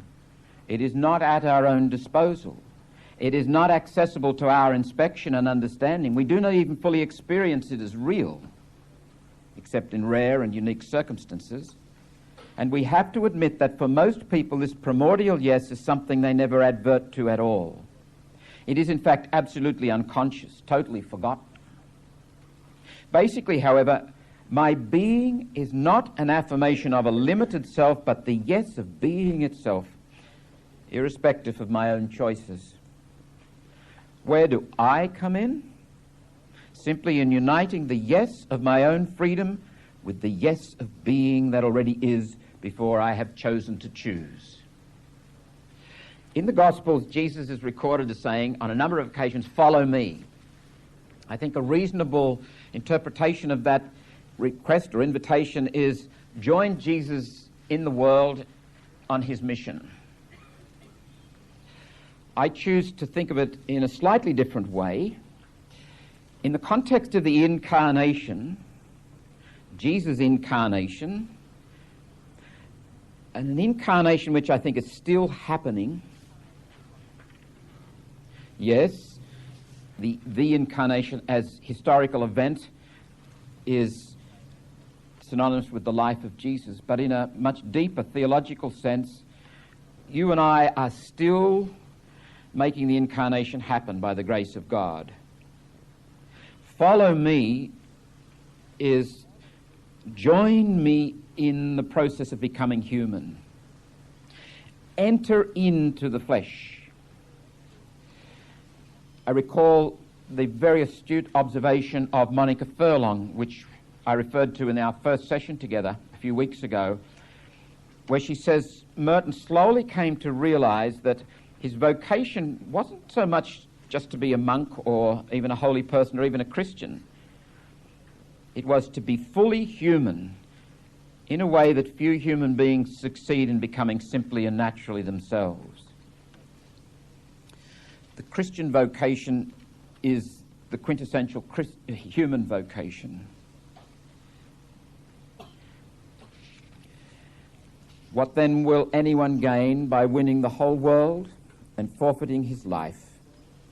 Or what can you offer in exchange for your life? I invite you to think of a question as we begin tonight, as we enter into Merton's own reflections. And the question is this: who are you? If someone was to ask you that question, you might reasonably give them your name, maybe your role, if it was relevant in the circumstances, maybe your job, your expertise, your experience, where you live, how old you are, how high you are. If you're really daring, you might even tell them how heavy you are, etc., etc. But at the end of all those details, have you actually told them who you are? Are you just a sum of that information? Or perhaps that information suggests the you, a person, that includes all that but is much, much more than that. A second issue to just have functioning in your mind as you let that question stew is, has your experience in life been one where you have been encouraged to pursue, to think about your deepest self? Or has your experience been one where there's been no issue of depth, dimension, of interiority, of inwardness? It's just been exteriority, job, image, what you look like, what people think of you. Has your life been a performance? Let's do a little bit of reflection to help promote that reflection. Social psychologists and sociologists, so forth, talk about the social fictions. Ernest Becker has a very stark designation. He talks about the vital lies that are part of culture. Peter Berger says we carve out a small area of nomos to allow us to live within the vast abyss of nothingness and meaninglessness. We create fictions. In Becker's language, the lie is not a moral category. It's simply a very blunt way of talking about the fact and reminding us that so much of what we deal with as reality is actually our fabrication. This item of clothing is called a jacket. Gentlemen wear jackets. There are places in Sydney where gentlemen cannot go unless they wear one of these things. As I take it off, I'm still Michael Whelan. I'm still this person. I haven't reduced my humanity, I don't think. Now, there's another social fiction which I'm about to observe. My mother taught me, don't throw your clothes on the floor. Now, that's not going to make me less human if my coat's lying on the floor, but I'm not going to put it on the floor. I'm going to observe that fiction, put it there. Now, one of the silliest fictions is wearing a tie. Honest to God. That's one of the craziest things out. And again, I'm not going to throw that on the floor. I'm going to observe the fiction. That's a shoe. Actually, somebody bought that for me. Could you think of anything sillier than a buckle on a man's shoe? We start to adumbrate, and this is a sock. It's actually reasonably clean. I'll leave it there. But our lives are full of fictions. Wearing clothes is a fiction. It's not necessary to be human to have clothes on. It might be necessary to stay warm or to keep the sun off, but not to be human. Religion is teeming with fictions. When I go into St. Patrick's Church up here, which I love to do, I, as it were, instinctively put my hand in that bowl of water. We call it a holy water font, and when my fingers are wet, I touch my forehead and my solar plexus and my left shoulder and my right shoulder. We Catholics call it the sign of the cross. And then we walk down the aisle and I tap my right knee on the floor. We call that a genuflection from the Latin word for knee. And so it goes. Vital lies. Lies, all of it. But that we have these fictions is vital. Can't live without it. That we have these particular fictions is not vital. Now, the issue is not the fictions. The issue is the value that we place in the fictions. The issue is the relationship we have with them, the attitude we have to them. And in our anxiety and our insecurity and our ignorance, we hang on to them as if they weren't fictions, as if they in themselves uniquely were vital. I'll leave you with another question to stew in the back of your minds as we proceed.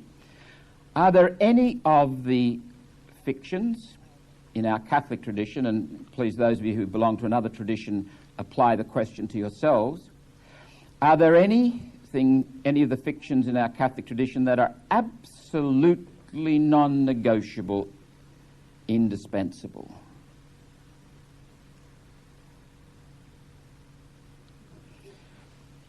What we're talking about here is not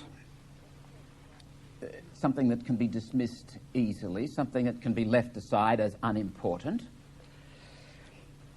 We're talking here about vocation. You are your vocation. And you are more than your clothes, your rituals, your fictions, your vital lies.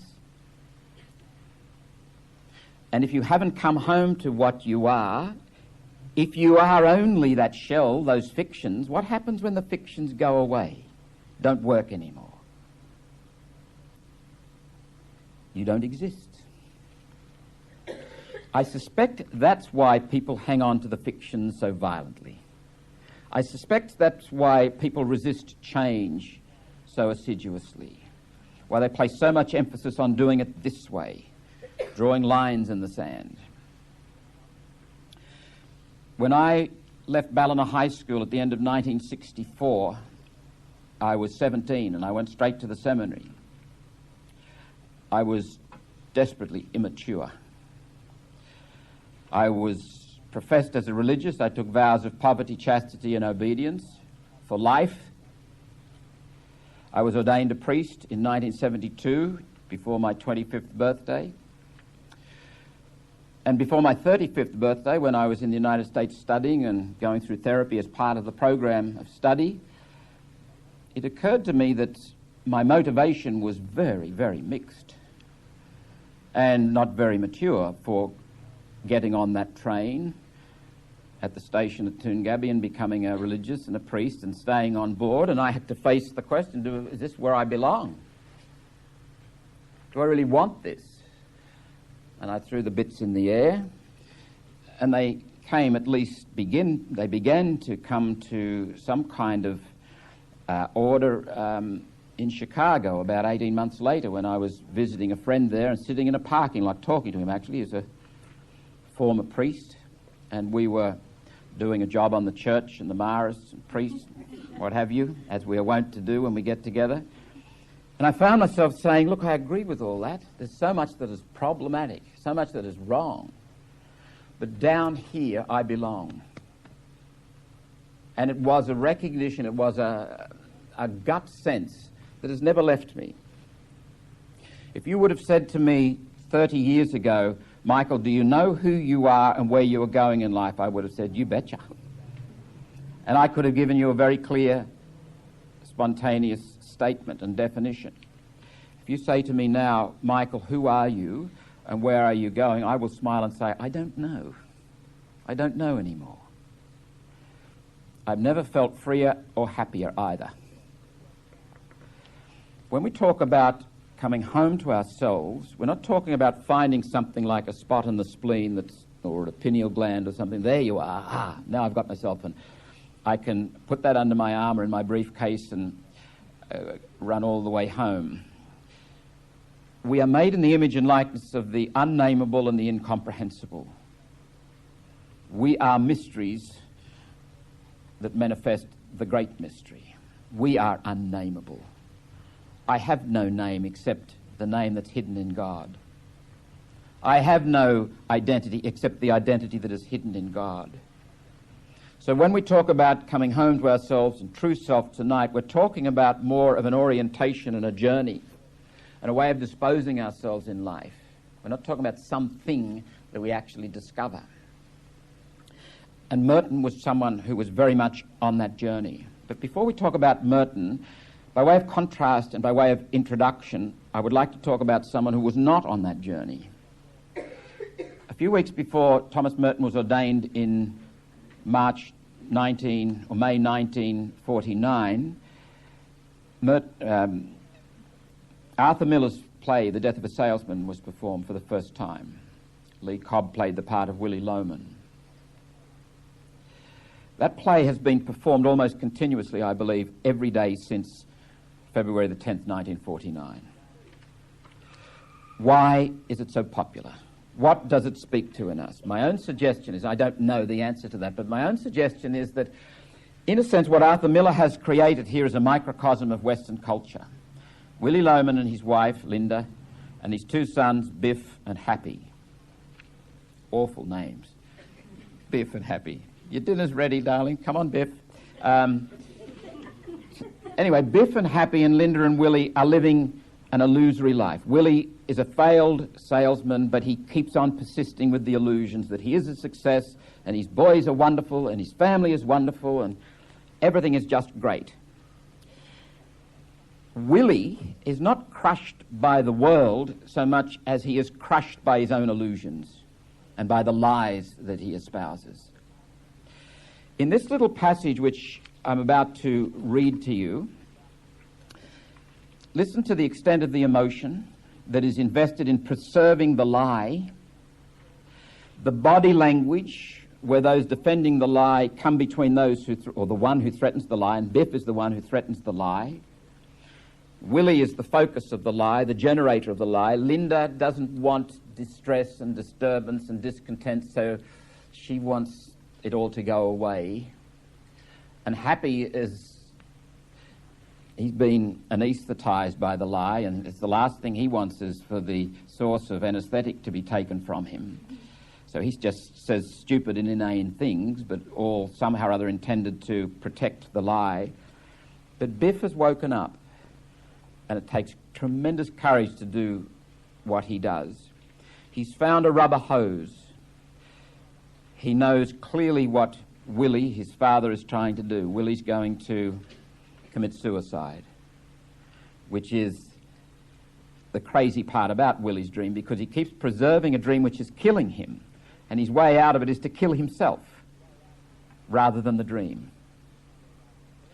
And Biff says, all right, phony, then let's lay it on the line. He whips out the rubber hose out of his pocket and he puts it on the table. And anaesthetised Happy comes, you crazy. Linda says, Biff, please don't, this is awful. Biff says, leave it there. Leave the hose on the table and don't move it. And Willie's not looking at it says, what is that? Denial. Biff says, you know goddamn well what it is. And Willie's starting to feel a bit caged and beset. He says, I never saw that. Biff says, you saw it.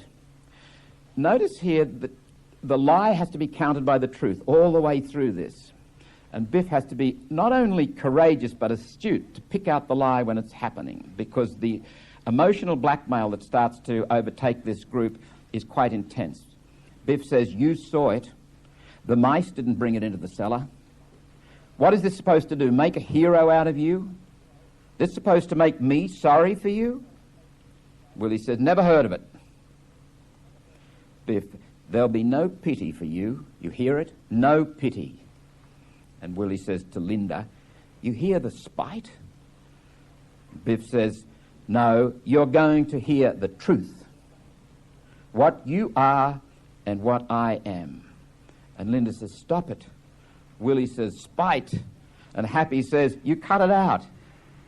And Biff says to Happy, the man don't know who we are. The man is gonna know.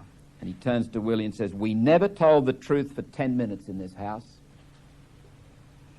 Happy says, we always told the truth. Biff turning on him, you big blow. Are you the assistant to the manager? You're one of the two assistants to the assistant, aren't you? Well, you're practically full of it. We all are, and I'm through with it. He turns to Willie, now you hear this, Willie, this is me. Willie says, I know you. You know why I had no address for 3 months? I stole a suit in Kansas City and I was in jail. Turns to Linda, who is sobbing, stop crying. I'm through with it. And Linda turns away from them, her hands covering her face. And Willie says, I suppose that's my fault. I stole myself out of every job, every good job since high school. And whose fault is that? And I never got anywhere because you blew me so full of hot air I could never stand taking orders from anybody. That's whose fault it is. Willie says, I hear that. Linda says, don't, Biff. Pain, the level of pain is increasing. Notice the way Biff just keeps at it. And remember this, because I think it's an important lesson for us all in terms of coming home to the truth. Biff says, it's goddamn time you heard that. I had to be boss big shot in 2 weeks and I'm through with it. Willie says, then hang yourself. In spite, hang yourself. No, nobody's hanging himself, Willie. I ran down 11 flights with a pen in my hand today and suddenly I stopped. You hear me? And in the middle of that office building, do you hear this? I stopped in the middle of that building and I saw the sky. I saw the things that I love in this world. The work and the food and the time to sit and smoke. And I looked at the pen and said to myself, what the hell am I grabbing this for?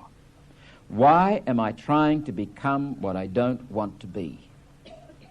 What am I going to do what am I doing in an office, making a contemptuous, begging fool of myself, when all I want is out there waiting for me the minute I say, I know who I am? Why can't I say that, Willie?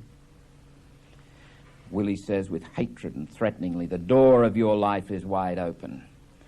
Pop, I'm a dime a dozen, and so are you.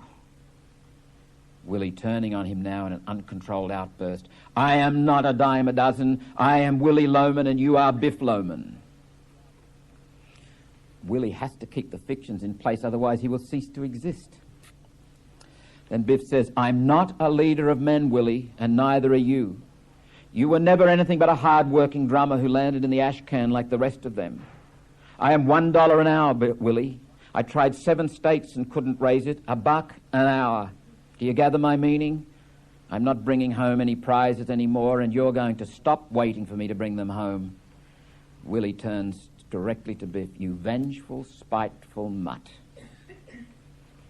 Biff breaks from Happy, who's grabbed hold of him. And then Willie, in fright, starts up the stairs, and Biff grabs him.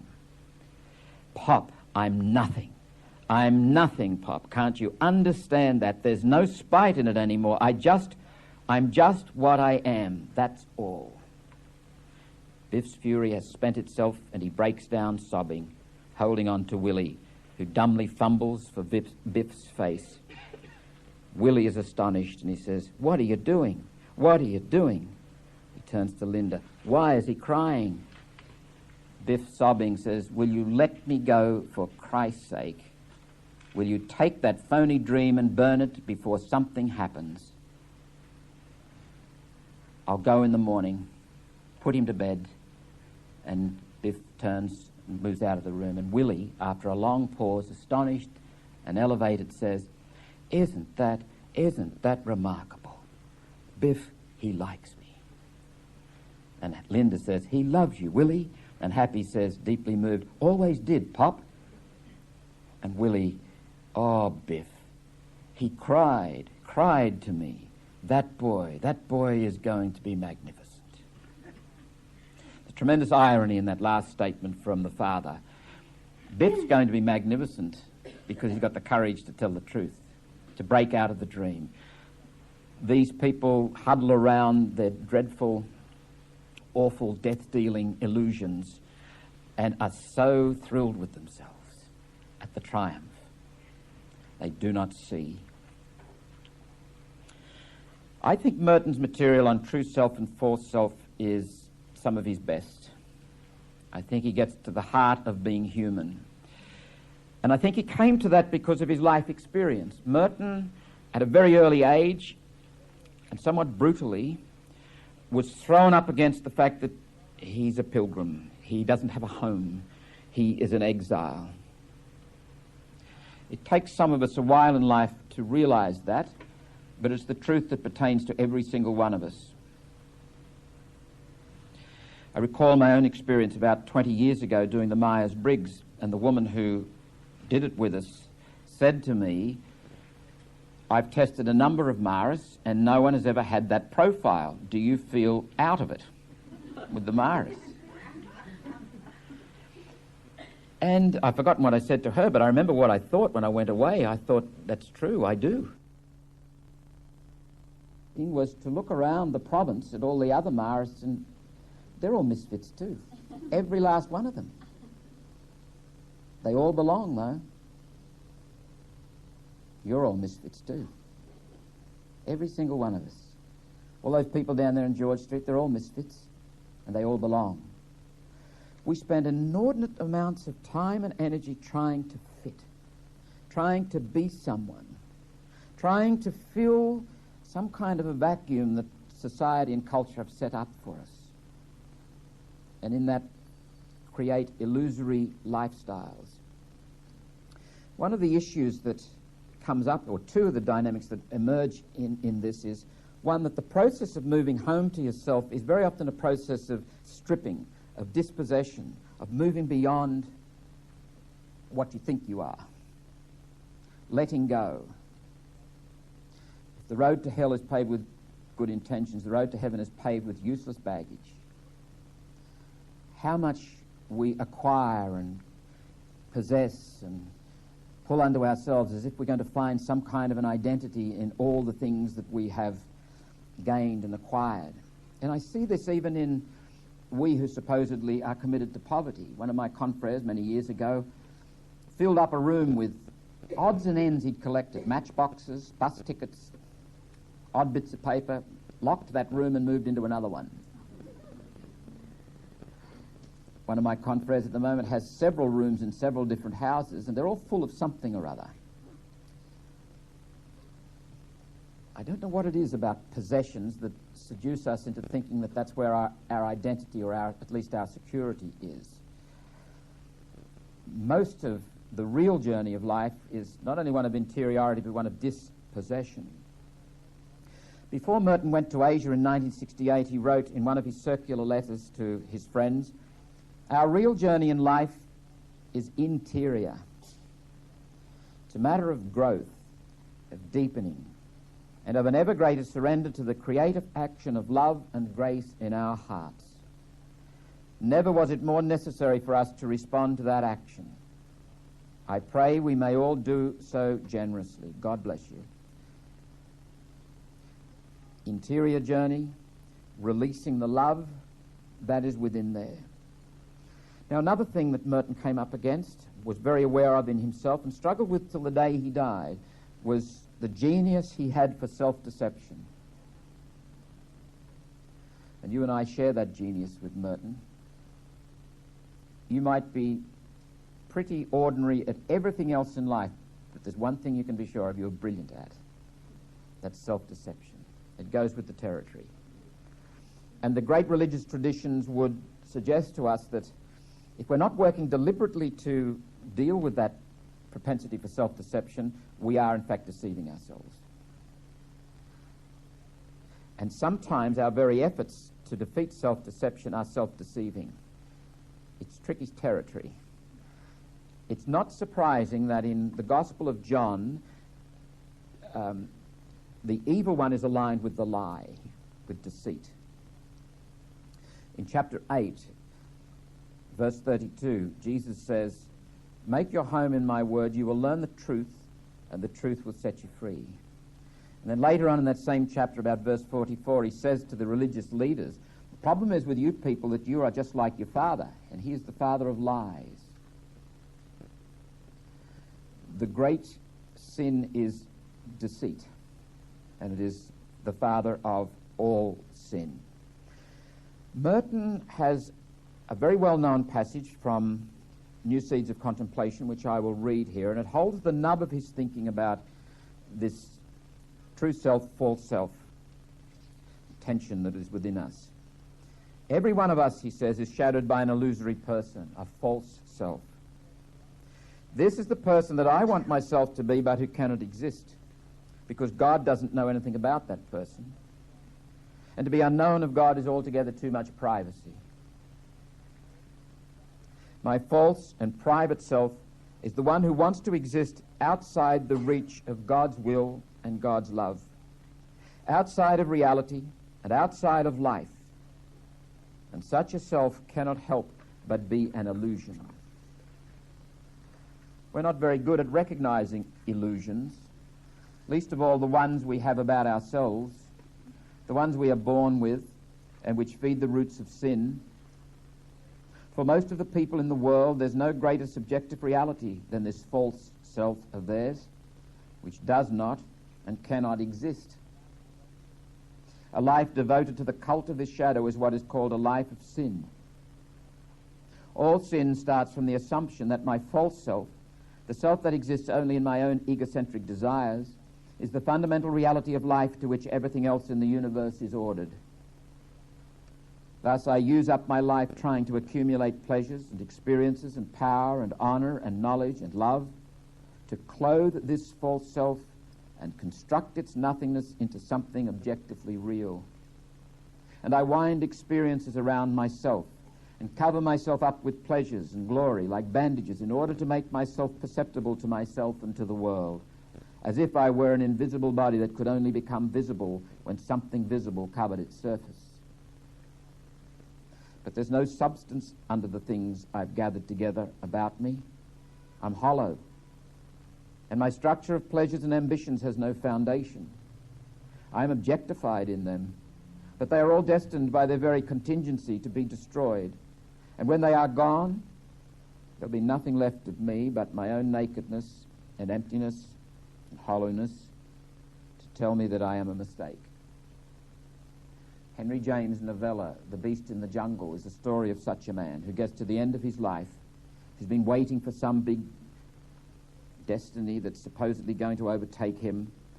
The person he loves dearly, or who loves him dearly, you wonder whether he loves anybody, very narcissistic, dies, and it's in the presence of her death that he realizes that what he's been waiting for is his life, and it's gone. I think it's possible to live without living, to actually miss your life. It'd be a terrible end. Now, this kind of issue doesn't beset trees and frogs and clouds and dogs and stones. Samuel Beckett said, we don't have the pig's advantage. The pig's advantage is a pig is just a pig, whether the pig likes it or not. Pigs don't write books on angst and don't ask, who am I? Only human beings do that. And we have a choice. And therein lies both our possibilities for good and our possibilities for evil, our possibilities for greatness and our possibilities for self-demolition. And incidentally, let me just throw something in here. Don't let yourself be sidetracked into rationalism in dealing with this. Merton comes out of the monastic tradition, and his thinking is all experiential. The rationalist will say, well, hang on, Michael, what do you mean by the true self? Indeed, what is true? What is real? Once you've put the discussion onto that rational footing, it's good night. I do not believe it is possible to discover the truth of who I am in that rational way. We're talking about something that is trans-rational. If you ask yourself the question, what's going on? The invitation is not to a rational answer. The invitation is rather to listen and hear what is going on, the truth of it and the lie of it. Don't be sidetracked by pseudo-thinking that is merely a rationalist escape from the chase. Merton writes, we are at liberty to be real or to be unreal. Choice is ours, not like trees or dogs. We may be true or false. The choice is ours. We may wear now one mask and now another, and if we so desire, appear with our own true face. But we cannot make these choices with impunity. Causes have effects. And if we lie to ourselves and to others, then we cannot expect to find truth and reality whenever we happen to want them.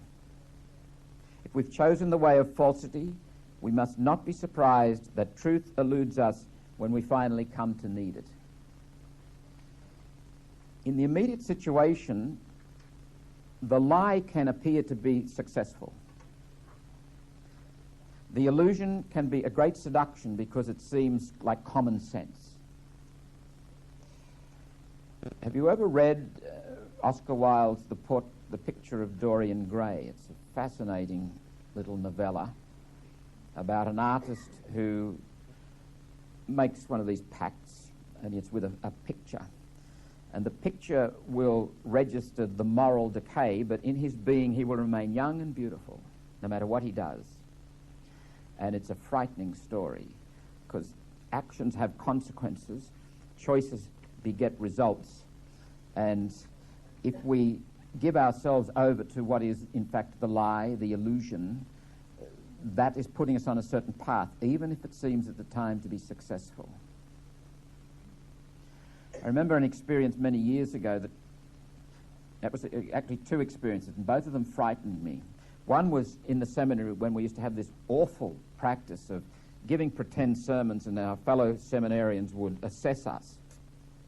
One of the most difficult experiences of my life, I think. And the layman who used to come in and help conduct these things, Wally Maggs, said to me one day, he said, you know, that sermon you gave is the sort of one people would say, wasn't that wonderful? And then if you caught them at the door of the church and said, what was it about, they wouldn't be able to tell you. The more articulate you are, the worse it is if you don't believe what you say. The other experience I had was actually hearing someone else do that. I think they were doing that anyway. They were saying true things, but there was just no heart in it. There was no energy. There was no power. And I thought to myself, what's the matter? There's something, I agree notionally with everything here, but it's not working. And it occurred to me that as a priest, I can easily slip into the role, be seduced by the illusions, and waste my life. Yes, and have people saying, wonderful sermon, Father. Isn't that good, Father? How wonderful you are, Father. And like the portrait of Dorian Gray, picture of Dorian Gray, somewhere back there is a picture that's just falling apart. Many of us clergy in this time have been brought home to ourselves either through crisis or through tragedy. It's awful that it has to be that way, but the kind of idealization of the clergy within the Roman Catholic Church was profoundly destructive, which forced many of us into a pseudo-existence, a non-identity, a false self. And we can't exist that way anymore. Or you can, I suppose, if you really force the issue, but it's not a happy way to live. And it's certainly not a fruitful way to relate with anybody. Dietrich Bonhoeffer in Germany in the 30s made a comment about the Christian churches, which I think applies to us today. He was one of the founders of the Confessing Church, you will remember. He critiqued his fellow Christians and said, if you go on trying to protect the system by adaptation and political strategy, pretty soon you will find yourself so far down the track of total confusion and impotence that you will not be able to do anything in the face of the evil that is Nazism.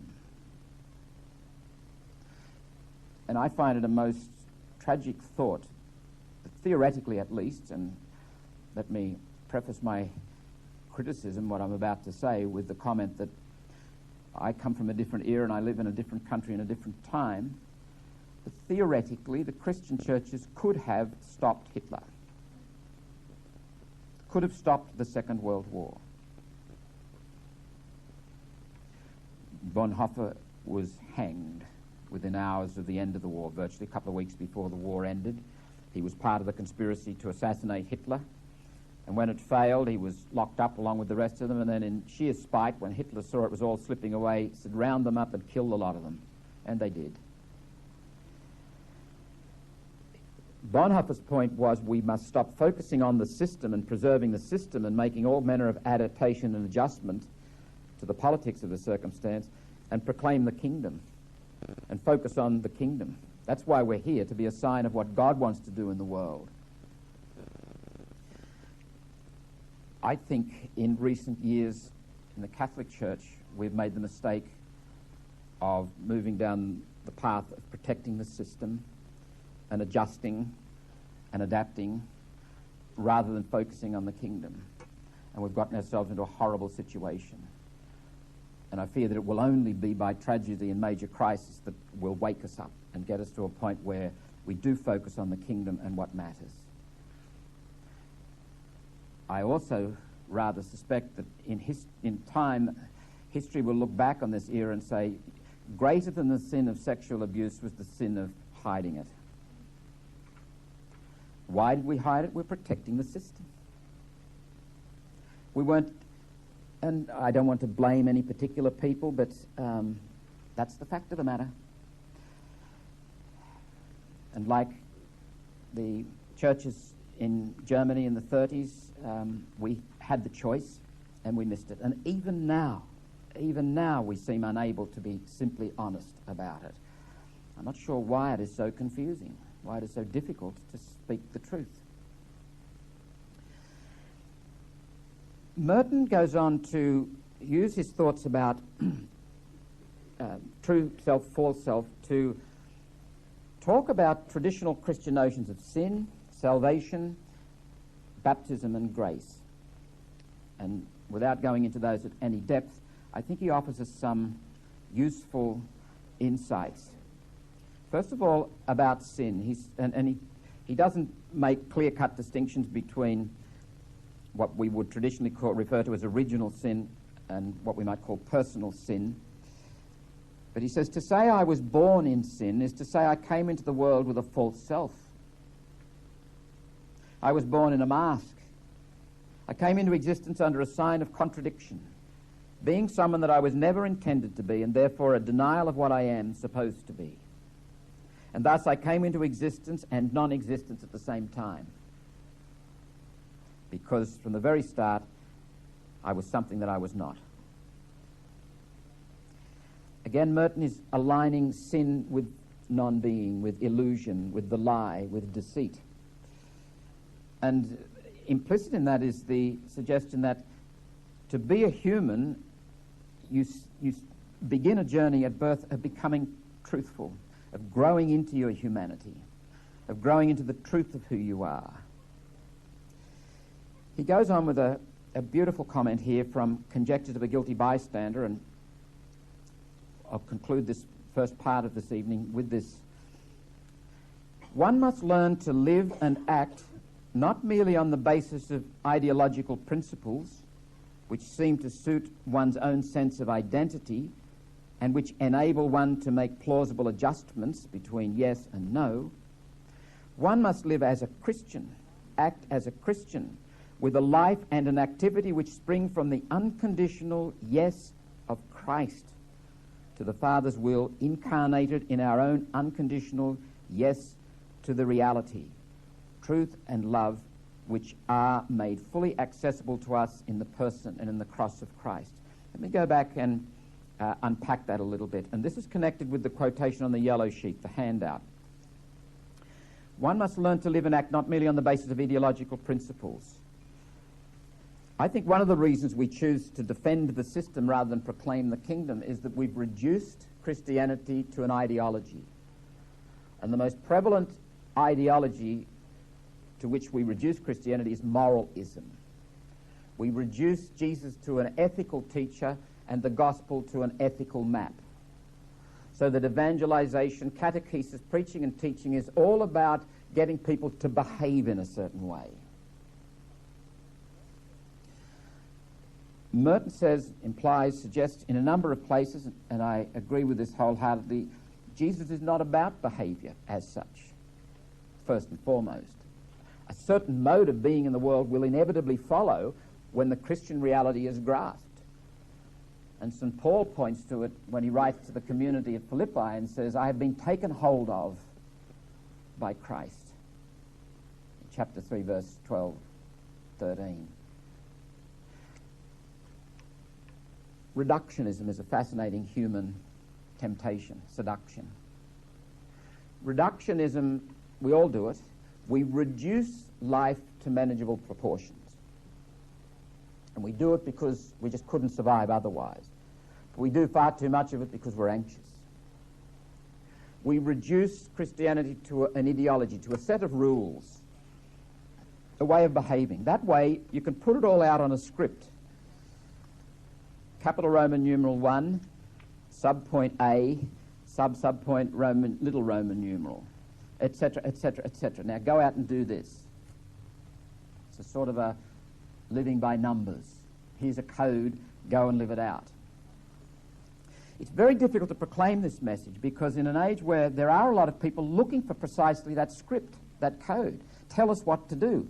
Tell us what is right. Tell us what is wrong. Show us what is good behavior and what is wrong behavior.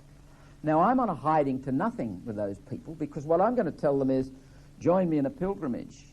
I'll share my ambiguities with you. Come and understand what it is to live in paradox and to not know where you're going, to walk in the darkness and trust. Hey, I know someone who'll tell me the rules, and that's where I'm going to go because I want to be clear. I want to know where the line is in the sand. I want to know how far I can go, and I want to know exactly what is right and what is wrong. It's an ever-present seduction. And we are constantly reducing the enormous message, the wonderful, mind-blowing message of God in Christ to a set of rules, to an ideology. And being a Christian is not being about an ethical person. There is a profound, a radical, a stunning moral demand that emerges from the reality of the relationship in Christ. It is far more demanding than any morality that is present in moralism, the set of rules approach to life.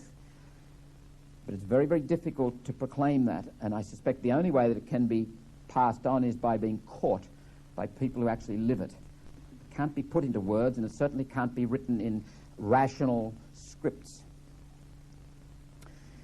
Just finishing off that quotation, then we'll go to coffee. This means that my life and my actions are seen as justified by the love of Christ, not by what I do. They're justified by the love of Christ for the world and for the Father. My life and actions seek their meaning in a world which has been reconciled with its own truth and its origin by Christ's love for it and for his Father. My acts are meaningful not merely when I do what I consider right, still less when I do what I imagine will let me be at peace with myself, but when my acts accord with the goodness and the blessedness which are in us and in the world by reason of Christ's love. Let us pause there and get a cup of coffee. Come back in about 10 minutes. This is tape 2 of Thomas Merton exploring his thought and spirit, session 4, Identity, evening. Mary Sparks just said to me, "You didn't leave any feathers on us tonight." She feels plucked, she said. So there you go.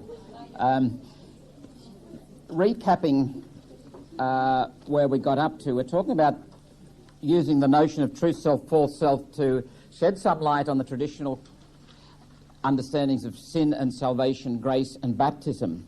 I think Merton's understanding of sin as illusion and the lie and the dishonest life is very much in accord with St. Paul.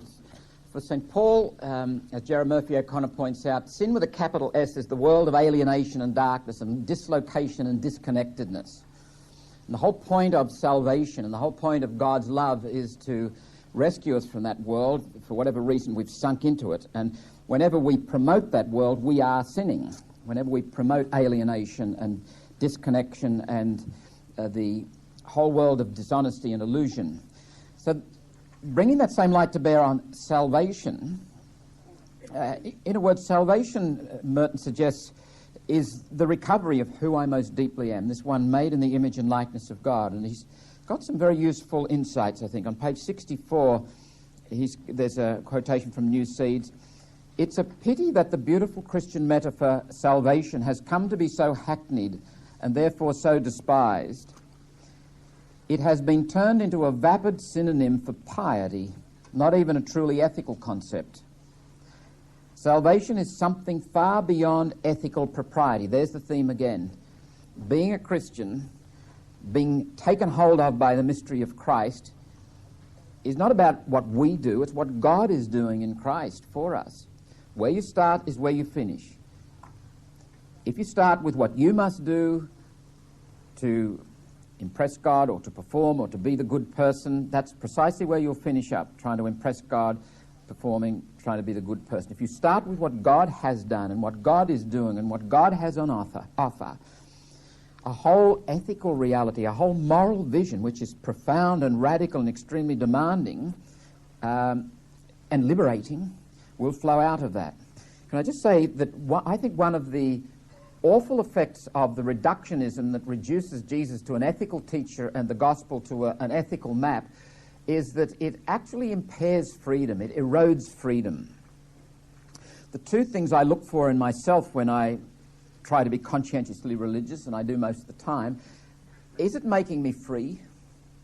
Is it making me more gracious? Signs of freedom and grace, I think, are the two best signs that there's something fair dinkum happening. The absence of freedom, or the erosion of freedom, the absence of grace, even in manner, in style, in word, in body movement, there's a grace or there's a lack of it.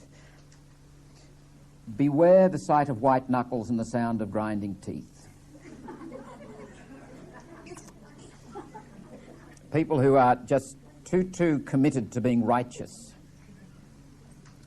The word of salvation connotes actually something much more than ethical propriety. It connotes a deep respect for the fundamental metaphysical reality of the human person. It reflects God's infinite concern for us, God's love and care for our inmost being, God's love for all that is his own in us, his Son. It is not only human nature that is saved by the divine mercy, but above all, the human person. The object of salvation is that which is unique, irreplaceable, incommunicable, that which is myself alone. This true inner self must be drawn up like a jewel from the bottom of the sea, rescued from confusion, from indistinction, from immersion in the common, the nondescript, the trivial, the sordid, the evanescent.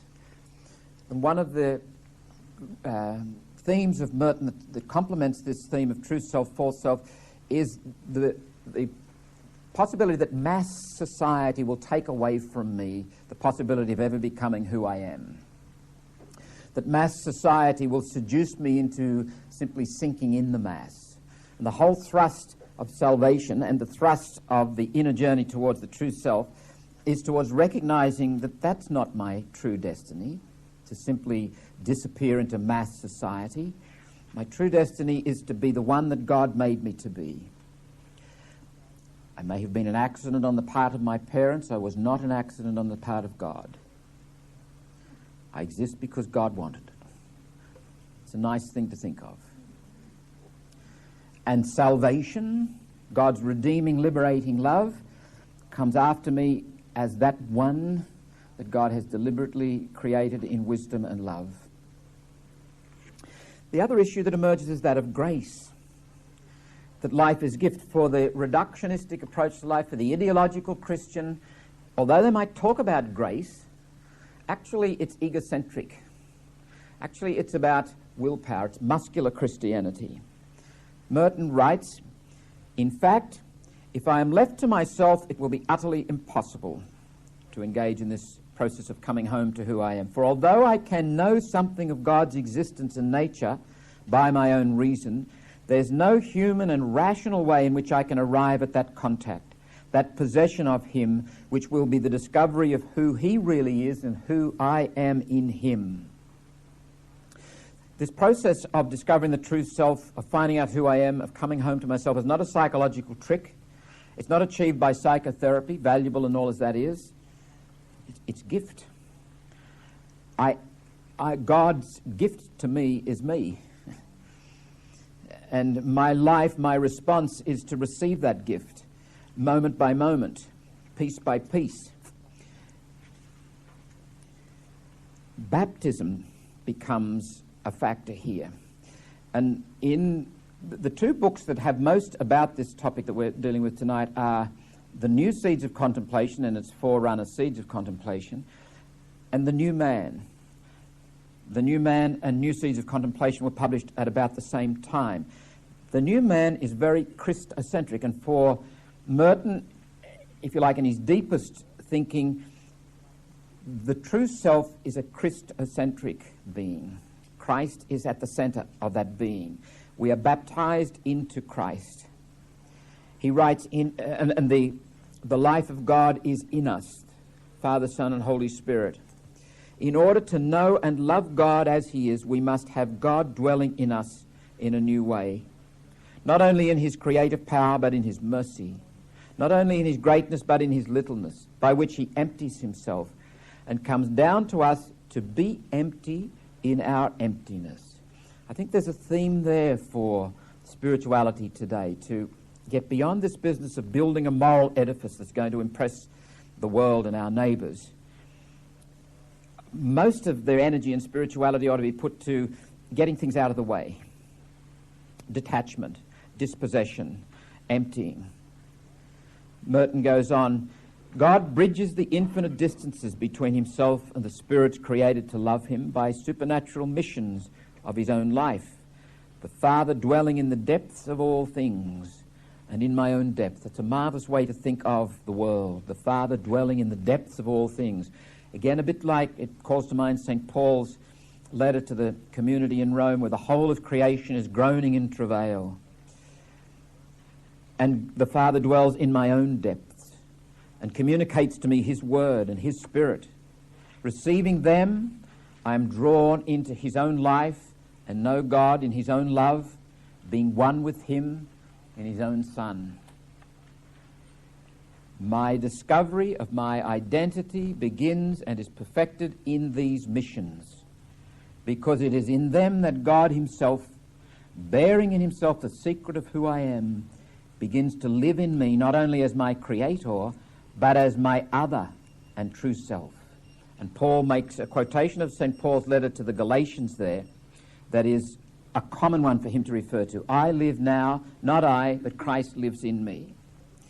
In the New Man, he writes, from the very beginning, this is footnote 15, from the very beginning it is evident that the most fundamental question raised by baptism is man's true identity.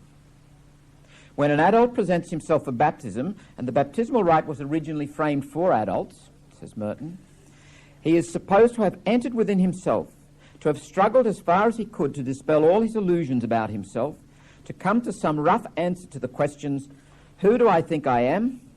What do I think I'm doing? And why do I think I'm doing it? There are two paradoxes involved in this, more than two, but two that I'd like to focus on tonight. And it's not surprising that we would come on paradoxes, and it's not surprising that Merton would emphasize paradox. His whole life he saw himself as travelling in the belly of a paradox, he says in the foreword to the sign of Jonas. The two paradoxes are these.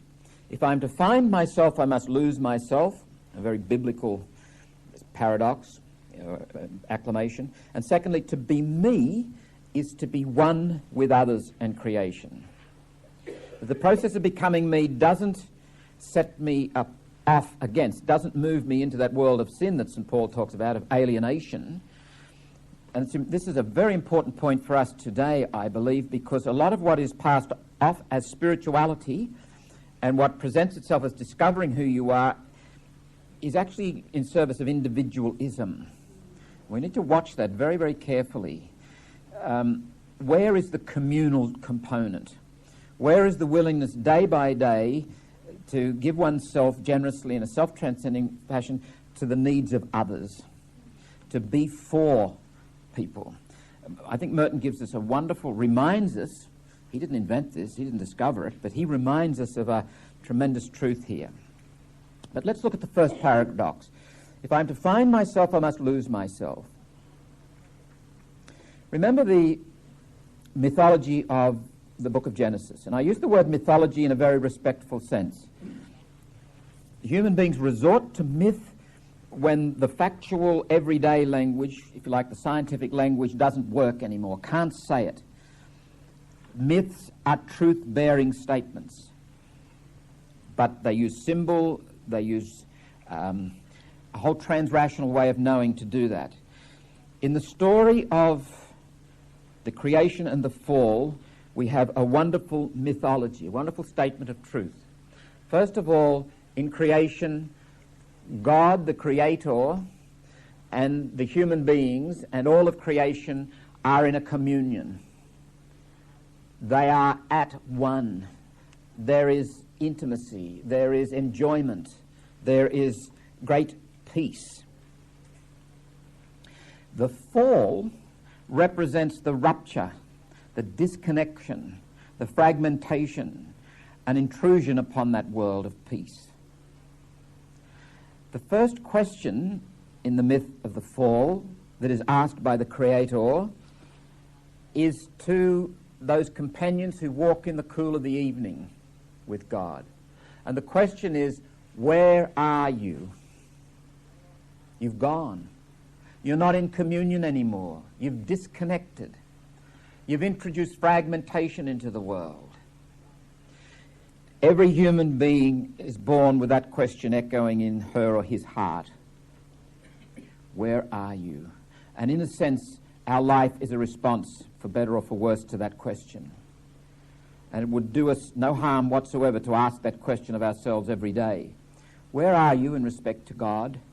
Where are you in respect to yourself? Where are you in respect to other human beings? Where are you in respect to God's creation? There's an irony in the question, of course, because the truth of the matter is I am in God. That's where my being is. So my being dislocated is not just dislocation from God, it's dislocation from myself. I am at odds with myself. I am far from myself. Merton writes, "The secret of my identity is hidden in the love and the mercy of God. Therefore I cannot hope to find myself anywhere but in Him. Ultimately, the only way I can be myself is to become identified with Him, in whom is hidden the reason and the fulfillment of my existence. Therefore, there is only one problem on which all my existence, my peace, and my happiness depend: to discover myself in discovering God. If I find Him, I will find myself. And if I find my true self, I will find Him." It's a homecoming. It's a restoration. It's a discovery of what is. I am in God. I am a creature of God. I am a manifestation of God's very life. And much of what I call life is not life at all, but illusion. A seduction away from life, a journey further into that world of alienation that St. Paul calls sin. In another place, Merton says, one of the paradoxes of the mystical life is, and I think Merton would accept the definition of mysticism as being one, knowing that you are one with the one, with a capital O. So that in a sense, every human being is called to be a mystic. Every human being is called to know that they are one with the one. To be fully human is to be a mystic. And the paradox of being a mystic is this: that a person cannot enter into the deepest center of himself or herself and pass through that center into God unless he or she is able to pass entirely out of himself or herself and empty himself or herself and give himself or herself to other people in the purity of selfless love. Self-fulfillment is self-transcendence. Coming home to yourself is going out of yourself and finding yourself in God. It's not emptying oneself and finding that there's absolutely nothing there. It's emptying yourself to find your true self in God. There's a very interesting author I'd like to introduce at the moment because he's got a practical piece of advice. His name is Michael Novak. Some of you may have read Michael Novak. I say he's interesting because he's travelled a journey that not a few intellectuals in the 20th century travelled, starting off very radical, very visionary, and becoming ultra-conservative and very restorationist. Paul Johnston is a character in England who's done that. Malcolm Muggeridge did somewhat that. I suppose it's a little bit like, I think it was George Bernard Shaw said, if you're not a socialist when you're 18, you've got no heart, and if you're still a socialist when you're 48, you've got no brain. Michael Novak in the 80s was providing what purported to be the theological and political and sociological rationale for Reaganomics and Reagan's view of the world. I found some of his stuff very Calvinistic, that sense that, you know, if you're rich, well, that's the sign of grace. God blesses you, sort of thing, with material well-being. Pretty horrid stuff. But early on, Michael Novak wrote some what I think is very insightful. And this little piece is worth reflecting on in terms of this journey home to myself, this encountering this paradox of losing myself, of coming home to myself. A person in this morning's class said, is there any hope for the us Willy Lomans? And it was asked with a sense of urgency, actually.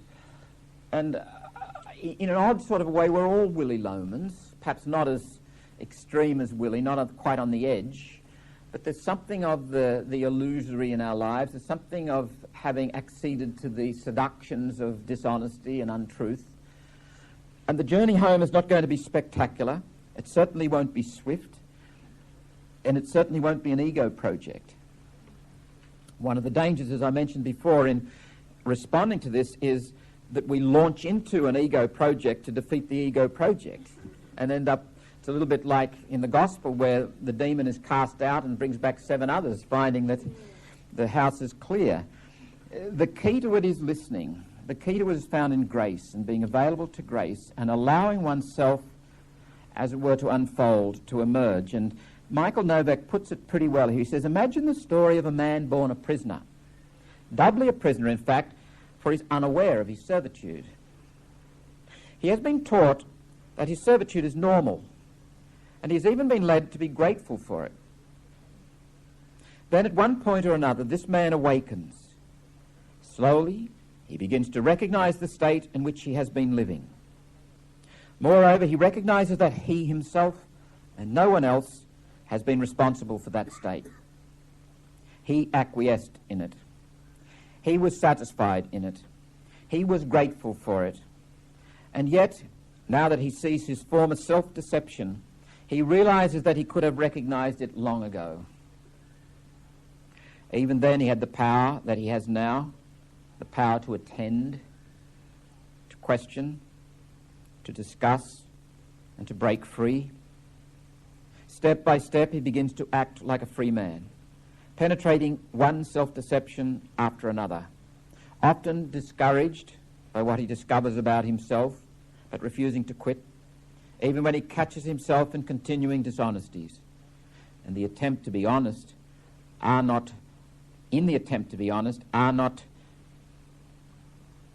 one's own dishonesties the greatest sorrows.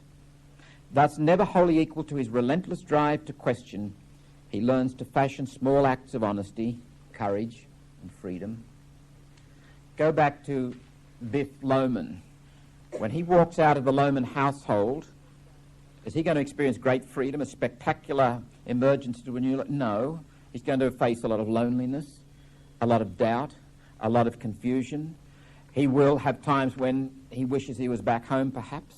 Maybe he won't wish he was back home, but there's nothing spectacular about this. This is not the way of mastery, where I'm being invited to. It's the way of submission. It's the way of facilitation. It's the way of participation. The theme of the Gospels is very, very clear on this. John's Gospel puts it beautifully in chapter 12. Unless the grain of wheat fall on the ground and die, it remains but a grain. But if it dies, it yields a rich harvest. Anyone who loves his life loses it. Anyone who hates his life in this world will keep it for eternal life. And Merton has a couple of interesting comments that gather a certain meaning, I think, and power in the light of that gospel image. In order to become myself, I must cease to be what I always thought I wanted to be. In order to find myself, I must go out of myself. And in order to live, I have to die. And another comment which suggests our topic next week of solitude. The desert is therefore the logical dwelling place for the man who seeks to be nothing but himself. There's one place where Merton says, those who go into the desert to seek themselves are likely to encounter a worthwhile, rich struggle. Those who go into the desert to get away from themselves will be torn apart. And the desert is available to you and me in the stuff of daily living, incidentally, and solitude is not necessarily going somewhere into the woods and being literally, physically alone. My identity, in fact, will be born of much dying. And incidentally, in our faith journey, part of the dying will be moments where we feel as though we've lost our faith. And what is happening is the God that we thought we believed in, the God that was more a projection of our own fears and anxieties and wishes, crumbles. It's time for it to go. And there's a sense of darkness. There might even be a sense of atheism, or at least doubt. Thomas Merton calls this a paschal rhythm, a dying and a rising. And it's spiraling. It's growing.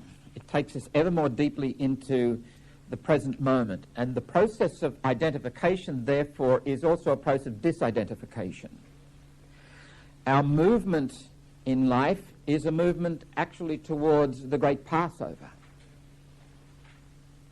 otherwise called death. And it is a movement which demands letting go. And if we haven't let stuff go, Michael Looning was interesting a couple of weeks ago. He said it's like death demands that we get down and go through a little hole And you can't go through a little hole if you're carrying a whole lot of baggage. You can let that go too. And Jeanette, who was there, said the coffin is the ultimate downsizing. Think about buying gifts for elderly people. One of the signs of life lived well is a simplification. My mum and dad are now 82, and I'll be... Mum finds Saturday horribly boring. She can't see anymore, and all you get on Saturday in Sydney, anywhere in Australia, probably is races and football and God only knows what. And she loves the serious conversation and so forth. So I'm taking her out for a drive on Saturday. But when I ask myself the question, what can I get Mum for her birthday? The answer is simple: nothing. What does she want? A gathering where there's people, where there's friends, there's family. That's what matters. Relationships. Again, it's that business of, and it seems to be part of our younger years where we gather and try and we think this is what life is all about. And sooner or later we get to the point where life takes us in hand, if we don't take it in hand, and starts to say, well, I'll have that, thank you. I'll take that away from you. So you can't move with the same agility you thought you did. Your memory's not quite as sharp. Your ability to stay up and work late at night gets reduced. And life's gently taking you by the hand and saying, come on, get real. It's actually a movement into truth and reality. It's a movement towards that little hole that you'll bow down and humbly go through, which you'll pass over. The second paradox, the many are one. I think this is somewhere near, for me anyway, personally, one of the most beautiful and rich concepts that Merton has given me this time around. And it's in tune with the old personalist psychology axiom that what is most personal is most universal. The more I come home to myself, the more I find myself with an affinity to other people, with a sense of union. Bernard of Clairvaux, the great Cistercian father of the 12th century, said, you can't weep for your brother or your sister if you've never wept for yourself. And the converse of that is, if you have wept for yourself, if you've come home and known yourself in compassion and mercy, that's how you'll feel towards your brothers and your sisters. That's how you'll go into the world. The judgmental attitude that we bring into the world is a terrible comment on us. It says to me, Michael, you are insecure. You haven't faced what you need to face. The demons are gnawing away at your inside, your soul is crying out, and you're blaming others. Stop and pay attention, listen. And the more I come home to myself and face that brokenness especially, that reality of who I am, the more likely I am able to go to the world with a sense of love and bring it peace.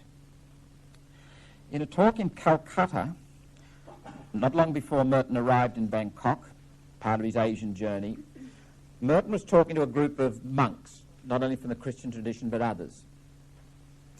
And he set aside his written talk. You'll find what he said in the Asian Journal. In the end of the talk, he said this, and I like to think it was a moment of great light for Merton himself as he said it. It's not new in the sense that Merton was saying something that only dawned on him in 1968. If you go back to 1949, you'll find the seeds of it. It's that we are one. And again, it's very much in tune with St. Paul and his theology. Merton said at the end of that talk in Calcutta, the deepest level of communication is not communication, but communion. It's wordless. It's beyond words, and it's beyond speech, and it's beyond concept. Not that we discover a new unity, we discover an older unity. My dear brothers, we are already one, but we imagine that we're not. And what we have to recover is our original unity. What we have to be is what we are. That, in a sense, is that last sentence is a beautiful summation of everything that we've covered tonight. What we have to be is what we are. What we must become is what we already are, in potency. But most of us are so far from that, maybe through no fault of our own. But the great vocation that awaits us, the great possibility, the great gift is to become what we are in the depths of our beings, largely buried, is this universality, this sense of communion. And there is one of the other themes of Merton's latter life. Merton was very conscious of the dangers of the mass society and becoming submerged and losing your true self. But one of the consequences of that was the breakdown of communication. And communication moved so far away.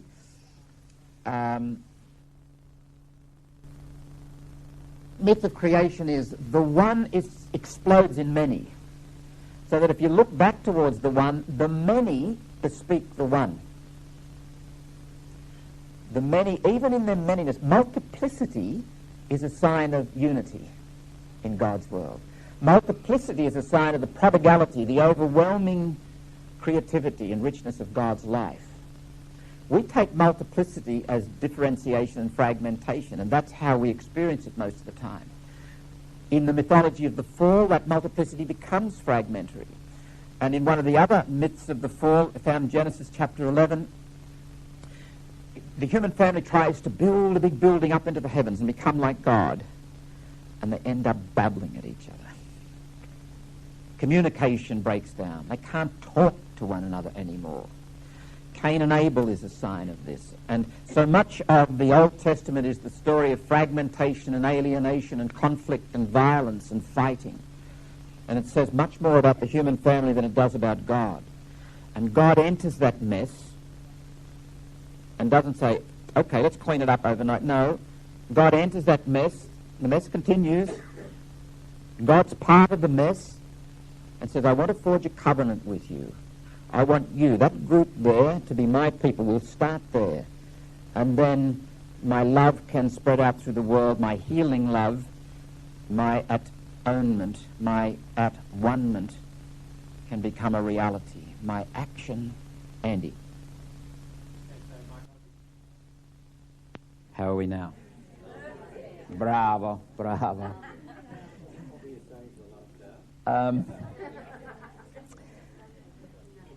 The covenant enters the world. God's action in the world draws humanity, the human family, through the chosen people into a covenant of love, which is manifest in the presence of Jesus Christ, the incarnation of God in the world. And the covenant is sealed in his blood. And Jesus is the great healer, the great reconciler, the great bringer together, the one who will atone, bring about the oneness that we have lost. And that is really our vocation, and that reconciliation has already been given. I don't have to achieve the reconciliation. If I discover what is reconciling, I will be a reconciler. If I am captured by the mystery of God, if I'm taken hold of by Christ, I will go into the world in that way.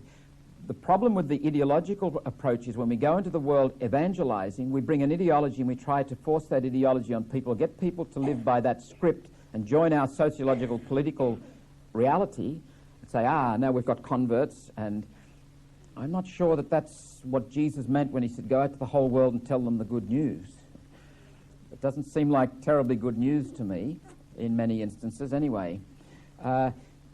This sense of oneness becomes for Merton in a most practical way a source of other things. Before we move to that, though, let me draw your attention to St. Paul's comment to the Galatians, the community in Galatia. He says, there can be neither Jew nor Greek. There can be neither slave nor free man. There can be neither male nor female. For you are all one in Christ Jesus. Now, it's not a matter of going out and telling people that. You and I have to actually experience that and actually feel it in our toes, in our guts, in our beings, that we are one. And if we're stuck on the reductionistic approach and moralism and behaviour and drawing lines, we become exclusive. This is very inclusive, extraordinarily inclusive. And I wonder whether a lot of our difficulties and our worries about bad behaviour, as we define it, wouldn't just take care of themselves and be actually healed and taken up in the embrace of God's love if we went to the world as people who actually felt that in our guts.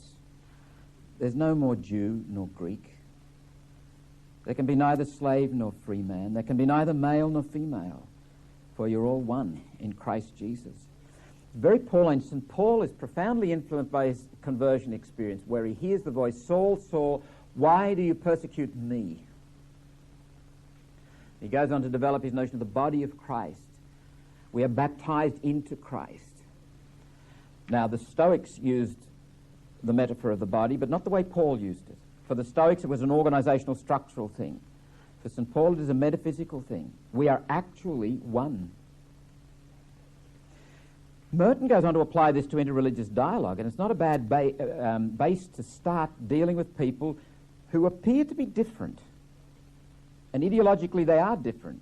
Culturally, they are different. They have different dogmas and so forth. But there's, for example, in 1966, there was a Hindu man wrote to Merton and said, I have some students, I would like to give them copies of your book, Raids on the Unspeakable. Will you write in it for them? And Merton was only too happy to. And he started a correspondence with this man, Amiya Chakravarti, and Merton writes on the 13th of April 1967, it's not easy to try to say what I know I cannot say. I do really have the feeling that you have all understood and shared quite perfectly, that you have seen something that I see to be most precious and most available to. The reality that is present to us and in us, call it being, call it Atman, call it Nirma, or silence. And the simple fact that by being attentive, by learning to listen, or recovering the natural capacity to listen, which cannot be learned any more than breathing, we can find ourselves engulfed in such happiness that it cannot be explained. The happiness of being at one with everything in that hidden ground of love for which there can be no explanations. A beautiful summation of that notion of becoming one by coming home to who I most deeply am. Another person he corresponded with was a man by the name of Rabbi Zolman Schachter, who had escaped from Europe, from Poland during the war, and had come to the United States and studied there. And he initiated contact with Merton, went down to Gethsemane and visited him. I'm not quite sure what it was that drew him to Merton. Merton wrote to him some fascinating letters, some of which you'll find in the Cold War letters, which we'll look at in our final session. Merton says, the Jews have been the great eschatological sign of the 20th century. That everything comes to depend on people understanding this fact, not just reacting to it with a little appropriate feeling, but seeing the whole thing as a sign from God telling us. Telling us what? Among other things, telling Christians that if they don't look out, they're going to miss the boat or fall out of it, because the antinomy they have unconsciously and complacently supposed between the Jews and Christ is not even a very good figment of the imagination. The suffering servant is one, Christ, Israel. There is one wedding and one wedding feast, not 2 or 5 or 6. There's one bride, there is one mystery, and the mystery of Israel and the church is ultimately to be revealed as one great scandal maybe to a lot of people on both sides who've better things to do than come to the wedding.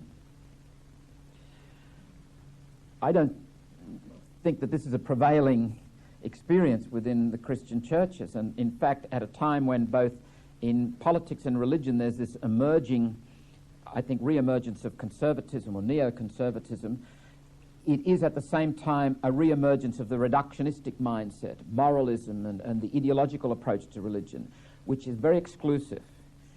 As I said earlier on, I'm on a hiding to nothing, and anyone who deals in these kinds of categories will find it very difficult, because there are a lot of people who are very anxious and want someone to tell them what the script is, what the code is, what the answers are, what is right, what is wrong, where is the line in the sand, please tell me. And I can't tell them where the line is in the sand. It's only by coming to experience this kind of thing, and Merton was speaking from experience, not from notional or rational conclusion about this oneness. In the 1962 version of New Seeds of Contemplation, Merton has added another chapter. One of the several chapters he added, in fact, was called Union and Division. He writes there, reality is to be sought not in division but in unity, for we are members one of another. The man who lives in division is not a person but only an individual. The man who lives in division is living in death. He cannot find himself because he is lost. He has ceased to be a reality. The person he believes himself to be is a bad dream. The oneness is more real than differentiation. And insofar as there is multiplicity in a good sense, and paradoxically it works both ways, coming home to myself reminds me of the oneness, and discovering the oneness gives birth to the multiplicity, a respect for the huge multiplicity and the difference. The prodigality of God's presence in the world will manifest itself in a multitude of different ways. If I go down the ideological path, I want to rein that in. I want everybody to be the same, to look the same, to speak the same, to believe the same. Yes, there are orthodox teachings. Yes, there are some teachings that are wrong. Yes, there are behaviours that are right, and yes, there are behaviours that are wrong. Yes, yes, yes, 1,000 times yes. That's not where to start. Maybe the place to start is for, it's an interesting thing sometimes. Imagine if, Australian Catholics recently invited their readers, imagine if you were the Pope for a day, what would you do? And invite some fascinating comments, some very negative ones and some very positive ones. One of the things, if I was a bishop, one of the things I would do is say, there's to be no more preaching in this diocese. I want you all to sit in silence for 10 minutes after the word is proclaimed. Be still and listen, and then spend, say, 5 or 10 minutes then reflecting with the person next to you about what you have heard. And then let's assess this after, say, 5 years. What have we learned from the process? What difference has it made? It would be an interesting experience, an interesting experiment. One last thing, and this is a delightful little note to end on. Merton found this coming home to himself, true self, getting beyond his illusions, actually a personally healing process. And he writes in a journal entry of March the 2nd, 1965. This is before he'd actually come to live full-time in the Hermitage, which was a few months away yet. One thing the Hermitage is making me see, that the universe is my home and I'm nothing if not part of it. Destruction of the self that seems to stand outside the universe only as part of its fabric and dynamism. Can I find true being in God, who has willed me to exist in the world? This I discover here, not mentally only, but in depth, especially, for example, in the ability to sleep. Frogs kept me awake at the monastery, not here. They're a comfort, an extension of my own being. And now also the hum of the electric meter near my bed is nothing, though at the monastery it would have been intolerable. Acceptance of nature and even technology as my true habitat. Let's leave it there, and God be with you. Ponder these things, and we might see you next week. God bless.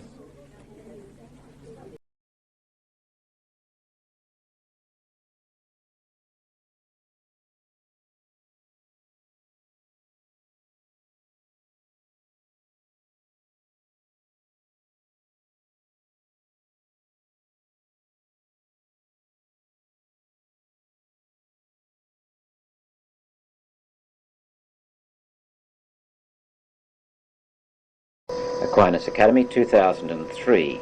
Thomas Merton, Exploring His Thought and Spirit. A series of 6 sessions presented by Michael Whelan. This is session 5, Solitude. This is the morning presentation, tape 1. Ladies and gentlemen, let's get underway. Welcome to you all for our 5th session together. We get more deeply into Thomas Merton's spirituality this week with a reflection on solitude, and I think solitude stands in relation to identity, our topic of last week, as, if you like, the way, or maybe even the instrumentality or the process, because for Thomas Merton, solitude was absolutely essential to him in coming home to himself and discovering himself, and much in what he writes would suggest that Thomas Merton also believed that it was more or less essential to... It's on out the back. Thank you for reminding me. It's essential for all of us. By way of epigraphs, I've chosen one from the writings of a Lady Doris Grumbash. I don't know if I pronounced her name correctly. She's an author, novelist, and she took 50 days on her own to help herself as a writer, actually. Had nothing to do with spirituality per se, from what I can gather. And she kept a journal. She used as the epigraph, incidentally, for that particular work, a quotation from Joseph Conrad's The Heart of Darkness. We live as we dream, alone. She opens that particular journal of 50 Days of Solitude with a quotation from another author, whom I don't know, D.M. Thomas. Apparently was famous for writing a novel called The White Hotel, for which he was invited to be writer-in-residence at a particular university in the United States. And Doris Grumbash writes, in a letter sent to me from Hereford in England, the writer D.M. Thomas explained why he had left his academic appointment at American University in Washington, D.C. so precipitously. He writes, it was a dreadful thing to do, my flight, but I had a sense of being in peril. As a person and as a writer, the same thing. I knew that if I spent 3 months being the successful author of The White Hotel, I would quite likely become that and that only. I have to be the unsuccessful writer of the blank page before me. I thought that was a very beautiful and challenging way to open our reflections this morning. Quite secular, but quite deeply human. Here is a person struggling with identity, as we reflected last week, wanting to be honest to himself as a writer. I'm assuming, yes, to himself as a writer.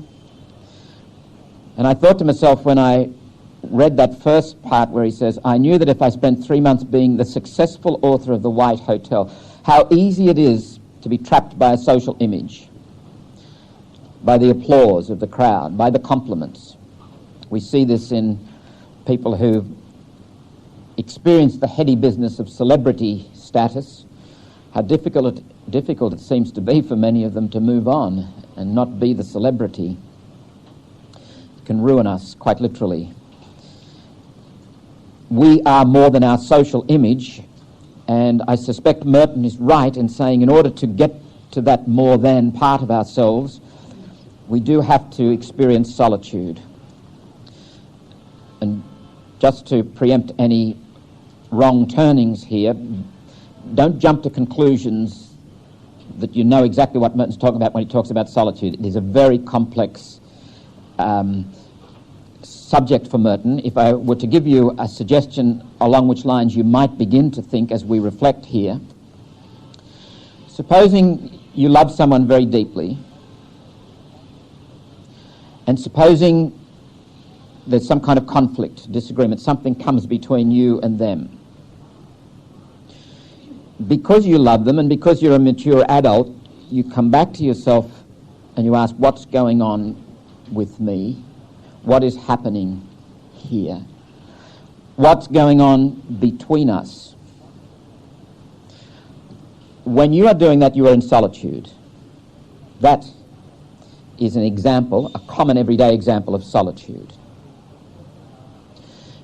And it is very like what Merton talks about, because what you actually discover, I think the experience of that kind of solitude is not individualism, but rather communion. That experience brings you closer to the other. Solitude begets community. The second epigraph is from a Benedictine monk from Luxembourg who was coming into the 1950s and 1960s, an internationally renowned medievalist, especially in the area of monasticism. Jean Leclerc still holds some preeminence of scholarship in that area. His opinion, I think, needs to be heeded. He was a close friend of Merton's. They developed quite a relationship through correspondence and personal meetings. And if you read Merton's Contemplation in the World of Action, which is a series of essays, Jean Leclerc has written a very fine introduction to that. And it's from that particular introductory essay that I quote now. Leclerc says, union with God is not the whole of the mystery, because the experience is at the same time communion with people. Solitude in which there is no activity at all, becomes for Merton the symbol of this absolute, ultimate, and inexhaustible encounter with God and with humanity. Nothing occurs, nothing happens, and yet everything is given, received, shared, given back by God to us in many ways. Through the written word, through conversation, through the example of a smile, of joy, and the message becomes more and more specific, simple in its form, more and more direct, and perhaps even shocking, but always more apt to leap over the barricades to push back the frontiers. Jean Leclerc is implying something that will come through in Merton's own writings, that solitude brings with it awareness. It also brings with it courage, because when we come home to ourselves and we are stripped bare, and the process of entering into solitude is to take away the dross, as it were, the barnacles that accumulate in the normal everydayness of life too easily, when we're stripped bare, we've got nothing to lose. People who've got nothing to lose can't be manipulated or easily oppressed. They are formidable foes, if you really want to take them on. They're very powerful. It's a good way to be. You discover the wonder and the power and the joy and the goodness of your humanity in that. Merton himself writes in his introduction to The Wisdom of the Desert Fathers, and Merton had a great affection for these wild men of the desert of northern Africa. And one of the first of them is a man by the name of Antony, and we have the life of Antony written by St. Athanasius. And Antony lived in the desert, we don't know how long, but he seems to have appeared there somewhere about the end of the 3rd century, about 270 AD, died about the middle of the 4th century at the age of about 100. One of the outstanding things about Antony was, after many, many years in the desert, more than 20 years living on bread and water and living a very, what to us would be a very severe ascetical life, he emerged from the desert. He was so attractive to people. People delighted to be with him. He was such a warm, loving and lovable person that people flocked just to be near him, to be with him. And I'm reminded of the gospel account of Jesus going into the desert and finding there some source of energy, some source of direction, focus in his life, and the people loved to be around him too. People who are free of agenda are much more lovable than people who are loaded with agenda, I suspect. People who engage in Velcro love, that's kind of love that sticks, are not as pleasant as people who can love you with no strings attached. Merton writes, What can we gain by sailing to the moon if we're not able to cross the abyss that separates us from ourselves? This is the most important of all voyages of discovery, and without it, all the rest are not only useless, but disastrous. That's worth pondering. If I'm at odds with myself, if I've not crossed the abyss, discovered myself, it's the most immediate, the shortest, the most difficult journey of my life. But if I'm not on that journey, my relationships with you will tend to be useless and maybe even disastrous. And he goes on to raise an issue here which will emerge in our reflections later. Proof, says Merton, and this is a typical Merton-type statement. The great travellers, and it's a sweeping generalisation which has got a little rider in it. He sort of starts off being very absolute and then pulls it back a little bit like a horse that's run away and says, whoa, this is going to throw me. However, take it as it's given. The great travellers and colonisers of the Renaissance were, for the most part, men who perhaps were capable of the things they did precisely because they were alienated from themselves. In subjugating primitive worlds, they only imposed on them with the force of cannons their confusion and their own alienation. I think he's got a very, very good point there. But our explorers and our colonisers, when I was in primary school, we learnt how wonderful it was that European settlers, particularly the English, came here and did wonderful things for this country and for those delightful people, the Aborigines, who could swim underwater and catch ducks by the feet. There was something very sinister, actually, in it. There was a dark side to all that. And Merton prompts us to reflect on it. Maybe there is an alienation they brought with them, a failure to come to terms with their own lives. And indeed, bringing my ancestors down here as convicts, I think is part of that. St. Bernard of Clairvaux in the 12th century, in his book Steps of Humility and Pride, really outlines the kind of thing Merton is talking about. Namely, St. Bernard says, we long to know and be in relationship with truth itself, that is, with God. But we cannot be in relationship with truth itself unless we are in relationship with the truth of our brothers and sisters. And we cannot be in relationship with the truth of our brothers and sisters. We cannot know our brothers and sisters until we're in relationship with the truth of ourselves, unless we know ourselves. This is Bernard of Clairvaux in the first half of the 12th century. And then he goes on to say what I think is an absolutely brilliant psychological insight. The only way you can know yourself is through compassion. Bernard of Clairvaux is not talking about a rational knowledge of details about oneself, as if I could know myself by knowing how tall I was, how heavy I was, who my parents were, my genealogy, where I live, where I was educated, what my genetic map is. That's not me. I'm more than that. And the only way you can know yourself, suggests Bernard, is by compassion. And he's in tune with the best of medieval thinking there, that to know is to love, and to love is to know. They are one and the same thing. We've tended to dislocate them in post-Enlightenment thinking. We think a lot about knowledge in terms of detachment, and the knower mustn't get involved with the object of the knowing. But in this deeper sense of knowing, which Merton is thoroughly immersed in, it really is an act of love.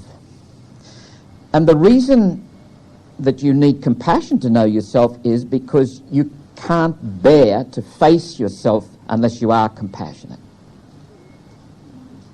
We are broken people. And the abyss that I am, the void, is too terrifying. And for Bernard of Clairvaux, indeed for the medieval mystical guides, this is an experience of compunction. At once, in compassion, you face yourself, and if it weren't for the fact that you also experienced the overwhelming, liberating mercy of God, you would have to back off or just go mad or disappear or do something horrible. But that experience of compunction, as they called it, from that word pungere, meaning to pierce, is the boiler room of the spiritual life, is the boiler room of your humanity. To know yourself in compassion enables you to know others in compassion. And Bernard goes on and says, how can you weep for your brother or your sister if you've never wept for yourself? We may go out and do things for others, but to actually be with the other as my brother or my sister requires me first to have come home to myself. And that is a matter of solitude, says Merton. Now, I've got some pages mixed up here. Bear with me.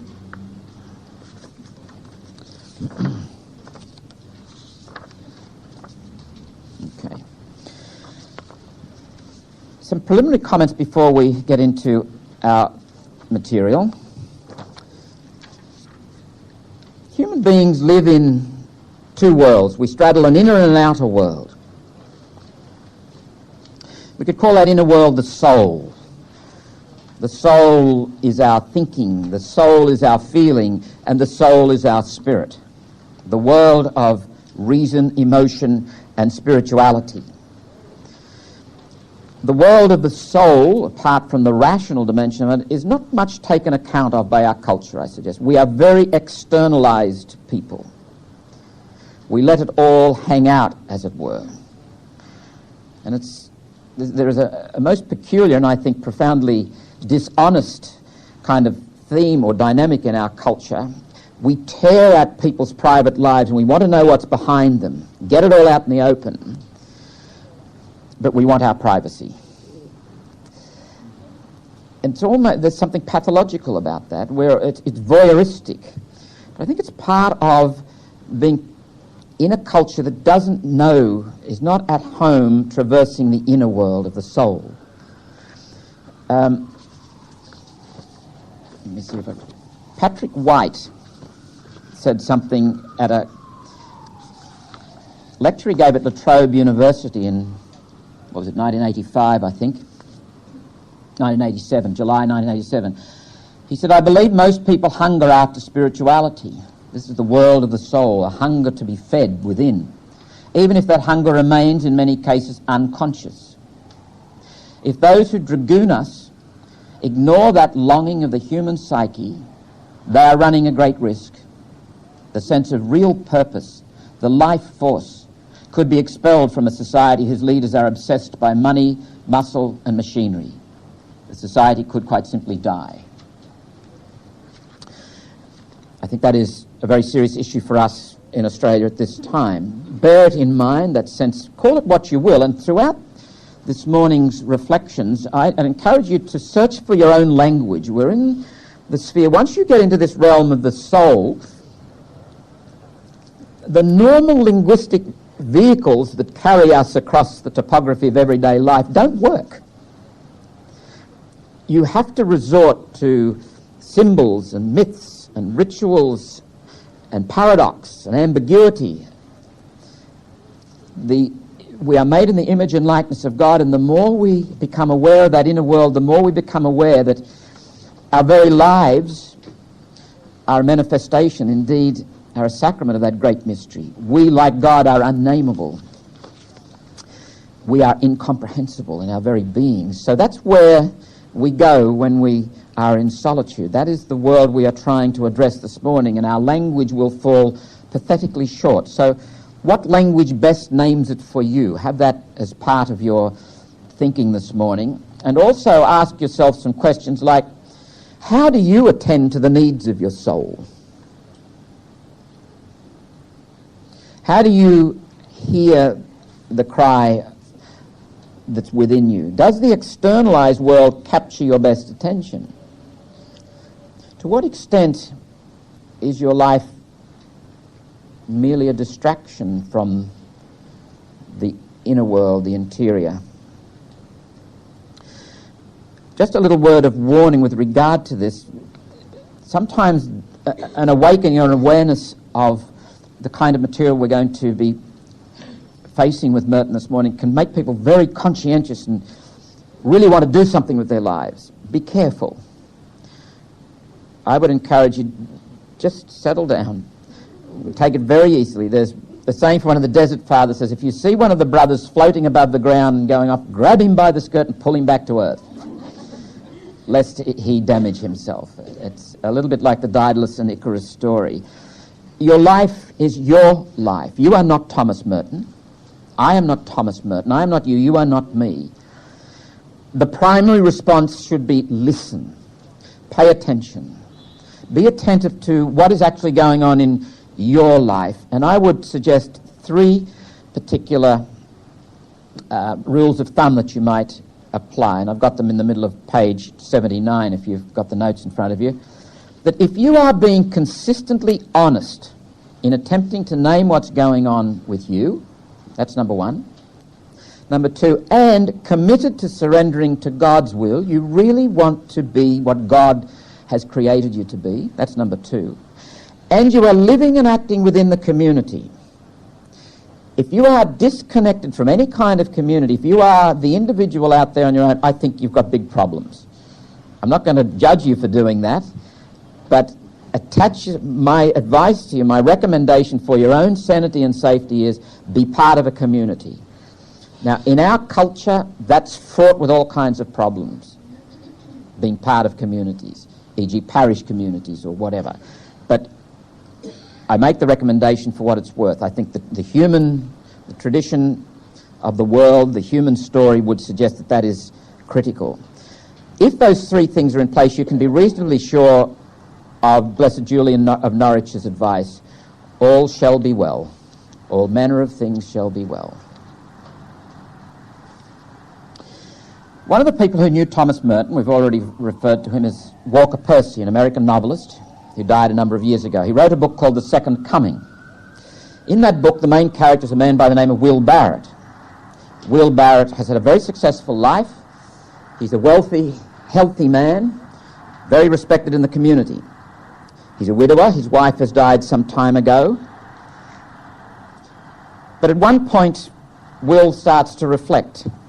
He says not once in his entire life had he allowed himself to come to rest in the quiet centre of himself, but had forever cast himself forward from some dark past he could not remember to a future which did not exist. Not once had he ever been present for his life. So his life had passed like a dream. As a consequence, Will's in trouble. Will is now, because he doesn't have work to distract him, and the pressures of phone calls and emails and investments and all that sort of stuff, people knocking on his door and making appointments, Will's got time to think. And he discovers he doesn't know how to deal with that inner world. He's never been there before. And that's the only world he's really got now. The externalized world has gone. The externalized world off whose stimulus he lived, it's gone. Who am I? Never forget I don't know whether I mentioned this to you, but I'll mention it again very briefly. One of the people in my life that I loved dearly was my mother's father, my grandfather, who was a reasonably prominent solicitor here in Sydney, very successful, grown up in Corindi and came to town, and a self-made man, and in every way he was very proud of himself. When he retired, I'll never forget this, I was a teenager at the time, he became so cynical and negative. In retrospect, I would say all of a sudden, that which kept him alive, the external stimuli, which gave him identity, was gone. There was no stimulus, there was no identity. And so Will Barrett is contemplating suicide. There at any rate stands Will Barrett, says the novel, on the edge of a gorge in old Carolina, a talented, agreeable, wealthy man living in as pleasant an environment as one can imagine, and yet who's thinking of putting a bullet in his brain. And so it goes. Then something happens. Two things happen, actually. First of all, Will Barrett sees a cat sitting there sunning itself, and it dawns on him, he says, why is it that cats are 100% cats? And human beings are, for the most part these days, about 2% human. Where's the other 98%, and why is it not there? He says, then as if, and the next thing happens, and this is the key to the story. He's reflecting on what's happened to the 98% in humanity, and why aren't we like cats, and what's the difference? And it's a little bit like Samuel Beckett's comment, we don't have the pig's advantage. Then, as if this were not enough, there occurred 2 minutes later a wholly unexpected and shocking event, which, however, far from jolting him out of his grandiose speculations about the modern age, only served to confirm them. In a word, no sooner had he opened the Mercedes door and stepped out than a rifle shot was fired from the dense pine forest nearby, ricocheting with a hideous screech from the concrete floor at his foot to a thunk in the brick of the inner wall. A vicious buzzing bee stung his calf. And this is the key. Percy goes on and says, later he remembered thinking, even as he dove for cover, was not the shot expected after all? Is this not in fact the very nature of the times, a kind of penultimate quiet, a minatory ordinariness of mid-afternoon, a concealed dread and expectation which only after the shot is fired we knew had been there all along? Are we afraid quiet afternoons will be interrupted by gunfire, or do we hope they will? Was there ever a truly uneventful time, years of long afternoons when nothing happened and people were glad of it? There's a metaphor that Walker Percy is exploring under this. The dread of living, from which we distract ourselves by activities, and since we can't continually distract ourselves, we actually depend on the world to stimulate us, and tragic events and traumas excite us. And then he goes on towards the bottom of page 80. The missing 98% is magically restored. How? By the rifle shot. In the very same motion of lifting his stinging leg, he is diving for the floor, hitting the concrete in a roll, shoulder tucked, Luger cradled in his stomach. He rolls over at least 3 times, enough rolls anyhow to carry him under the high-slung 1956 silver cloud and against the far wall, where now he is feeling himself to be himself for the first time, and so it goes. You can almost get the passion of it. The gunshot has brought back his life. And this Luger, that 2 minutes ago was pointed at himself, this instrument of violence and death, pointed at himself. Where's it pointing now? He's got 2 hands on it and he's pointing it toward the world. And so he lives because of violence. Let's leave Will Barrett there.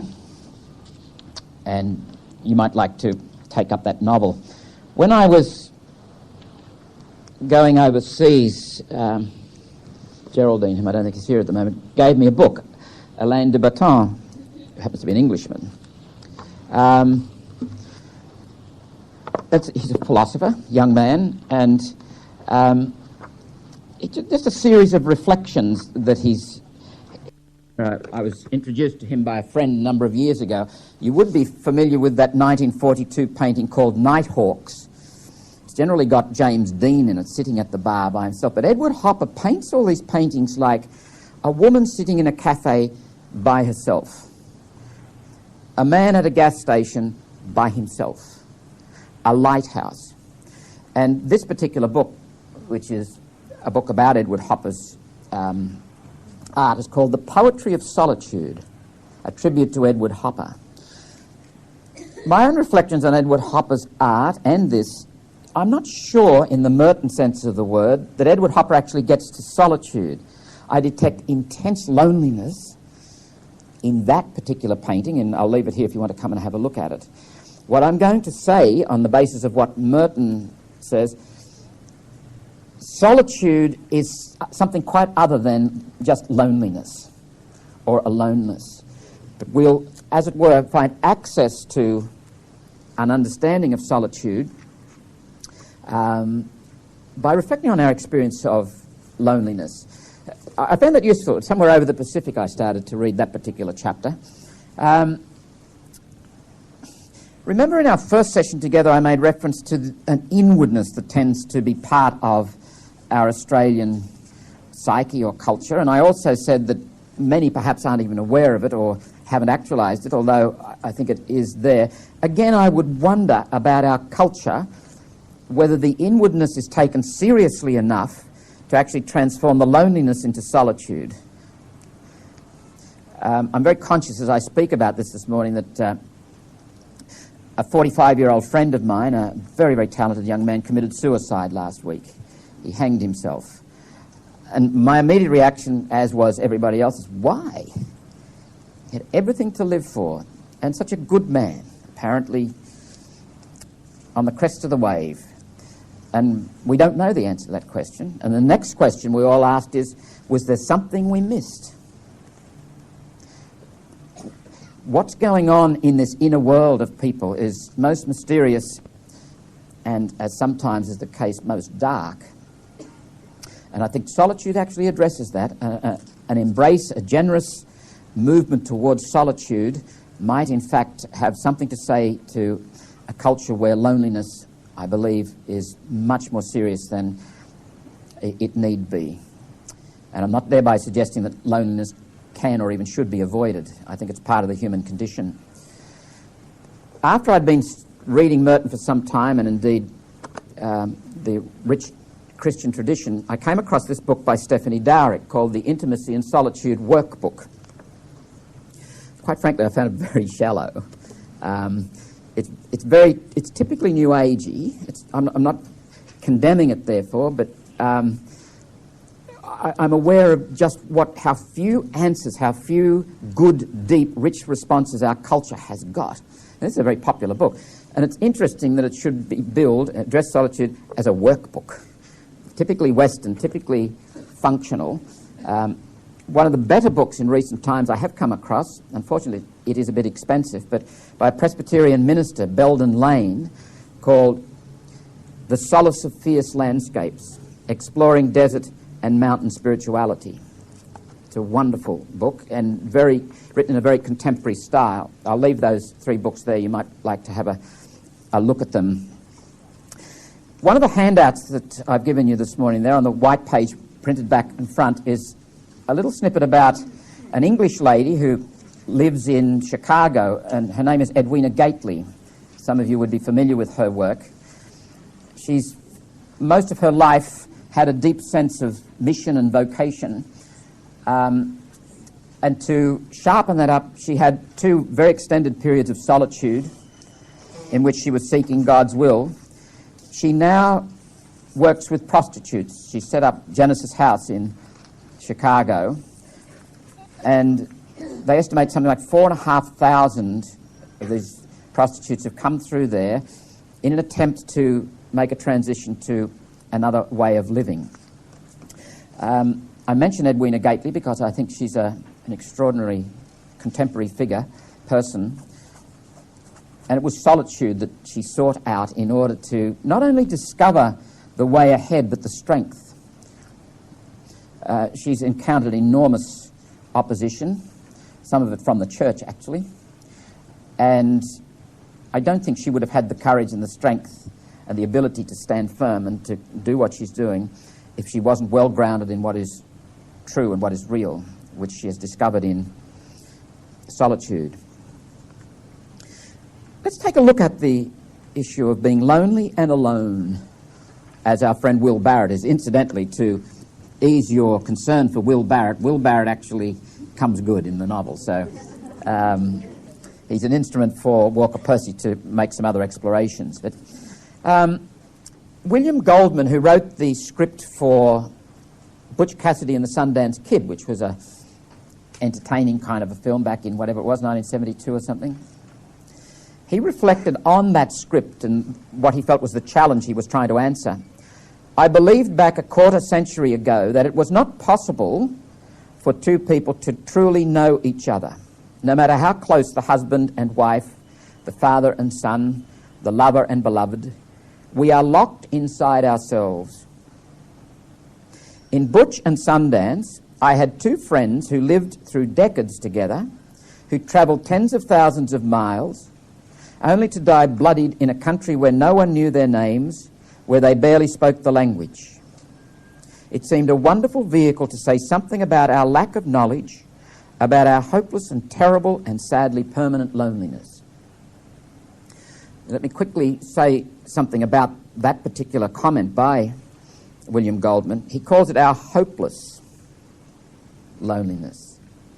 I would disagree strongly. He uses the word terrible. I would agree strongly.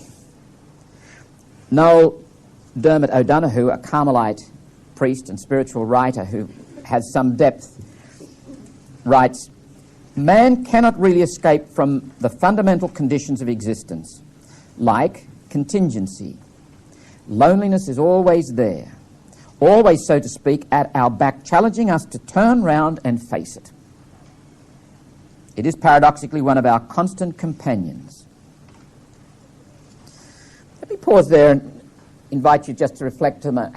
First of all, question, have you ever felt lonely? Now, it wouldn't surprise me if in this room there were some people who would say, I don't think I have ever felt lonely. My next question would be, why not?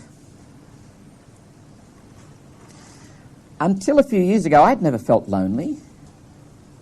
And when I started to reflect on that, I thought to myself, I think it's not that I've never felt lonely, I didn't name it loneliness. Naming what loneliness is quite a slippery thing, and I'll just leave you with that sense of a hanging thread there. What is loneliness anyway? And I'll come back to it in a moment. O'Donoghue goes on to suggest that for the most part we human beings, certainly in post-Enlightenment Western cultures, unwilling to face the experience of loneliness. It is interesting in the Aboriginal culture, the rite of passage, which has the young man, who's perhaps 13, 14 years of age, going off into the desert on his own to fend for himself.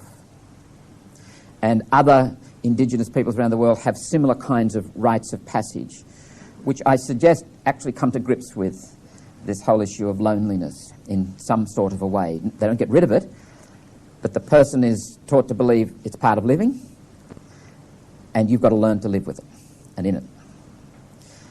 O'Donoghue goes on to reflect on that, the various ways that we do escape from our loneliness. And one of the most interesting ones there is in work, excessive work, various addictions. Some people escape into sickness. One of the most peculiar and fascinating human phenomenon that I came across is Munchausen syndrome. Have you ever come across anybody with Munchausen syndrome? It's fascinating. People who gain a knowledge of illnesses and diseases and fake the illness so that they will be operated on. It's a way of not only getting an identity, but getting care and approval and reassurance that you do exist.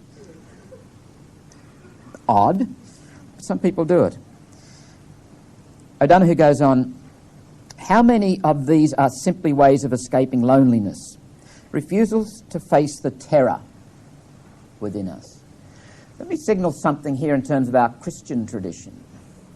I think the pivotal point of the Christian faith is the cross. Now, it's not only the cross, as I've just been reading a marvellous book by a Presbyterian minister from the United States, Alan Lewis, on Saturday, Holy Saturday, and he reminds us we have to remember that the Christian story essentially is a 3-day story. It is Friday and it is Easter Day, each of which is held at bay by Saturday. Held at bay in the sense that we know the ending, so we can, as it were, scoot through Good Friday because there's a triumph, we reckon, happens on Sunday. But actually the triumph happened on Friday. And Sunday is the affirmation of the triumph. And Saturday is an in-between time, a time of suspension. And he suggests that isn't a bad exercise for us Christians to set aside the conviction and the knowledge of Easter Day. What would Saturday have been like for the first disciples? Terror. Absolute despondency. Failure. I think God meets us in Jesus at the point of terror. And if we don't go there, our faith will never be fully alive. It will be a superficial faith. O'Donoghue goes on to draw a link between the escape from loneliness, however we do it. One of the most destructive ways, he suggests, is through violence. He's not the only one to suggest that. Eric Fromm suggests it too. He says, it would be interesting and valuable to discover how far loneliness and the fear of it lie at the root of war and aggression. And he quotes a Gaelic proverb, strife is better than loneliness. It's not only the Irish believe that. And towards the end he says, yet this is rooted, the solitariness that often is the life of the great leaders, or the people we call the great leaders, that they are very often lonely men, he says. If then we consider violence a false and disastrous solution to human problems, we should, in considering any group or movement, beware of the man who is lonely. For if men will choose suicide rather than contend with loneliness, they will all the more readily choose violence, whose worst result for themselves and others can only be death. Let me throw in another factor here, just to keep you from reducing this to something simple. Is loneliness different for males and or females? I think it might be. Do women have different ways of dealing with loneliness? Do men have different ways of dealing with loneliness? I don't know the answer to that question, but I suspect the answer is yes, to both the above. What I would like to do now is just reflect a little bit on the relationship between loneliness, aloneness, and solitude. And I would like you to be thinking about this too. And I'm using loneliness as a way into solitude, because loneliness, I think, if we reflect on it, is something we all experience. I'm not sure that we all experience solitude, and sometimes we may confuse the two, and I think they're very different. When I speak of loneliness, I'm describing the more or less painful feelings evoked by an awareness. I become aware, and that awareness, paradoxically, might be either conscious or unconscious, that I'm incomplete. That no person or thing or event can give the completeness that I crave, and indeed for which I am made, which craving I will never escape, which incompleteness will dog me till the day I die. Loneliness, in other words, implies a challenge within that I must face alone. No one else can do it for me or even with me except at a distance. Even someone who's the most intimate person in the world cannot enter that space that is mine, that is me, which generates the feeling of loneliness. Loneliness may arouse other feelings or manifest itself in feelings such as anxiety, fear, sadness, restlessness, depression, despondency, emptiness, self-pity, vague longings, desire to get out and do something, create violence. Loneliness may provoke certain negative behaviors such as flight, behaviors of evasion. For example, compensatory behaviors. Is it possible that I might misread my loneliness and think, well, what I am is I'm really hungry. And I'm not really hungry at all, I'm lonely. Or I am thirsty. God, I'd love a scotch. Really what I am is lonely. Or let's jump into bed together because I love you. What I'm really saying is I'm lonely. Compensatory behavior abounds. And in a very tolerant, affluent society, it abounds aboundingly. Or defensive behaviors. We work harder, longer hours, we get a lot of affirmation for our generosity. We're omni-available. Or we get out and, we compulsively socialize. Loneliness may also evoke a positive response in which I turn and face my feelings and I listen. The experience of loneliness might thus open me to the inevitable aloneness that lies at the heart of being human and contains the seeds of my true self. To the extent that I'm in flight, and loneliness is a cutting-edge moment, approach or withdraw, to the extent that I flee, and let me just indicate, I think there are times in loneliness where it's entirely appropriate you get on the phone and ring somebody up and have a yarn. I don't call that flight. I think that is a way, if it's done honestly, it's a way of actually entering the loneliness. At a deeper level is the inherent reality of who I am as a human being, the aloneness, which may be thought of as loneliness transformed from threat to promise. In other words, we face it because in this is promise of who I am, of truth, of reality. We will still experience the same radical incompleteness that no person, thing, or event can remove, but we do so with the conviction that it is life-giving rather than death-dealing. We now face, rather than flee, the incompleteness. And in facing, we know ourselves to be ultimately alone, and that is an essential part of who I most deeply am, and we learn to embrace it as something precious. Part of the great mystery that I am. And the aloneness may arouse similar feelings, actually. We may carry many of the loneliness type feelings with us, but it may arouse other feelings too. And one of the extraordinary experiences, and this is intimating the movement into solitude, when I face my own incompleteness and stop running away and stop playing games and stop thinking I'm hungry when I'm actually lonely, stop thinking I'm thirsty when I'm actually lonely, stop rushing off into work when I'm actually lonely, come home to myself, what develops out of that is a great sense of solidarity. You start to sense an affinity and a oneness with other human beings and a sense of pathos and compassion.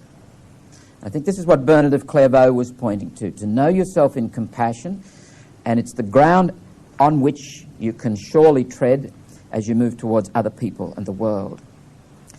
Finally, aloneness, if I face it effectively, and sometimes we may need serious guidance in this, tends to draw us into solitude. Solitude is the result of a fruitful inner conversation in which we submit graciously to our aloneness. Solitude is being where no one else can be. It is metaphysically impossible for anyone else to be there. Paradoxically, in the solitude of our beings, we begin to taste and experience the unity of all beings. In this place, we discover, as Merton did, there are no strangers. Everybody is welcome. Everybody is at home. And my very being can become a hospitable being. I don't feel the need to be defensive and engaging in compensatory behaviours. There's a freedom about it and a grace. Now, solitude, this inner solitude, may in fact be enhanced by physical solitude, by going for a walk by yourself in the mountains, or sitting under a tree in the backyard, or going down to the beach, or sitting on a bluff overlooking the water. But it may not be too. Depends why you go to these places alone. A person may experience solitude in a crowd and may avoid solitude on their own. Just being on your own is not solitude. The word solitude, of course, comes from the Latin word solus, which implies being on your own, aloneness. It's solitude, in the sense in which we speak about it here, involves some kind of choice, some kind of movement, some kind of action, which is peculiarly yours, and it is a facing. Before we move on to the next section, I think we might break for a cup of coffee there. Mari's got a comment that she wants to make, however.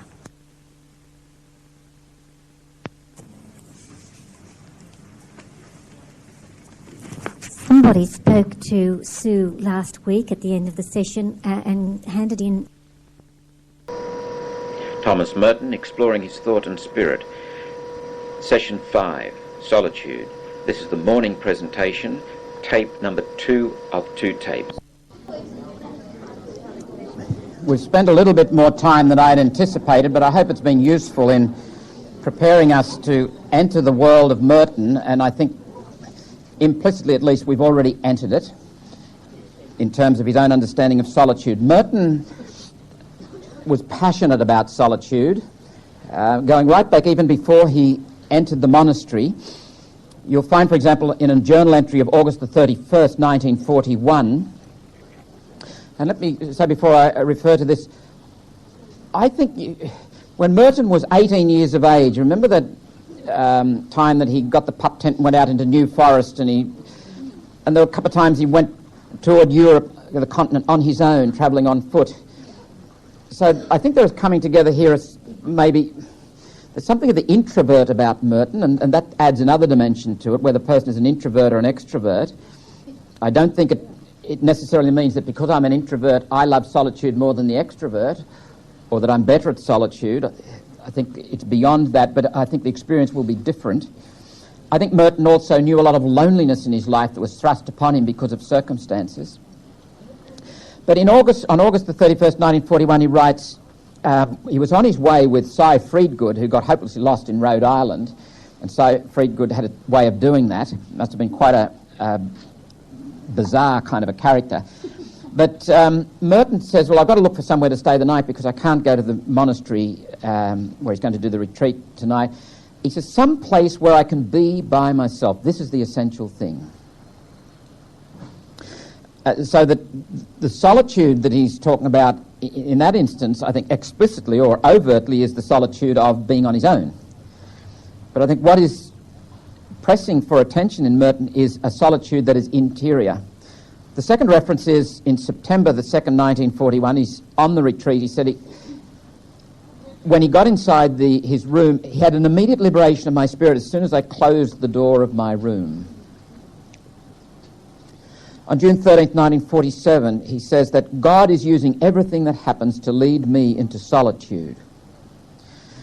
And then a beautiful story which involves a quotation from Raymond Lull, June the 27th, 1949, journal entry. "The wind ran over the bent brown grasses and moved the shoulders of all the green trees, and I looked at the dark green mass of woods beyond the distillery on those hills down to the south of us, and realized that it is when I am with people that I am lonely, and when I am alone I am no longer lonely, because then I have God and converse with him without words, without distraction or interference. Like the man in Raymond Lull who was meditating on the hill, and a stranger came to him and said, 'Why are you alone?' And he answered, 'You're right in saying I am alone. Before you came I was not alone. But now you are here with me. I am alone indeed.'" The paradox, the subtlety of it too. And in those first lines, "the wind ran over the bent brown grasses," there's solitude in that. In nature, in poetry, and artists pick it up. And Noel Dermot O'Donoghue suggests that art of its very nature does depend on a certain solitude and portrays it. September the 3rd, 1952, "I am now almost completely convinced that I'm only really a monk when I am alone in the old tool shed Reverend Father gave me."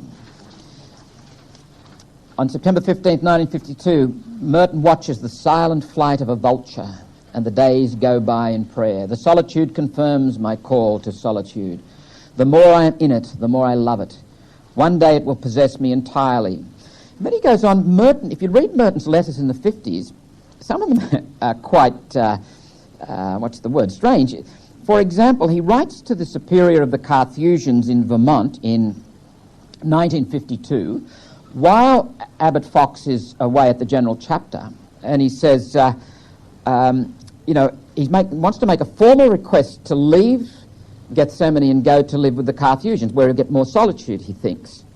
And he says, "Oh, by the way, I haven't mentioned this to Abbot Fox yet, but I'll tell him when he gets home." And he wrote to more than one bishop, saying, "Is there some place there, maybe I can have a hermitage and maybe do a little bit of odd parish work or something." He was very restless through those early years of the 1950s, coming into 1955 and so forth. Merton, I think it was, came up with the idea to build this little cinder block ecumenical centre. It's about about the size of one of our bathrooms, and it's got a bedroom. And as Brother Gerlach said to me, "What the hell is he doing in a bedroom in an ecumenical centre?" He said, in other words, all along, he had ulterior motives in promoting the building of this in the end of 1960. And in fact, Abbot Fox allowed him to go there on a part-time basis right through 1960, 61, 62, 63, 64. In August 1965, he was allowed to live there full-time. And I think they were amongst Merton's happiest hours and happiest days. I don't think Merton actually was a fair dinkum hermit. I think he loved privacy and he loved freedom, and he loved the opportunity to spend hours in prayer, to write, to think, to wander in the woods, etc. But he loved people too much to be a hermit. Michael Casey said to me once, looked at me as Michael does, and he said, "Have you seen the photograph of the hermitage? How many chairs are on the front veranda?" In a sense, that doesn't matter, because I think Merton says things about solitude that speak not just to hermits, but to you and me. And remember the example with which I began, of trying to deal with some issue of conflict. And I think that actually takes us to the place, and we enter the process, both of which, place and process, we call solitude. And what Merton is encouraging us, and what I would be joining Merton to encourage us, is to do that rather deliberately and more often than we are wont to do. All right, some preliminary reflections on what Merton understood as solitude. In a journal entry of January the 12th, 1950, Merton writes, "Solitude is not merely a negative relationship. It's not merely the absence of people. True solitude is a participation in the solitariness of God." And this is one of the themes that comes out in Merton's writings. It's not getting away, it's getting into. And it's a theme that I think relates to the whole issue of conscience. I can remember in the 1960s when the Vietnam protests were on and a lot of other things were happening, people used to say, well, my conscience, I'm going to follow my conscience. I suspect that many of us in those days, myself included, saw conscience as an escape valve, as a way out. Actually, conscience, understood at its best, and we only experience conscience when we come home to ourselves. Conscience is an expression, is the deepest sanctuary, as Gaudium et Spes describes it, the inner expression of who I most deeply am. Conscience is calling me home to myself. And solitude calls me home to myself and what is true and what is real, and it actually calls me to life in God, who is in all things. He goes on further down, for those who cannot be alone cannot find their true being, and there are always something less than themselves. For us, solitude means withdrawal from an artificial and fictional level of being. Fascinating paradox begins to emerge here, that withdrawing from a fictional community life through solitude, where one becomes real, actually, via that solitude, introduces one to real solidarity, real community. It is possible to be part of a group where there's lots of talking and lots of laughing and lots of camaraderie, but no real community. No fair income communion, where there are places where there's not a lot of talk, there's a lot of realism, there's a lot of honesty, and there is real community. The very fact, says Merton, the solitary finds himself on the level of a more perfect spiritual society, the city of those who have become real enough to confess and glorify God in the teeth of death. Solitude and society are formed and perfected in the sacrifice of the Mass. In 1953, he wrote notes in his tool shed, which were published in 1958 as Thoughts in Solitude. He writes, a man becomes a solitary at the moment when, no matter what may be his external surroundings, maybe in a crowd, for example, he's suddenly aware of his own inalienable solitude and sees that he will never be anything but solitary. In other words, and I think implicit in that, he faces it. Faces who he is, who she is. In a journal entry of December 13, 1960, on the 19th anniversary of his arrival at Gethsemane, he writes, work, to be a solitary and not individualist. And this is important. Solitude, like so many other aspects of human life, has its counterfeits. Just being alone is not being in solitude. Not concerned with mere perfecting my own life. You don't go into solitude to find some abstract thing called holiness.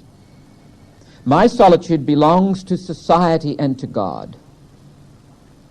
And if we think in first person plural rather than first person singular, so we think we, that includes those who are hermits. That includes all of us. We're all misfits and we all belong. And we are manifest in the hermit. Assuming the hermit is fair income and not just, mad or eccentric. But even if they're mad, in their madness they belong too. They're part of us. He speaks of his own inalienable solitude. You can't get rid of it. You cannot get rid of the seat of your loneliness, that part of your being that surfaces from time to time as loneliness. And it can be terrible. And even the person who goes into solitude and faces it doesn't take away the terror, it transforms it. We start to live it and realize that it's a place where there is life. Also, in solitude, and I'm looking at the second quotation from the bottom on page 86, there's a deepening of thought and awareness. There's a whole lot of themes coming up here which we'll develop more in a moment. Further on in 1966, Merton wrote in an essay to introduce the Japanese edition of Thoughts in Solitude, is it true to say that one goes into solitude to get at the root of existence? It would be better simply to say that in solitude one is at the root. He who is alone and is conscious of what his solitude means finds himself simply in the ground of life. He is in love. He is in love with all, with everyone, with everything, hence the universality and the sense of communion that is born of genuine solitude. He has a beautiful poem which was published in 1963 in the book called Emblems of a Season of Fury. If you seek a heavenly light, I, Solitude, am your professor. I go before you into emptiness, raise strange suns for your new mornings, opening the windows of your innermost apartment. When I, loneliness, give my special signal, follow my silence, follow where I beckon. Fear not, little beast, little spirit, thou word and animal. I, Solitude, am angel, and have prayed in your name. Look at the empty, wealthy night, the pilgrim's moon. I am the appointed hour, the now, that cuts time like a blade. I am the unexpected flash, beyond yes, beyond no, the forerunner of the word of God. Follow my ways, and I will lead you to golden-haired sons, logos and music, blameless joys, innocent of questions and beyond answers. For I, Solitude, am thine own self. I, no thingness, am the all. I, silence, am the Amen. I think that's Merton's most beautiful expression of solitude, and not surprisingly, because Merton is at his best in his poetry, I think, and that's not to say that all his poetry is very good, but when Merton's poetry is good, I think it's Merton at his best. One of the people who wrote about Merton was a Passionist priest by the name of Cashin, and I won't read it out, but he takes note of the fact that for Merton, solitude has a multiplicity of meanings. But when it comes down to it, and I'm looking at my notes in the middle of page 88, he quotes from Merton's book, Contemplative Prayer. And he says, the word heart, used by Merton, is actually a synonym for interior solitude, and it refers to the deepest psychological ground of one's personality. The inner sanctuary where self-awareness goes beyond analytical reflection and opens out into metaphysical and theological confrontation with the abyss of the unknown yet present. One who is more intimate to us than we are to ourselves. Let's explore the notion of solitude just a little bit more closely now, and I'm going to refer in a moment to Merton's major work on solitude, which was an essay entitled Notes for a Philosophy of Solitude. And typical of Merton's style, he never got round to actually doing a systematic presentation of solitude. It is in the form of notes, and it's got 3 parts to it. But before I do that, let me refer to the rule under which Merton lives. It's the rule of St. Benedict, which goes right back to the middle or the early part of the 6th century. Now, in the beginning of that rule, St. Benedict says that the rule intends to establish a school for the Lord's service. This is a place where you come to be human. That is, you live as someone whom God made you to be. And the aim is to facilitate a lifestyle whereby the monk shall run on the path of God's commandments, our hearts overflowing with the inexpressible delight of love. That's Benedict's intention. And his first word is our school to listen. And a little bit further on he says, listen with the ears of your heart. These are key concepts. Now, he warns against 2 kinds of people. He says, if you're in a Benedictine community and you're looking for people knocking on the door wanting to join, take care that you don't let any Sarabates or Gyrovagues join. Now, we all know who Sarabates and Gyrovagues are. We don't. And the scholars vary in their understandings of this. However, it seems that these are people who have problems with time and place. They can't stay in the here and now. They're always in flight. I'm looking at my notes, page 89, near the top. The Sarabates, Benedict says, their law is what they like to do, whatever strikes their fancy. And the Gyrovagues, Benedict says, they're always on the move. They never settle down. Recall one of the quotations which I gave you in our first session together from Miguel de Unamuno, the Spanish philosopher. He talked about the topophobes. He's writing in 1913 about, he said, our culture is topophobic, from the Greek words topos and phobia, fear of place. He said, look at the people around you. They're all moving, terribly busily, quickly. You'd think they were going somewhere. It's not that they're going anywhere, it's that they're fleeing someplace. They are topophobic. The gyrophobe is the topophobe. And Benedict, I think quite rightly, says, beware. These people have to change, and I think the implication is that they're not likely to change, so tell them to find a life somewhere else. Ruthless, but honest. Now, Merton is thoroughly immersed in this Benedictine tradition. And in the Benedictine tradition, there's a marvellous sense of paring life down to what actually matters. Their architecture is sparse. Their decorations are almost nil. Their manner of engaging in liturgy is very simple and very straightforward. No adumbration, no Baroque filigree or whatever. Merton writes then in his notes for a philosophy of solitude under three headings. First of all, the tyranny of diversion. Secondly, in the sea of perils. And thirdly, spiritual poverty. Now, these are not watertight compartments. There's a going and coming, and in each of them Merton covers more or less the same territory in a way. But we'll leave the headings that Merton uses. Merton is very impressed by Blaise Pascal and some of the thoughts that he expressed in his Pensées. For example, Pascal writes, "The only thing that consoles us in our misery is distractions.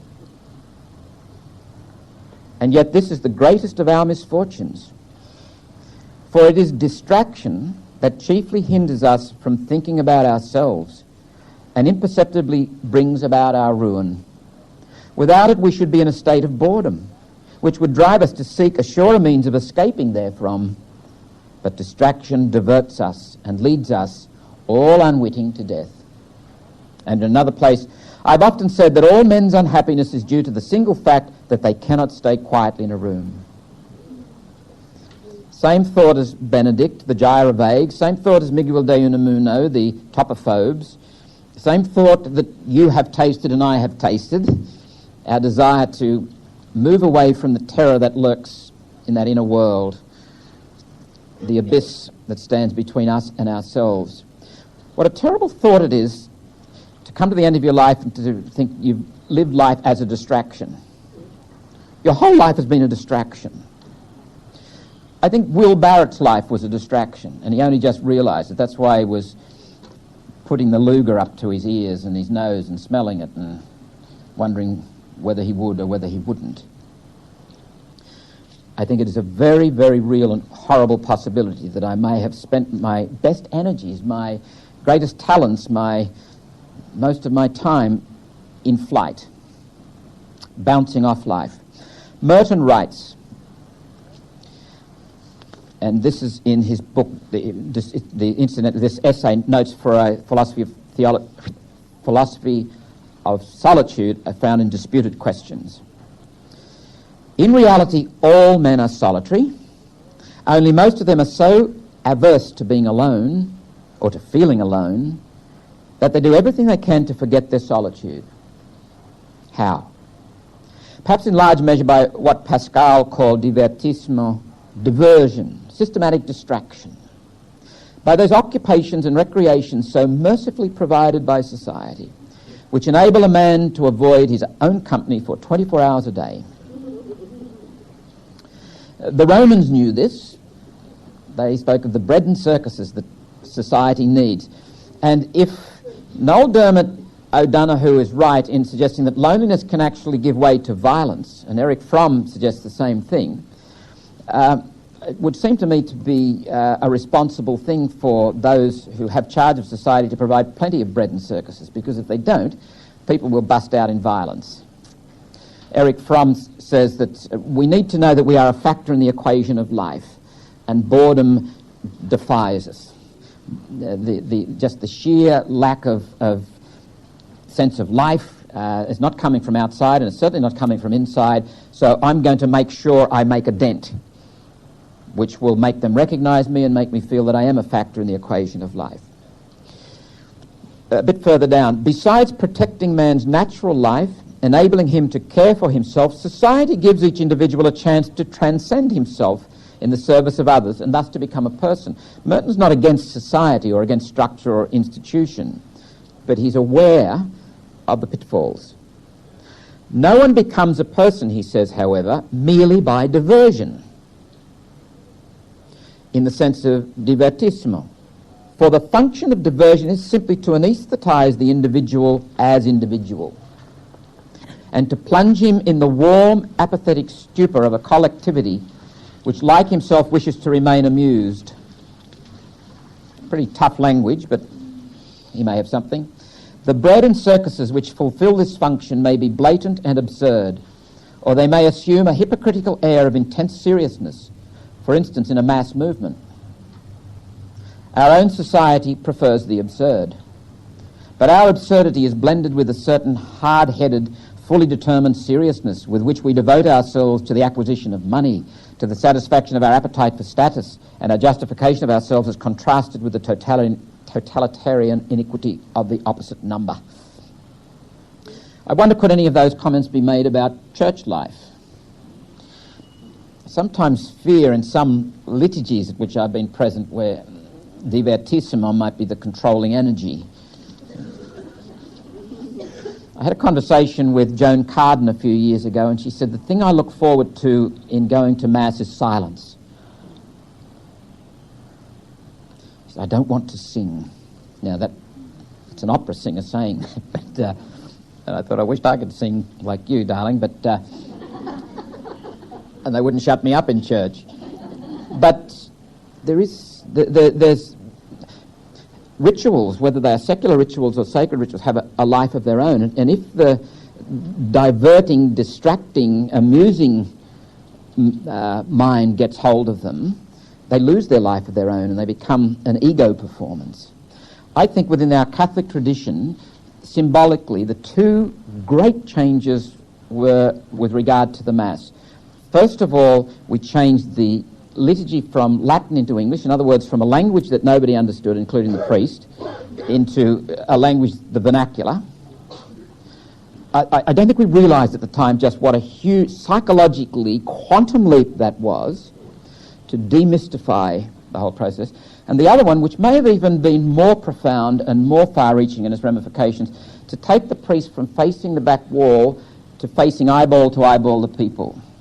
One of the effects of that is, if the celebrant of the ritual is facing the wall, speaking in a language that he and the people don't understand, except in a general sort of a way, it doesn't much matter what his personality is.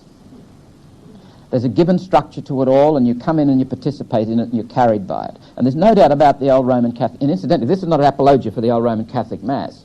I think it's a statement of fact. It just wouldn't work if you tried to reintroduce it now. But there was something very transcendent, something very wonderful about it, about the manner of it, as a ritual of reverence and awe. Now, there's enormous room for ego in liturgy. The ego of the celebrant, the ego of the one in charge of music or the dance or whatever it is, and ego is heavy, ego is burdensome, and ego doesn't allow the grace to move. Now, I'm not saying liturgy is always that way, but I think we do have some challenges on our hands. Yes? About facing, you talk about facing the people, but feet in the past face the direction, actually, with the people. Yes. And that direction is the frontality to the grave of how we fundraise or something like that. Yes. And sharp cathedrals are very limited. It's an excellent example. Yes. That church's position and the grave. Yes. Yes. I think Margaret's point is a good one, that I said facing the wall. In fact, that's what it was, but the thinking behind it was that the community faces towards God together.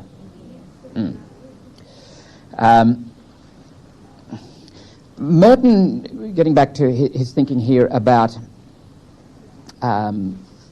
his getting beyond the diversions, The disconcerting task of facing and accepting one's own absurdity is absolutely essential to the whole process in solitude. And there you're going to come home to yourself and live happily ever after, you know. And the wicked witch was killed, or the giant was done away with. That's where the giant lives, actually. That's where the wicked witch lives. Sense of life and energy is because we find God there. We find life there. We find truth there. We find our very selves there. Merton says, it is only when the apparent absurdity of life is faced in all truth that faith really becomes possible. I think that's a fascinating and wonderful insight. I'm looking about the middle of the page, 91, about 6 lines from the bottom of the central quotation, beginning with the word incidentally. I'm reminded of Illich's comment that faith is getting the joke. Sometimes we take our dogmas and our rituals and our laws and the order of it all as if that's what religion is all about, and that's what we've got to preserve, and that's what we're committed to, and that's the essence of it. The truly religious person is beyond law, beyond dogma, beyond moral injunction, but lives within it, even though not of it. And it's only when you face your own absurdity that you get the joke. There is a wonderful link, I believe, between good faith and good humour. And I'm very, very suspicious of people who claim to have the faith but have no sense of humour. That's a problem.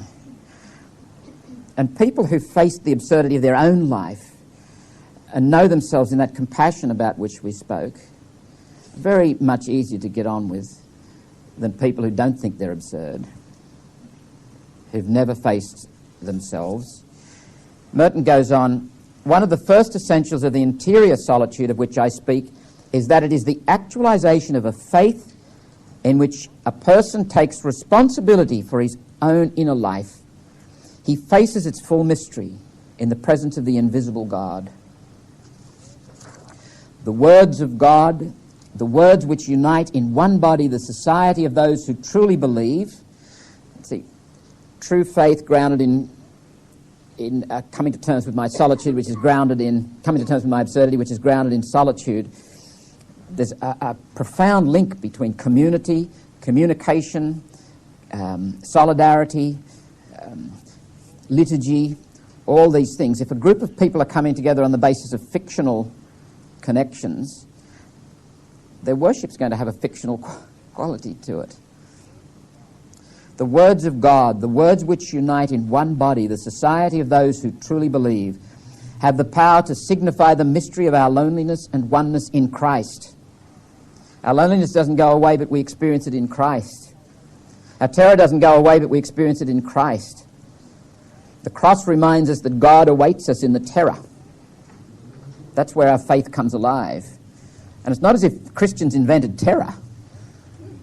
It lurks in the being of every human being. Christians just say, with Jesus, come on, follow him. It's safe to go there. We'll not destroy you. The words of God have the power also to illuminate the darkness, but they do so by losing the shape of words and becoming not thoughts, not things, but the unspeakable beating of a heart within the heart of one's own life.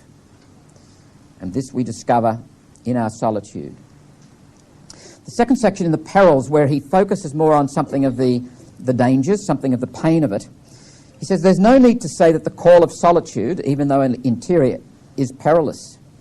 Everyone who knows what solitude means is aware of this. And he says in another part in this essay that we may need a good spiritual director when we start to face some of these issues. And there is a place too for a good therapist or a good friend. And there's maybe necessity for giving ourselves time and rest so that we get energy to engage in what may in fact be something of a fight, a struggle.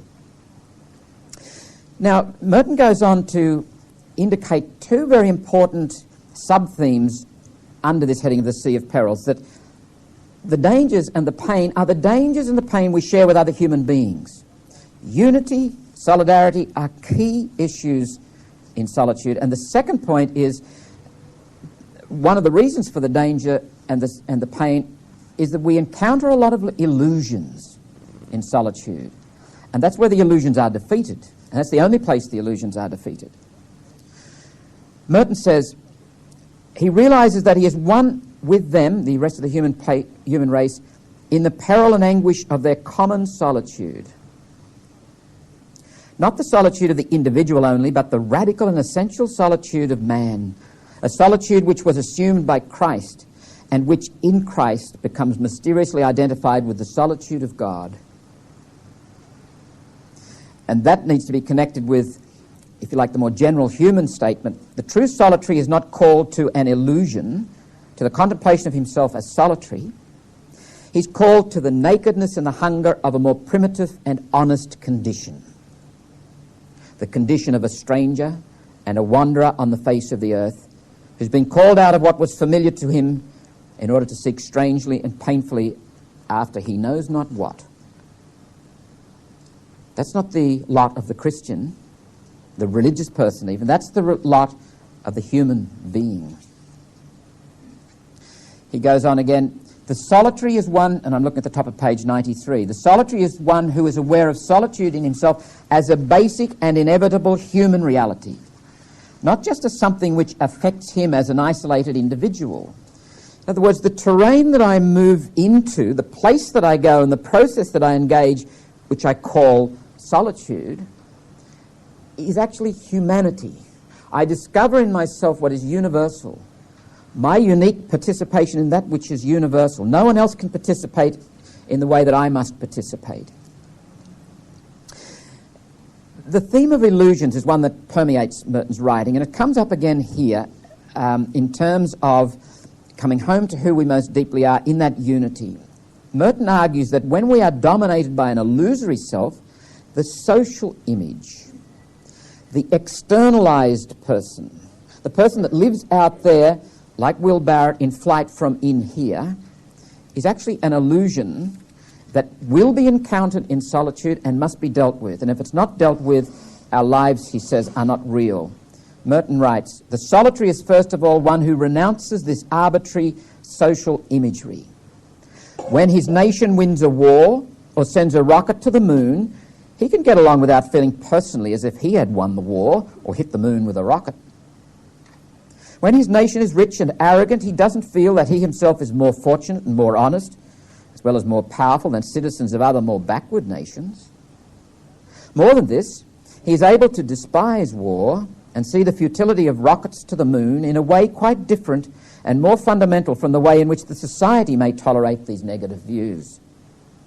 That is to say, he despises the criminal, bloodthirsty arrogance of his own nation or class as much as that of the enemy. He despises his own self-seeking aggressivity as much as that of the politicians who hypocritically pretend they are fighting for peace. Merton is getting into the area that will be our special topic next week. And then he says, and this really takes him right in there to that area, and picks up the theme that Eric Fromm indicated and Noel Dermot O'Donoghue who indicated, namely that where there is no solitude, we can expect violence. Beware the lonely man, someone who's not dealing with their loneliness. Merton says, out of pity for the universe, the person in solitude, out of pity for the universe, out of loyalty to mankind, and without a spirit of bitterness or of resentment, withdraws into the healing silence of the wilderness, or of poverty, or of obscurity, not in order to preach to others, but to heal in themselves the wounds of the entire world. It's a beautiful sense of the human responsibility. Each of us enters that space to heal our part, our unique participation, not only in the possibilities, but the limits of the world in which we find ourselves. And finally, on this point, he says, only a man who has attained his own spiritual identity can live without the need to kill, and without the need of a doctrine that permits him to do so with good conscience. There will always be a place, says Ionesco, and he's commenting here on Ionesco's rhinoceros. There will always be a place, says UNESCO, for those isolated consciences who've stood up for the universal conscience as against the mass mind, but their place is solitude. They have no other. Hence it is the solitary person, whether in the city or the desert, who does mankind the inestimable favour of reminding it of its true capacity for maturity, liberty, and peace. Okay, one final word now on the last section there, which is spiritual poverty. A theme that comes through a lot in Merton is that of the emptiness, the no-thingness, the dispossessing, the disidentification. That in solitude we come up against this. We don't come up against some spectacular affirmation that we've arrived somewhere, that we've achieved something. None of that. Obviously, says Merton, and I'm looking at my notes, page 95, obviously, says Merton, such a vocation has in it a grain of folly, the vocation of solitude, and particularly his own vocation to go to the hermitage or go to the monastery. Otherwise, it's not what it's meant to be. A life of direct dependence on God in darkness, insecurity, and pure faith. And so he goes. One final word. In the last words of the seven-storey mountain, Merton makes reference to himself as being part of the burnt men. It's a fascinating, haunting kind of a metaphor that he uses about himself. God as fire and the love of God as fire is a constant imagery throughout Christian history. You find, for example, in the book of Exodus, Moses encounters God in the fire. Jeremiah tries to escape God and the word burns in his bones. And Isaiah's lips are purified by fire. And Jesus says, the Holy Spirit will baptize you with fire. And I came to bring fire to the earth, how I wish it were already kindled. And in the liturgy we light the Easter fire, and the flame of the Paschal candle becomes the light of Christ. It's one of the most moving ceremonies in the liturgy, where in darkness the community gathers around the light of Christ.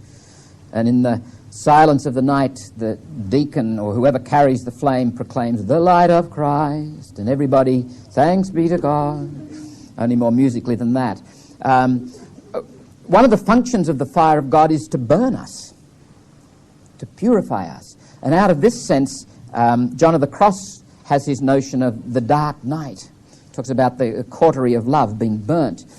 I think what we must expect in the experience of solitude is something of what Merton found there, and he refers that metaphor to the people of the Old Testament, the prophets who encountered God. We must go into solitude. We shouldn't go in lightly. We shouldn't go in expecting that there's going to be something soft and warm and fuzzy there, that God's love somehow or other is very reassuring and very soothing and very consoling. I think sometimes God's love is overwhelmingly consoling and reassuring, but sometimes it is profoundly disturbing, and it will burn us and set us alight, and we will go out as the burnt ones. And people might look at us and say, where did you get those blisters? You're weird, you're odd, you don't quite fit. And you'll say, of course I don't fit, but I do belong. Shall we leave it there and join again next week? God bless.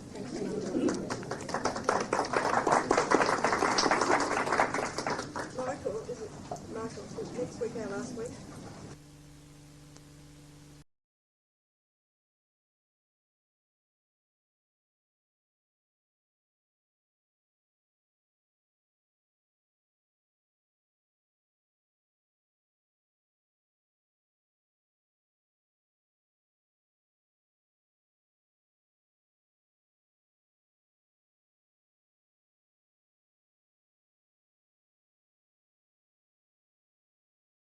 Aquinas Academy, 2003.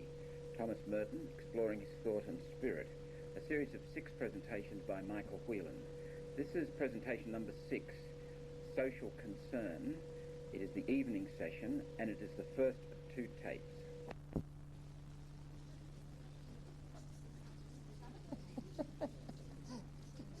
Nothing like an entrance. A couple of administrative announcements while people are making their way to their chairs.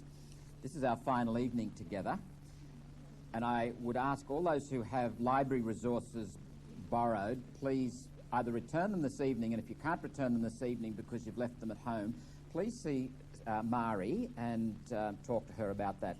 Now, it is possible that we haven't recorded the fact that you brought them back, so please allow for that, but we would like to gather those for the use of other people at other times. With regard to the audio tapes tonight, there are 3 options we're offering you. This is like McDonald's. You get... you can wait behind for about 15 or 20 minutes or so, and Sue will actually copy it tonight so you can go home with both tapes tonight. Second option is come back to the Academy and pick it up later, tomorrow, preferably not tomorrow, because we're bidding farewell to Sue tomorrow. She's going back to Adelaide, sadly. We'll miss her terribly. But and we're giving a little lunch and send-off, so tomorrow may not be a good time to get any sense out of anyone in the office, especially me. But come back sometime next week or at your leisure, and that's the second option. The third option is give Sue $5, put your name and address on one of those postal packs, and she'll send it off to you. All right, our final topic is social concern, and let me say right at the outset, this merges in with and depends upon everything that's gone before it, and I would strongly encourage you, when going back over these notes and these thoughts, to go back over the material on solitude and over the material on identity. They both have prepared us for what we get to tonight and are very, very relevant to it. And there's a lot of material in solitude that I simply didn't want to repeat, but belongs in any discussion on social concern. So let me say that. The second thing, and maybe no need to say this, but this is about Merton engaging the world and the Christian responsibility to enter into some kind of positive relationship with the world in which he finds himself. There are no formulae. There is no code. There is no template for you or me or for us. And one of the benefits of Merton, I think one of the benefits of Merton throughout our discussions we've had with him, and it's particularly pertinent tonight, as you reflect on him and as you study him and read him, he disappears. I think I might have mentioned very early on that my experience was trying to understand him, thinking I may have gotten close to him like he's some kind of a friend, and then I turn around and he's gone. And I've moved. And that's good, under both scores, that he's gone and I've moved. And I think that's the sign of a wonderful person. And in terms of social concern, I think Merton was not as sure-footed in this matter as he was in terms of contemplation and solitude and identity, but there is still a profound effect, certainly he's had on me and has on many other people in this area. He's very passionate, he's very energetic, he's very convinced. Sometimes I think he's quite wrong, but there is something quite extraordinary about following him into this arena. I've begun with an epigraph from one of the truly great human beings of the 20th century, a lady by the name of Dorothy Day. You may or may not be familiar with her. She was the daughter of a journalist in the United States. She had a fairly independent childhood and a fairly wayward youth and young adulthood. She became a Catholic, and during the Depression she helped to set up the Catholic Worker Movement and the newspaper by that name.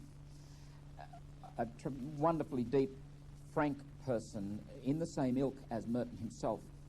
During the Second World War, she wrote a series of reflections and meditations, and incidentally, her autobiography is called The Long Loneliness, which is indicative of the kind of person she was, I think.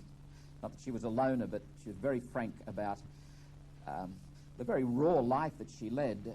She just opened her doors in New York to, if someone wanted a bed for the night, she gave it to them, even if it meant literally sharing her bed with them.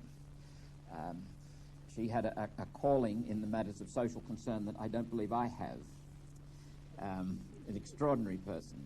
And that's part of our discussion tonight. There is a uniqueness about the way we engage the world, and we ought to be careful about looking at this one and that one and assuming that I should be like this person. But During the Second World War, one of her meditations, Dorothy Day writes, "Nationalism has been superseded by the doctrine of the mystical body, which is as old as Christianity. It is the mystery of Christ in us. Because Jesus lives in you and me, we are one. This truth comes down from heaven. We must try to grasp the reality that lies behind these words. In the conversion of St. Paul, one sentence contains the truth. I am Christ whom you persecute. We are one with Christ as Christ is one with the Father. How this can be is a mystery. When you think of Christ, think of the whole Christ, the fullness of Christ in space and time, a real existence. That the mystical body includes only the Roman Catholic Church is heresy. The mystical body is the inseparable oneness of the human race, from Adam to the last person. Can I have an animosity toward any Japanese, German, Italian, black or white? If we have animosity, we are liars in Christ." Dorothy didn't mince her words, and she lived what she spoke. There is a theme running through that is very, very powerful in Merton and has already come out in both Solitude and Identity when we've reflected on those. It's the theme of unity and universality. To come home to myself is to come home to the human family. To experience myself and my uniqueness is to experience my communal identity, that I am one with other human beings. And what is also common to both Dorothy Day and Thomas Merton is the Christocentrism. The unity is found ultimately in Christ, the healed unity. The atonement happens through him, with him, and in him. Bill Shannon writes in the second epigraph concerning Merton's fascination with geography. Literally, the exterior journeying that he did during his life made him very aware of the different places in the world. He called none of them home, or another way of putting it, he had many homes. Shannon points out that exterior geography became for Merton something of a metaphor and a prompting to explore an inner geography. And it's that interior journey that, in fact, dominates Merton's life for the second half of his years. Shannon writes, "There was that inner geography he could not cease from exploring, the interior journey that he had to get on with. And that is a journey that is always full of surprises. Little did he realize when he spoke his exuberant farewell to the world that interior journey would bring him back once again into the world he thought he had forsaken. For his solitude had issued into what all true solitude must become, compassion." One of the outstanding features of Merton's life is he became what he became in the end for a number of reasons, but one of the central reasons is his fidelity to the monastic vocation. This is a feature that Michael Mott doesn't quite appreciate, and I don't think Monica Furlong did either, but it's absolutely critical. Because Merton committed himself to and remained committed to the monastic structure, to prayer in common and to prayer in private, and his meditation and his Lectio Divina, etc., and the dynamisms of the monastic way, he became what he became in the end, an extraordinary prophet.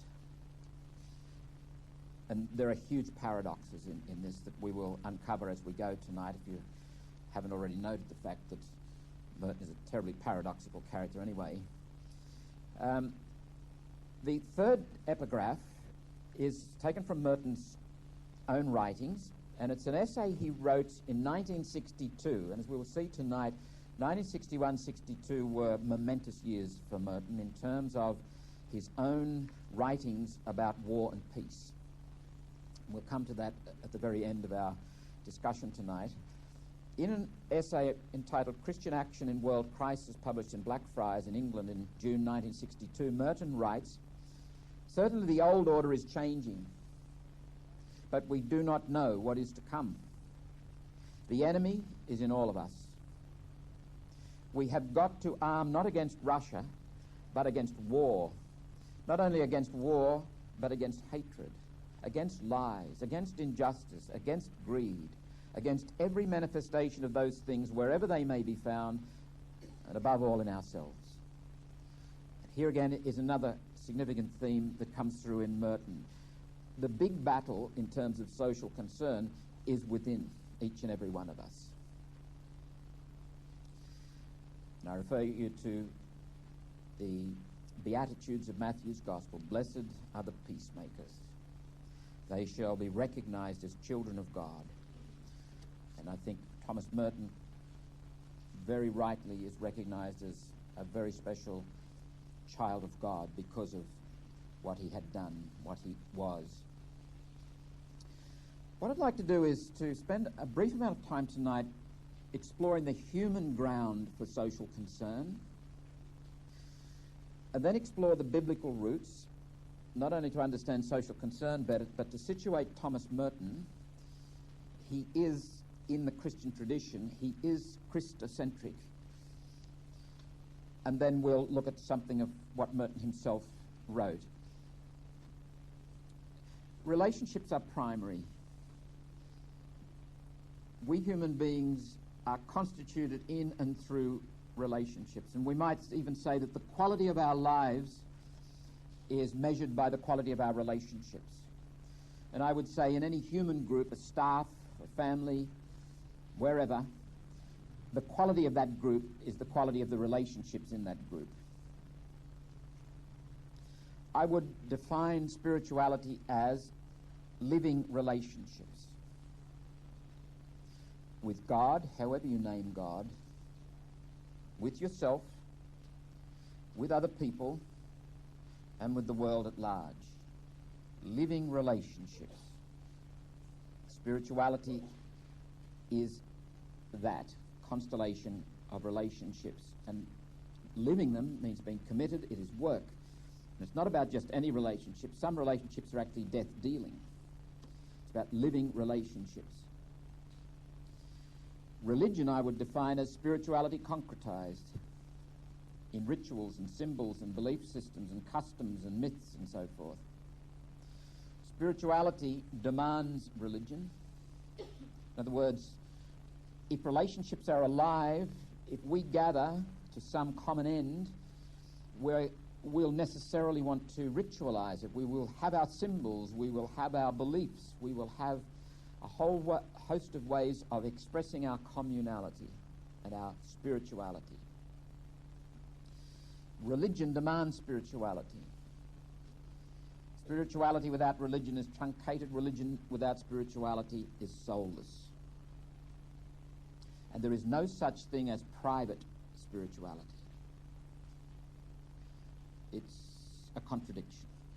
If spirituality is living relationships, it's engaged living. It thrusts us towards the world. Draw your attention to one of the handouts, this diagram headed Religion and Spirituality, Journey into Life. Now there is in fact a sheet printed both sides with the same title, Religion and Spirituality, Journey into Life, which has some notes on this diagram, and I'll leave you to read those notes at your leisure. I'll comment just briefly on what I've endeavoured to indicate by this diagram.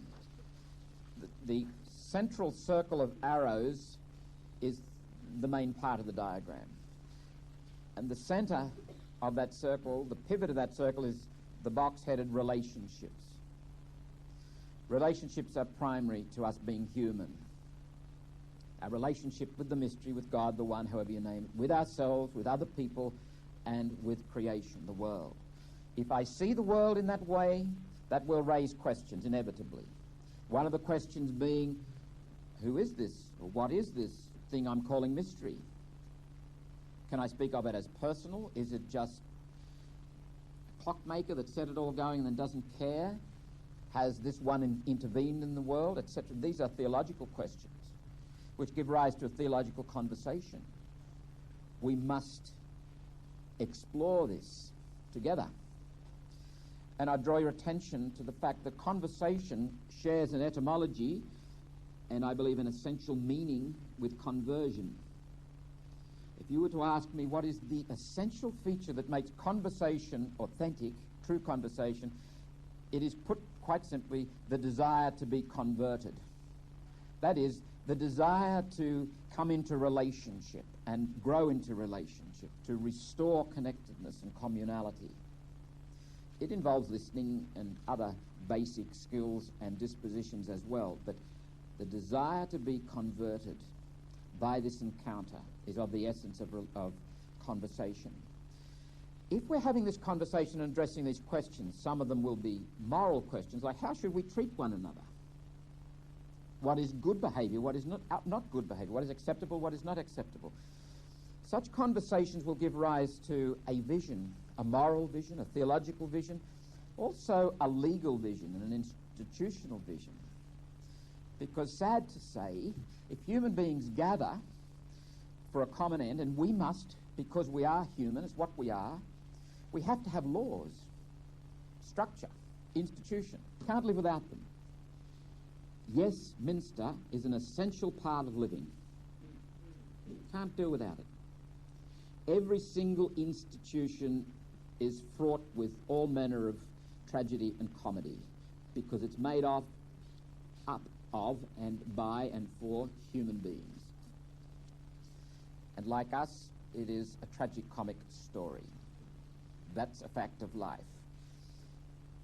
So that's part of the vision that has been included, and that will give rise in the ongoing conversation to details. Okay, well, what sort of a tragic-comic story are we going to have in this institution? Who wants to be the tragic-comic leader?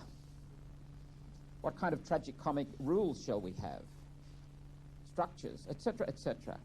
And we will settle on details, all of which, in turn, feed back into relationships and the good of the members, the people in relationship with the great mystery, with themselves, with others, and with creation.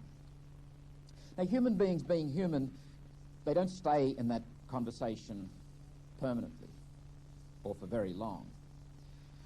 All of us will look for some kind of respite, if not escape, sooner or later. Now, one of the more obvious escapes is we say, yes, relationships is what it's all about. Forget about the details, they're messy. You know, we don't need rules and regulations. Remember the 1960s? With some embarrassment, I remember it. That was the attitude. We escaped from the circle, the conversation of life, and we got up there into romanticism and not too much pietism, but a fair bit of narcissism and a whole slather of unrealism. We got out of this conversation. Another escape route is through vision. We say, yes, relationships, what it's all about. Now, what we want is to dream dreams and have visions. Wonderful. But you can't stay there. You fall away again into measures of impracticality and ungroundedness and fuzziness and dreaminess. I think the most common place of escape is the details. You look at most, probably any system to which you belong, and sooner or later, the details become the place where the conversation stops, where it is concrete, and I think what happens is the desire for control becomes more important than the desire for conversation. The desire to keep order becomes more important than the desire to keep moving and keep growing. And so a healthy moral conversation, which gives rise to moral norms which are constantly under critical review, becomes moralism. And dogma becomes dogmatism. An institution becomes institutionalism. And law becomes legalism. And you're one slippery step, once you've done that, from sectarianism and bigotry and fanaticism and violence of one kind or another. I think the most dangerous people in the world are the ideological fanatics, whether they're political, religious, whatever. But ideologues who are fanatics. Give me a lunatic any day. Lunatics, sociopaths might do a little bit of damage, may even kill some people. But the ideologic fanatic can get control of a whole country, whole people. And history would tell us, especially the history of the 20th century, that they are fearsome. They are capable, especially when they've got God on their side, of doing the most horrible things. I suggest to you that one of the problems we are facing in Roman Catholicism, and I don't want to speak for anyone else, any other institution, I don't even want to speak for Roman Catholics, but as a Roman Catholic and as a priest, I say one of the issues that we face is there is a resurgence of conservatism and restorationism, which is trying to abort the conversation and stick us in the details. And it's all about control. And it's a refusal to enter into that journey into life. And a lot of it's about going back to before they messed it all up. Now, let me set that aside, because I think that gives us something of a vision of the human ground out of which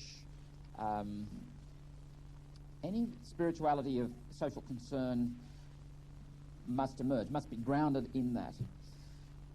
If I experience myself and my world and being a human being in terms of the primacy of relationships, and if the gospel means something to me and I'm constantly meditating on it and immersing myself in the person and teaching of Jesus Christ, sooner or later, from out of the depths of my being, a question is going to force itself upon me. What can I do to enhance the relationships that are part of my life? Or, more pointedly, what must I do? Now, I'm assuming there that I'm not behaving in ways that are actually demolishing relationships, and clearly that's something that would need to be looked at. But the challenge and the responsibility and the accountability that pertains to myself as a human being can be summed up in that whole realm of relationship. And I would go so far as to say that a very good basis for morality is to ask the question, what enhances relationships? And I'm not suggesting that is a simple question with a simple answer, but I am suggesting it is a very life-giving way to think. What enhances relationships? And that I want to promote. What diminishes relationships? I'm talking about living relationships. That I want to oppose. When you ask the question, what can I do or what must I do to enhance relationships, be careful. I mentioned Dorothy Day, and there are extraordinary people around for whom the response to that is something quite extraordinary. For most of us, it will not be. It will not be so. And for many of us, it will be right under our noses, right there. For example, we got a phone call this morning. A lady's been travelling down to the morning sessions from Port Macquarie. She couldn't come this morning because, well, one happy bit of news, one of her daughters has just had a delightful baby girl a couple of 2 days ago, and her other daughter, who's got 2 young children, both of whom are quite sick and suddenly so you please remember them in your prayers. But what is social concern? Her name is Della, the lady whose friend. What is her social concern? I'd say it's not to be out there helping, protesting against detention centres or helping Aborigines or the poor in Redfern or whatever. Her social concern is to be with her daughter and her grandchildren without any qualms of conscience whatsoever. Merton has an observation about the contemplative life that I think applies to this whole issue. He says, and I'm looking at my notes, page 106, the life of contemplation implies 2 levels of awareness. First, awareness of the question, and second, awareness of the answer. Though these are 2 distinct and enormously different levels, yet they are in fact an awareness of the same thing. The question itself is the answer. And we ourselves are both. But we cannot know this until we have moved into the second kind of awareness. We awaken not to find an answer absolutely distinct from the question, but to realize that the question is its own answer. And all is summed up in one awareness, not a proposition, but an experience, I am. And here, going back to the notion of solitude, to come home to myself, to experience myself, will raise the issue, what can I do? But in the mature person, that question will happen at the same time as the response to that question. And both will come from the same depths of your being. I've indicated 5 themes you might keep an eye out for as we travel tonight. These are themes of Merton that are very strong in Merton, and I think they're very useful and practical themes. I've paraphrased them in the following way. First of all, to be me is to know myself as one with all other persons. Second one, in particularly, we are one in Christ. Thirdly, the hurt and pain of the world is the hurt and pain of my own being. Fourthly, to deal with the hurt and pain of the world, I must start with myself. Fifthly, the kingdom of God begins here and now. I should really have added a 5th one there. The ultimate source of power and healing in all of this is not a human source. It comes from God. I'd like to look at the Bible now very briefly, and I've got more notes than I'll actually refer to here. First of all, the Old Testament, then the New Testament, and I think you'll see Merton's situation comes out of the fact that he is thoroughly in the biblical tradition. Looking at the Old Testament first, I'm going to reflect on the theme of justice. Justice with respect to 3 particular sub-themes. Justice as relationship, justice begets freedom, and justice is fulfilled in mercy. First of all, justice as relationship. The Old Testament scholar Gerhard von Rad writes of the Old Testament notion of justice. There is absolutely no concept in the Old Testament with so central a significance for all the relationships of human life as that of tzedak. It's the standard not only for our relationship to God, but also for our relationships to our fellows, reaching right down to the most petty wranglings. Indeed, it is even the standard for our relationship to the animals and to our natural environment. Tzedak can be described, without more ado, as the highest value in life, that upon which all life rests when it is properly ordered. For the Old Testament worldview, justice is the center. Justice is the highest value. Now, before you jump to any conclusions about that, let me just throw in something here. In the Christian tradition, necessarily the early Christians had to engage the world of their time, and the world of their time was a Greek world. I think what has been inherited coming into the 20th century, certainly very much so in our Catholic tradition, is if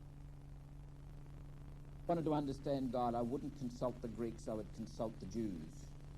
I would read the Bible. For the Greeks, you would never have God getting angry. You would never have God falling in love.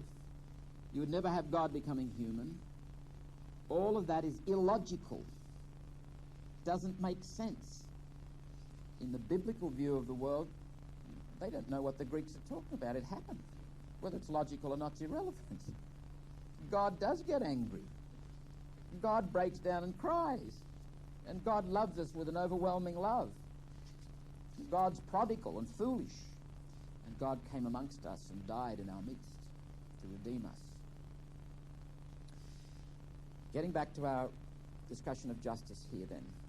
In the West, in the light of what I've just said about the Greek inheritance, justice is generally misunderstood. Its content, says von Rad, seem to be given by the translation in the Vulgate Justitia, a man's proper conduct over against an absolute ethical norm, an idea, a legality which derives its norm from the absolute idea of justice. From this absolute norm, it was supposed, issued absolute demands and absolute claims. In social respects, justice, so understood, watches with complete impartiality over these claims and takes care that each man gets his own, distributive justice. Thus, the only remaining question was, what's the norm of that the Old Testament supposes? Okay, justice depends on an absolute ethical norm. What's the absolute ethical norm that is assumed in the Old Testament? Von Rad says it's a stupid question. They never thought that way. And what was required of us, and what we never took up, was a different way of thinking, a way of thinking in tune with Judaism and the Hebrew consciousness. He goes on. As we now see, the mistake lay in seeking and presupposing an absolute ideal ethical norm. Since ancient Israel did not, in fact, measure a line of conduct or an act by an ideal norm, an objective principle, but by the specific relationship in which the partner had at the time to prove himself true. Every relationship brings with it certain claims upon conduct, and the satisfaction of these claims, which issue from the relationship and in which alone the relationship can persist, is described by our term tzedak.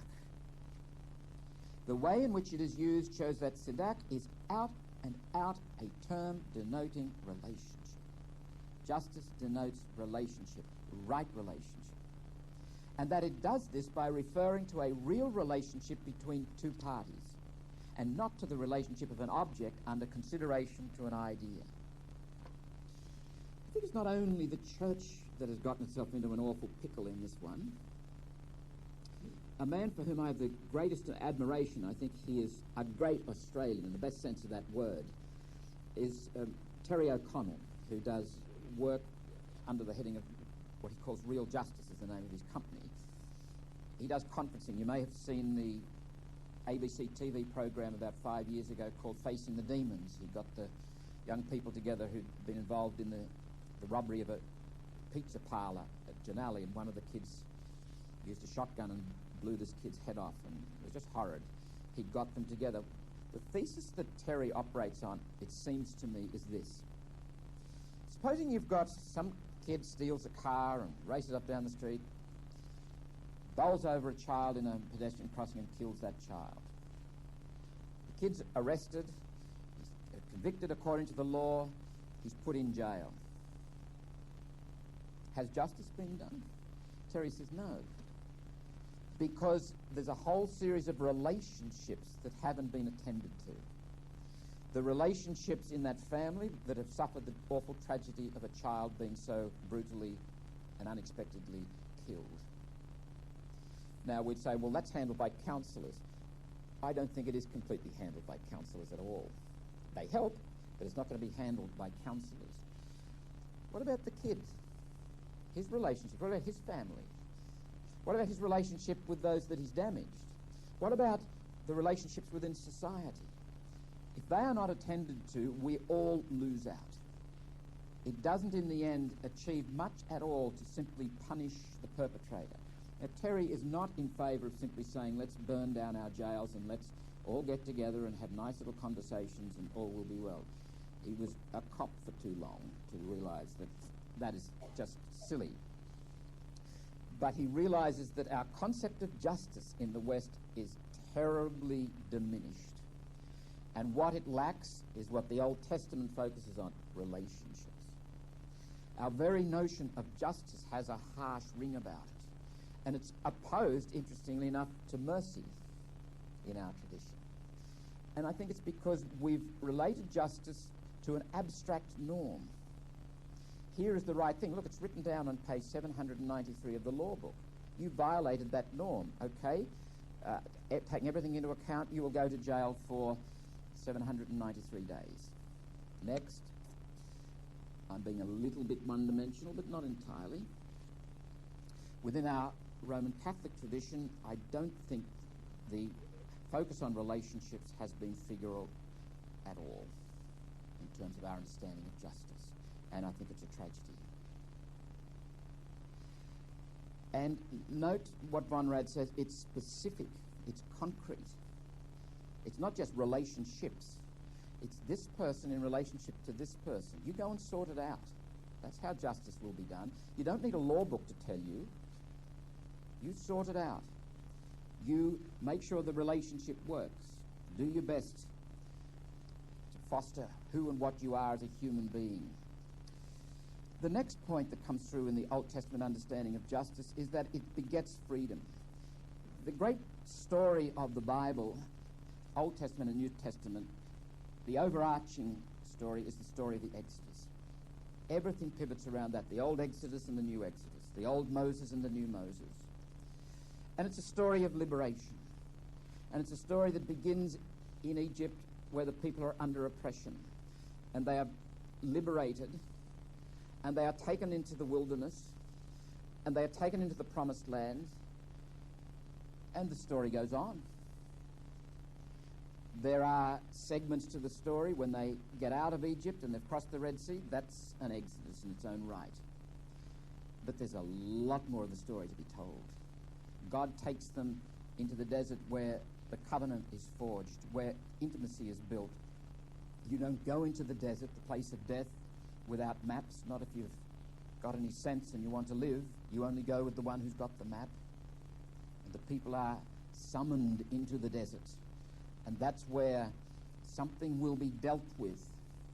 Something must be attended to. What happens in the desert, they start to get rebellious. A friend of mine, William Frazier, a Maryknoll priest, suggests that we have here an archetypal kind of a pattern.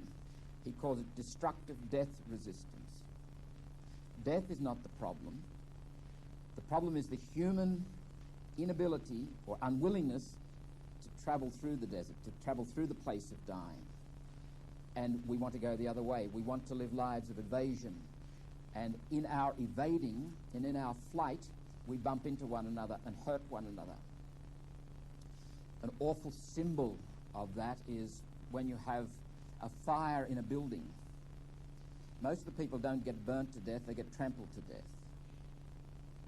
They get caught stuck in the door because everybody's in flight. Isaiah says, "The Spirit of the Lord has taken control of me. The Lord has chosen and sent me to tell the oppressed the good news, to heal the brokenhearted, and to announce freedom for prisoners and captives." This is an ongoing message that Jesus himself will take up, and Jesus' disciples take up. The Exodus continues, as does the Incarnation. We have the beautiful passage from the prophet Micah. "With what shall I come before the Lord and bow myself before God on high? Shall I come before him with burnt offerings, with calves a year old? Will the Lord be pleased with thousands of rams, with tens of thousands of rivers of oil? Shall I give my firstborn for my transgression, the fruit of my body for the sin of my soul?" He's told you, O mortal, what is good. And what does the Lord require of you? But to do justice, to love kindness, and to walk humbly with your God. It's not a definition, it's a description, it's a pointer. It's a beautiful prophetic pointer to the kind of life that is in accord with the covenant, a life that is in service of relationships, which is another name for justice. And the ultimate source of justice is God. Finally, justice is fulfilled in mercy. One scripture scholar writes, "The justice of God, which human beings attain through faith, ultimately coincides with his mercy. And like the divine mercy designates at times a divine attribute, at other times the concrete gifts of salvation which this mercy dispenses, this extension of the ordinary meaning of justice is certainly perceptible in English translations of the Bible, but this hieratic English does not extend beyond the technical language of theology.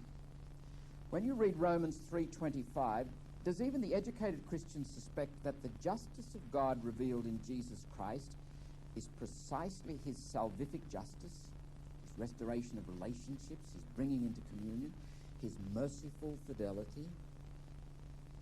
Our notion of justice is so overlaid with that sense of measuring up to an ethical norm or a legal ideal or law, we've lost roots, lost the sense of justice in the biblical sense of the word. Moving now to reflect all too briefly, but I think hopefully helpfully, on the New Testament roots. Christianity doesn't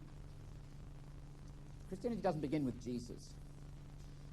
Christianity is, first of all, Judaism. It is an expression of salvation history that has long since begun before Jesus comes amongst us. We are Jews who call Jesus Christ our Saviour, in a sense. The heart of Jesus' teaching is really a condensation or the essence of justice, to be in love. What does that mean? To be in fruitful relationships. To allow justice, to allow relationships to thrive. And to do whatever we can to make sure that relationships do thrive. 1 John chapter 4 says, "Beloved, let us love one another, because love is from God.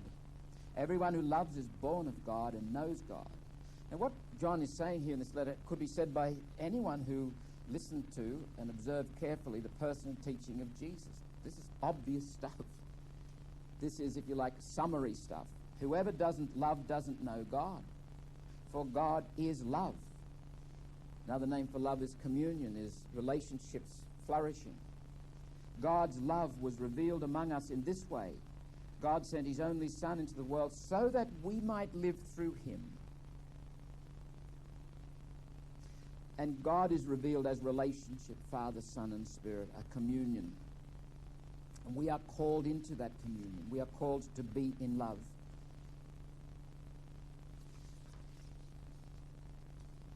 Over the next page, there's a quotation from Corinthians, Paul's first letter to the community in Corinth. And it extends the observation of John there that the love with which we love, it's not something that originates in us. It's that God has first loved us. God has drawn us into relationship, and we engage in relationships because of what God has done and is doing in us. And it's by God's power that we do it. And again, let me emphasize this point. Thomas Merton was very aware that what the world needs is not just another human power, and certainly not another human ideology. It is the power of God at work, because the powers at work in the world are beyond human comprehension and human dealings. The Exodus event wasn't just a matter of military power or some kind of human strategy, as if anybody could have done that if they'd just had enough money and enough friends, etc. The center of the Exodus event is an action only God can do. And we are part of a story in our world that only God can do. St. Paul writes in his letter to the community there in Corinth, "For the message about the cross is foolishness to those who are perishing, but to us who are being saved." And let me pause there. The word saved. Are you saved? When I hear that word, I cringe. It's been so knocked about, that word. It's awful, but it's a beautiful word in its best biblical sense. Perhaps, the notion of freedom, the notion of being restored in relationship, being brought home to what God has originally made us to be. That's what it means. But it's taken on such a bad odor because of its misuse. Who are being saved, it is the power of God. The cross is the power of God. "For it is written, I will destroy the wisdom of the wise, and the discernment of the discerning I will thwart." Where is the one who is wise? Where is the scribe? Where is the debater of this age? Has not God made foolish the wisdom of the world? For since in the wisdom of God the world did not know God through wisdom, God decided through the foolishness of our proclamation to save those who believe. For Jews demand signs, and Greeks desire wisdom, but we proclaim Christ crucified, a stumbling block to Jews and foolishness to Gentiles. But to those who are the called, both Jews and Greeks, Christ, the power of God and the wisdom of God. For God's foolishness is wiser than human wisdom, and God's weakness is stronger than human strength. When we go into the world, when we engage our world, we ought to bear in mind those words, because there is a culture, a philosophy, a worldview that is dominant, that calls stupid the cross, calls stupid the desire for relationships. And we better be careful that we are well grounded, actually, not in those words, but in that reality that those words describe. St. Paul goes on to talk about baptism in his letter to the community in Galatia. He says, faith in Christ Jesus is what makes each of you equal with each other, whether you're Jew or Greek, slave or free person, a man or a woman. So if you belong to Christ, you are now part of Abraham's family, and you will be given what God has promised. The whole notion of reconciliation becomes meaningful in this context. Within our Roman Catholic tradition, we've constantly referred many years ago to confession. I think it's a bad way to talk about what we have in mind there. We're called to celebrate reconciliation. To be me is to be in a community, and that's the best place to deal with my brokenness, in the community. And it's the best place to celebrate it. I am reconciled in Christ. There are times when it is very helpful to engage in rituals and come before my brothers and my sisters to be part of a process whereby I admit I have done something wrong. That is very healing if it is done genuinely and done in a spirit of faith in the midst of the assembly, the ecclesia. Wherever 2 or 3 are gathered, I am in their midst. Jesus Christ is the group. Let me just quickly refer to the parables of Jesus in terms of a way to understand what Jesus was on about, that he wasn't giving us a new moral philosophy or new ethical norms. And one of the greatest enemies of Christianity is the ideology of moralism, whereby we reduce Jesus to a behaviorist, reduce Jesus to someone who gave us a whole series of rules as to how to behave and said, all right, go out and do it. And then the gospel becomes a moral map. The action of God in Christ on the cross is quite other than the statement of a moral system. Dominic Crossan, talking about the parables, I think puts us on the right track, and we'll conclude with this section and have a cup of coffee. It's hardly news, says Crossan, this is not in your notes, so I'm sorry about that. It's hardly news that there was a very profound clash between Jesus and the Pharisees. And incidentally, I think one of the better ways to get to understand Jesus is to look at the points of conflict. With whom did he conflict, and over what did he conflict? And secondly, and complementing that, with whom did he associate? What sort of people? And why do you think he did? Luke's Gospel, chapter 15, is very, very revealing in that regard. Crossan goes on. Later Christian animosity has badly distorted the true nature of this confrontation between Jesus and the religious authorities. Pharisees are described as hypocrites or as uncaring legalists and inhuman externalizers who imposed on others burdens they themselves wouldn't bear, most of which is inaccurate, unhistorical, and purely polemical. If Pharisees were such, how is one to explain their tremendous power over people for whom they had only the authority of competence? In fact, the Pharisees were superb moral guides. They knew the rules, they talked the talk, and they walked the walk. And they expected their people to walk the walk. But there precisely lay the problem which Jesus and Paul saw so clearly. Apart from the damage that these characterizations have done to Judaism and the relationship of Christianity to it, there's another very serious result within Christianity itself. When Christianity is no longer aware of what Jesus and Paul were fighting against in Pharisaic Judaism, it can hardly be conscious of a similar presence within itself. I think one of the issues that we have to face is the Pharisaism in our own church, our own tradition.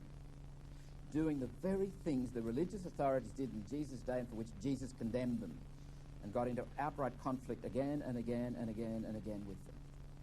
The debate, goes on Crossan, did not concern good law as over against bad law, or even internal and sincere law as over against external and hypocritical law. The challenge of Jesus and Paul was this: Obedience does not lead to God. God leads to obedience. As Ernst Caseman has said so succinctly, the righteousness of God does not presuppose our obedience, it creates it.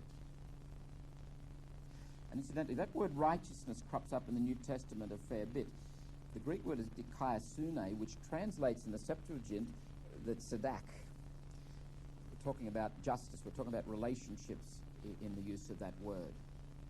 The problem was not so much, says Crossan, that one might not be able to obey the law's excellence, but that one might actually do so to perfection and thereby be unable to tell one's own perfection from God. What exactly were Jesus and Paul fighting?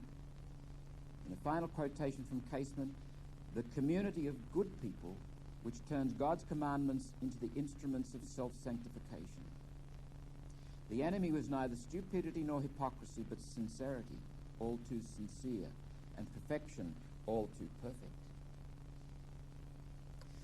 Crossan goes on, the parables of Jesus seek to draw one into the kingdom, and they challenge us to act and to live from the gift which is experienced therein. But we do not want parables. We want precepts, and we want programs. We want good precepts, and we want sensible programs, so we can measure the outcomes. That's a little Whelan addition there. We're frightened by the lonely silence within the parables. Jesus tells you a story and then leaves you alone, in silence, in solitude, and says, contemplate. Maybe if we entered into them, it would be only to find, like Pompeii and the Holy of Holies, that they're completely empty. We want them to tell us exactly what to do, and they refuse to answer. They make us face the problem of the grounding of ethics, and we want only to discuss the logic of ethics. There are very many ways in which an aphorism starting with, if anyone strikes you on the right cheek, might have been finished. Kill him, strike him, ignore him, forgive him, even love him. But when it's ended with, turn to him the other also, as in Matthew 5:31, one is no longer giving helpful moral admonition or even radical pacifistic advice. One is deliberately overthrowing ethics. This aphorism brings ethics also under the radical challenge of the kingdom. It intends us to experience how the logic of ethics is undermined by the mystery of God, and that if one can but accept it, is the most crucial moral experience of all. Time for coffee? Let's come back in 10 minutes. Aquinas Academy 2003. This is tape number 2 of the evening session of Social Concern.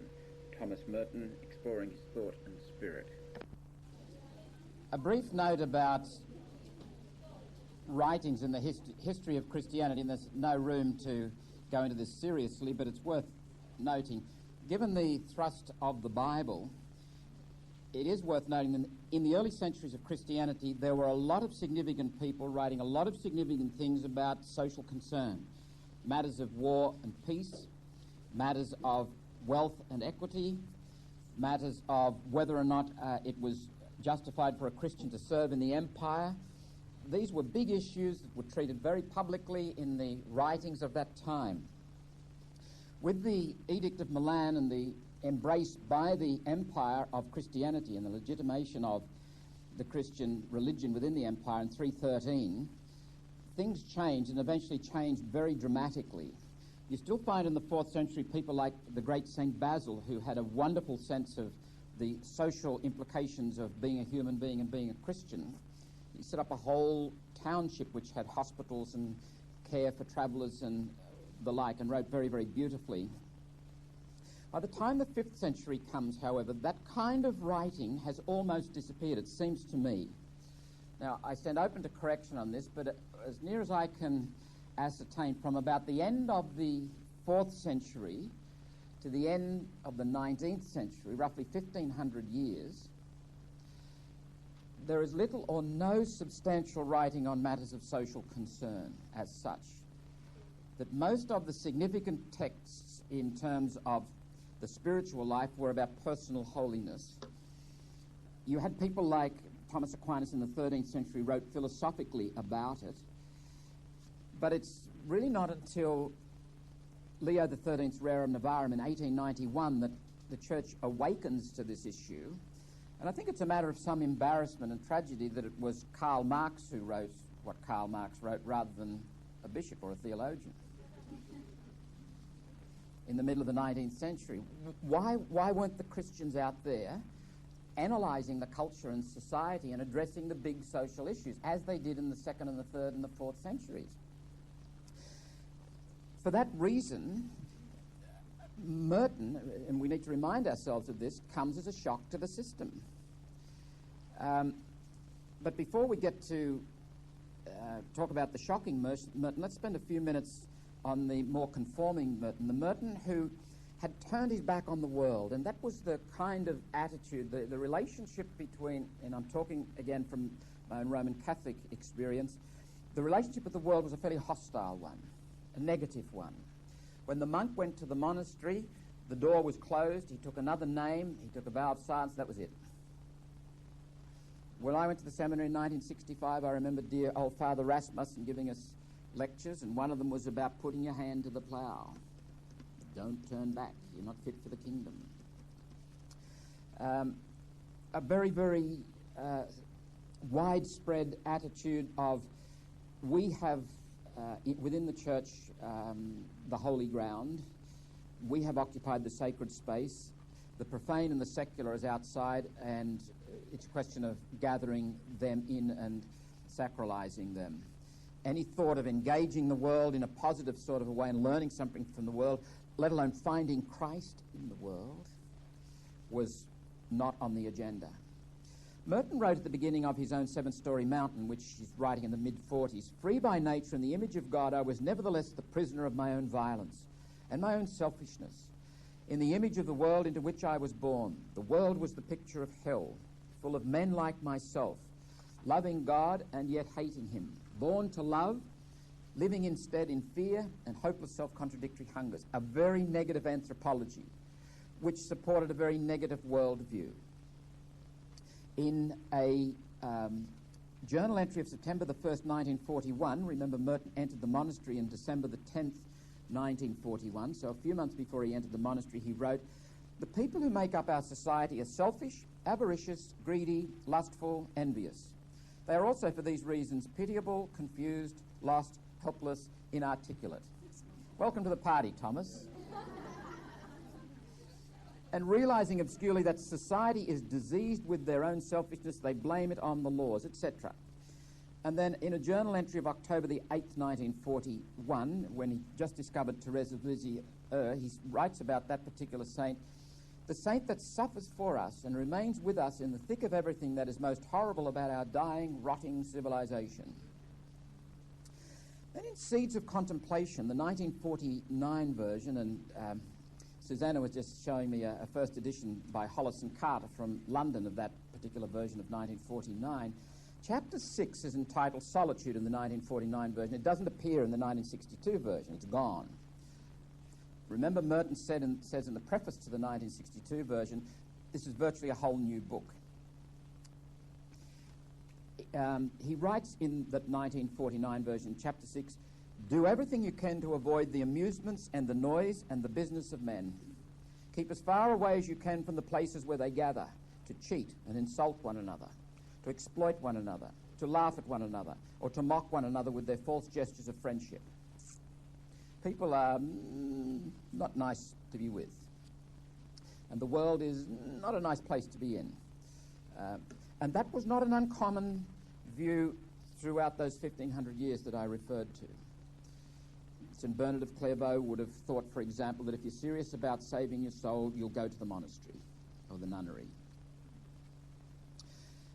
But even in 1949, writing in that same book, there are hints of another worldview contending with that more negative one. Merton writes, and this is retained in the 1962 version, "There's only one true flight from the world. It is not an escape from trouble and conflict and difficulty and suffering, but the flight from disunity and separation to unity and peace in the love of other men. What is the world that Christ would not pray for? Remember in John's Gospel he says, I do not pray for the world, but for you. And of which he said his disciples were in it, but not of it. The world is the unquiet city of those who live for themselves, and are therefore divided against one another in a struggle that cannot end, for it will go on eternally in hell. It is the city of those who are fighting for possession of limited things, and for the monopoly of goods and pleasures that cannot be shared by all. I feel much more resonance with that, although I think there are probably better ways to say it, than with some of those earlier statements. Now, quite apart from the world in general, Merton's attitude to other religious groups, whether they were other Christian groups or non-Christian groups, left a certain amount to be desired. For example, in the 1949 version of Seeds, in the chapter entitled Pray for Your Own Discovery, he writes, if, like the mystics of the Orient, you succeed in emptying your mind of every thought and every desire, you may indeed withdraw into the centre of yourself and concentrate everything within you upon the imaginary point where your life springs out of God, yet you'll not find God. He is in effect saying Buddhists and Hindus can't find God. Now, that's poles apart from the Merton of the 1960s.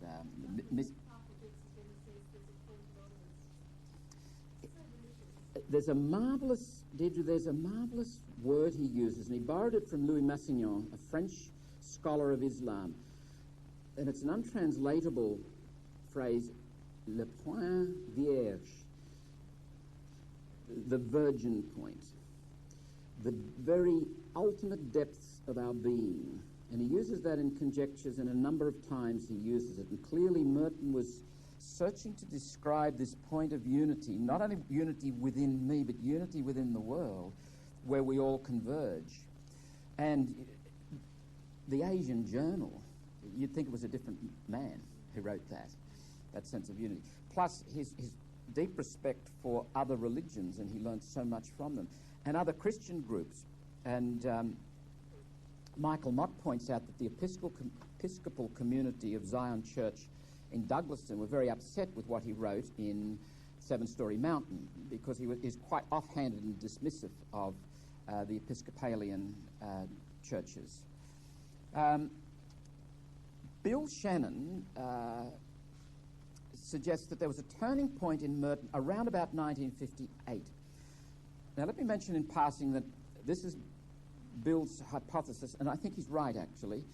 But I did read one other author, and I can't think of that author's name, who said that there was a turning point in 1955 with No Man is an Island. I don't know whether you've read No Man is an Island. It's got some excellent stuff in it, and it is worth reading. But I found a certain, dissatisfaction with it, almost like he was writing about experiential things abstractly. He was writing about relationships, but you got the feeling that this man doesn't have any relationships. It was all very beautiful, notional, abstract sort of stuff. And I don't know whether if you've read No Man is an Island, and I'd be interested in any comments on that. But it does seem to me there's an abstractness about it, that he is turning all through the early 50s and coming in towards the end of the 50s. I think Shannon is right in saying that something happened around about this time, and Shannon says his effort, and I'm looking at my notes, page 121, Merton's effort to respond to... The Seven Storey Mountain had made Merton an international figure. To this day, that book has sold 3 million copies and is still selling in 15 different languages. And as a consequence, people wrote hundreds and hundreds and hundreds of letters to him. Many of them were fan mail letters, which he got his scholastics and novices to answer on his behalf in some kind of pro forma way. You know, like if you write to your local politician, thank you, we received your letter, we're very interested in your comment, we will get back to you in 6 weeks. But there were a lot of them wrote genuinely seeking help and light and wisdom for significant human issues. There's a lady here this morning who had one of those letters, actually. Merton felt compelled to answer all those letters and take them very seriously. Shannon says, his effort to respond helped him gradually to formulate his answer to what was becoming more and more a pressing question, namely, what did it mean for him to be in the monastery for others? What does it mean when you come home to yourself and you find this point of universality in yourself? What does that ask of me? What must I do? And Merton is asking this question. Shannon says, or to be even more precise, what did it mean to say that his solitude belonged not to him but to others? What was new in 1958, and very different indeed from the tone of the seven-storey mountain, was Merton struggling with a new question, the question of mission. The earlier question is a question of holiness and becoming truthful and so forth, and that pertains, that still is maintained. But now he's becoming aware, precisely because he's been faithful to his monastic vocation and his solitude, that this is leading him back into the world, as Shannon says. In an essay in 1967, Merton offered a reflection. He was critiquing or reflecting on the death of God debate. You remember that, John Robinson and so forth.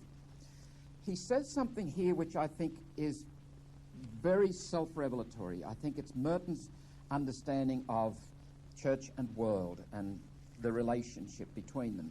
Remember, this is October 1967, so he's really come a long way down the track. He writes, and I'm looking at my notes, page 122, we have to realize that the confession of the death of God is a bid for solidarity. It's not about whether God exists or doesn't exist. A bid for solidarity. It's about relationship, for communion, for a discovery of a new and more real union in Christ, which is outside and beyond the institutional barriers which the Church, in centuries past, erected against the world. Here we find what is most valid and cogent in the new critique of institutional religion, that the churches have created a separate world within the world, a world claiming to be sacred, while surreptitiously gaining and retaining for themselves every possible worldly advantage and privilege. This ecclesiastical world identifies itself as holier and better than any other society by virtue of external rites and signs, and presumes to condemn and to vilify all that is real, valid, alive, creative, forward-looking, in order to maintain its own traditional advantage. That this has been done in the name of God, and that those who do this have claimed by virtue of their fervour in vilifying the world that they are the true children of God, has therefore contributed to the death of God in the eyes of the modern world. We can rather easily understand a reaction against the stereotyped opposition by which traditional religion tended to set up God, the supernatural and the sacred, over against the world, the natural and the secular, in a dualism that no longer seems valid or practical today. Once you set up that dualism, draw that line in the sand, we are in a sacred world. We're in a world of virtue. We're in a world of righteousness and justice. By implication, they're not. They are the ones who are not. John the 23rd, in a wonderful encyclical which was published in April 1963, the encyclical was called Pacem in Terris, Peace in the World, Peace on Earth, signalled, and indeed had already intimated this in his opening speech at the Second Vatican Council in 1962, a couple of months before. His opening, his approach in Pacem in Terris opens up with a positive statement about the world and what good things are happening with working people. Secondly, what good things are happening in the development and recognition of the dignity of women. It's 1963. And then thirdly, what good things are happening with the world overcoming imperialism. And then he goes on to talk about war as madness and how the human family simply has to find new ways to deal with conflicts. John the 23rd was the voice of one crying in the wilderness, in a way. He was talking about human dignity as the basis for morality, And I think if you go back to human dignity, you talk about relational beings and people who thrive in community and communion, and the whole notion of justice as understood in the Old Testament. And he talked about rights. For a long, long time, many generations within our Roman Catholic tradition, the French Revolution had rankled very badly. The whole notion of rights and freedom and democracy were very, very difficult, touchy, suspicious concepts. So much so that Archbishop Lefebvre at the Second Vatican Council said, no one has rights except God. Pius IX had not gone quite as far as that, but he said, heretics certainly have no rights. The whole notion of, these are all part and parcel of a particular worldview, suspicion, hostility. They're out to get us. We're surviving in a sea of enemies. And if we don't overcome them, they will overcome us. And it's John the 23rd was moving in a whole other way and promoting a whole other worldview of conversation, and even implying that we can find Christ in the world. Going back to Dorothy Day's comment, that the mystical body includes only the Roman Catholic Church is heresy. You start to think, well, the mystical body of Christ embraces, she says, everybody from Adam to the last human being. Christ is revealed beyond the bounds of institutional Christianity. Christ may be revealed, dare I say, through a Buddhist, or a Hindu, or an atheist.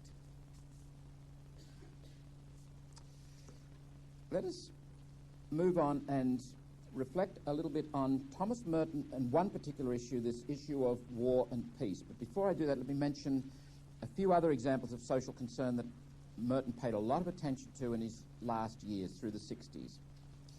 Interreligious and interfaith dialogue was very important to Merton. One of his better essays in this time was called Contemplation and Dialogue, and contemplation is the basis for dialogue. I think it would be fair to say that Merton could see no future in dialogue, ecumenical or otherwise, where human beings were not embracing solitude, facing themselves and dealing with what was going on inside themselves. If I am not doing that, and I'm trying to have a dialogue with you who share another world, who have another world, one that I don't share, or I'm simply trying to do good for you, the chances are I'll be working out my own pain and conflict on you under the rubric of charity or truth or vocation or mission or the kingdom. It's the kind of thing that gives Jesus a bad name and church a horrible name in our culture. I've listed a whole lot of references there, but Merton was in correspondence with people from other traditions, and one of the people was Abraham Joshua Heschel, who's a marvelous Jewish philosopher, writer. But another one was D.T. Suzuki. Now, Merton, when he wrote The Wisdom of the Desert, which was Sayings of the Desert Fathers, was already corresponding, or actually got in touch with Suzuki and said, would you write an introduction to this? And Suzuki immediately wrote one. The censors immediately moved in and said, that's not to be part of the book. Throughout Merton's life, the censors keep cropping up again and again. Indeed, throughout the history of the Catholic Church, the censors keep cropping up again and again. The Suzuki essay was eventually published in Zen and the Birds of Appetite. I don't think it's a terribly helpful essay by Suzuki. He hardly refers to the Desert Fathers.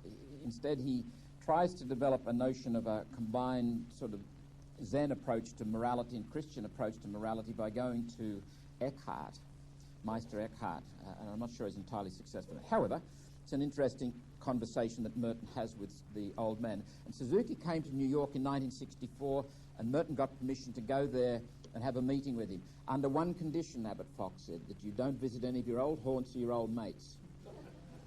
And Merton said, I promise, and he kept to the promise. Okay, the second area of social concern, and Merton actually wrote to Pope John the 23rd about this in December the 10th, 1958. He wanted very much to set up a network of intellectuals throughout the world and encourage them to think about the major issues and get into dialogue. And that was a big part of Merton's energy and life there. And One of the people which I'll quote to at the end of tonight is the Polish intellectual Czesław Miłosz. Merton also, thirdly, wrote a lot about and to young people. In the volume of the letters called The Road to Joy, there are about 60 pages of letters to or about young people. He had a great sensitivity to all sorts of people, and he had a gift to connect with people no matter what. You could have been sure that if you turned up to talk to Merton, he would have talked to you as if you were the only one on the planet and as if he knew you and was absorbingly interested in everything about you. He just had that ability, and it wasn't phony. I suspect it went back to his sense of coming home to himself. There's a very lovely little essay called Ishi, a Meditation, and that's about the last survivor of an Indian tribe in California in the United States. A very poignant essay. It's a review of a book. He also wrote quite a lot on race relations, and had one of his best mates in Louisville was a fellow by the name of Brown, a black man who... And in 1968, when they heard that Merton was out in a car with a friend, they were going somewhere, and they got the news that Martin Luther King had been assassinated. They were heading back to Gethsemane. He said, "Turn around, I want to be with," I think, the man Brown, yeah. So he went with his family and just spent the evening with them. Our primary focus in the few minutes that remain to us is on the whole issue of war and peace. If 1958 was a very significant year of turning for Merton towards the world, 1961 was a very significant year for Merton turning towards a particular issue of war and peace. Shannon writes about that, it's not easy for us to grasp the agony this choice imposed on Merton. We live at a time when it's not uncommon for Roman Catholics to protest against war and to lobby for peace. In 1961, however, the situation was quite different.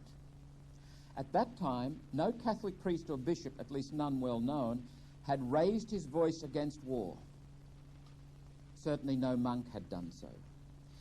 There's a fascinating letter that Merton wrote to Dorothy Day in about August 1961, in which he struggles with this whole issue. Should I speak out, shouldn't I? And you can see almost the process of him moving towards, yes, I must. There are three particular texts he wrote in the summer of 1961 that Bill Shannon singles out. One of them is called Chant to be Used in Processions Around a Site with Furnaces.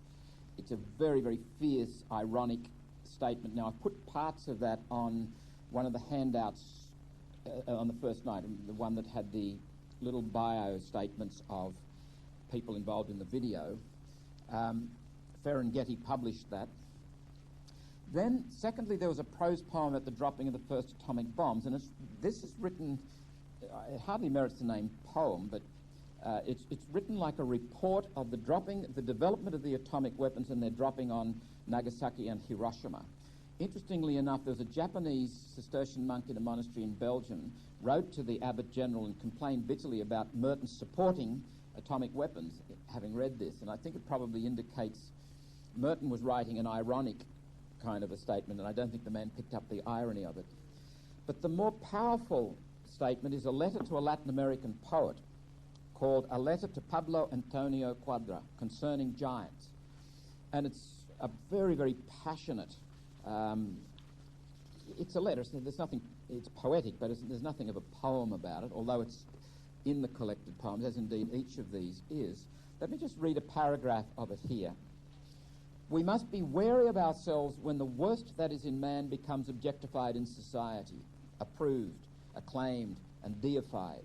When hatred becomes patriotism, and murder a holy duty.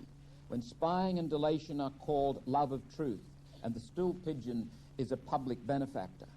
When the gnawing and the prurient resentments of frustrated bureaucrats become the conscience of the people, and the gangster is enthroned in power, then we must fear the voice of our own heart, even when it denounces them. For are we not all tainted with the same poison? Merton never got far away from the admission of our own guilt.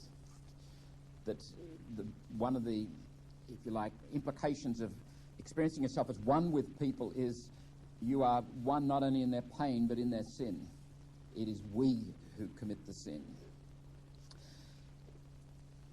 Okay, what happened later that year? In October 1961, Merton had rewritten the chapter for Seeds of Contemplation entitled The Roots of War. And he rewrote it quite substantially and lengthily, and you'll find it in Shannon's book here, The Passion for Peace, page 11 and following. I have photocopied the first couple of pages of that because what Merton did was he submitted the rewrite to the censors and they passed it, so it was going to go into the new book, New Seeds of Contemplation. Then he wrote to Dorothy Day and said, look, I've rewritten this chapter for New Seeds of Contemplation. You can pre-publish it in the Catholic Worker. But he added 3 paragraphs, which Shannon says very inflammatory. It was a little bit naughty or something of Merton to do that. We won't go into them, but you can read them at your leisure because I photocopied them there. Merton was obviously frustrated, passionate about this, deeply aggrieved that no one else was speaking out. And in fact, as months went by, a number of other people began to join him and speak out, Catholics and others, and there became quite a movement in the United States. But he was one of the pioneers of it. That's what brought Joan Baez, for example.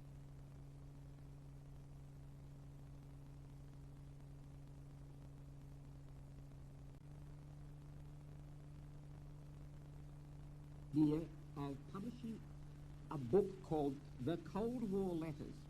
That wasn't an afterthought of gathering letters that he happened to write. He thought of that before he'd actually written the letters.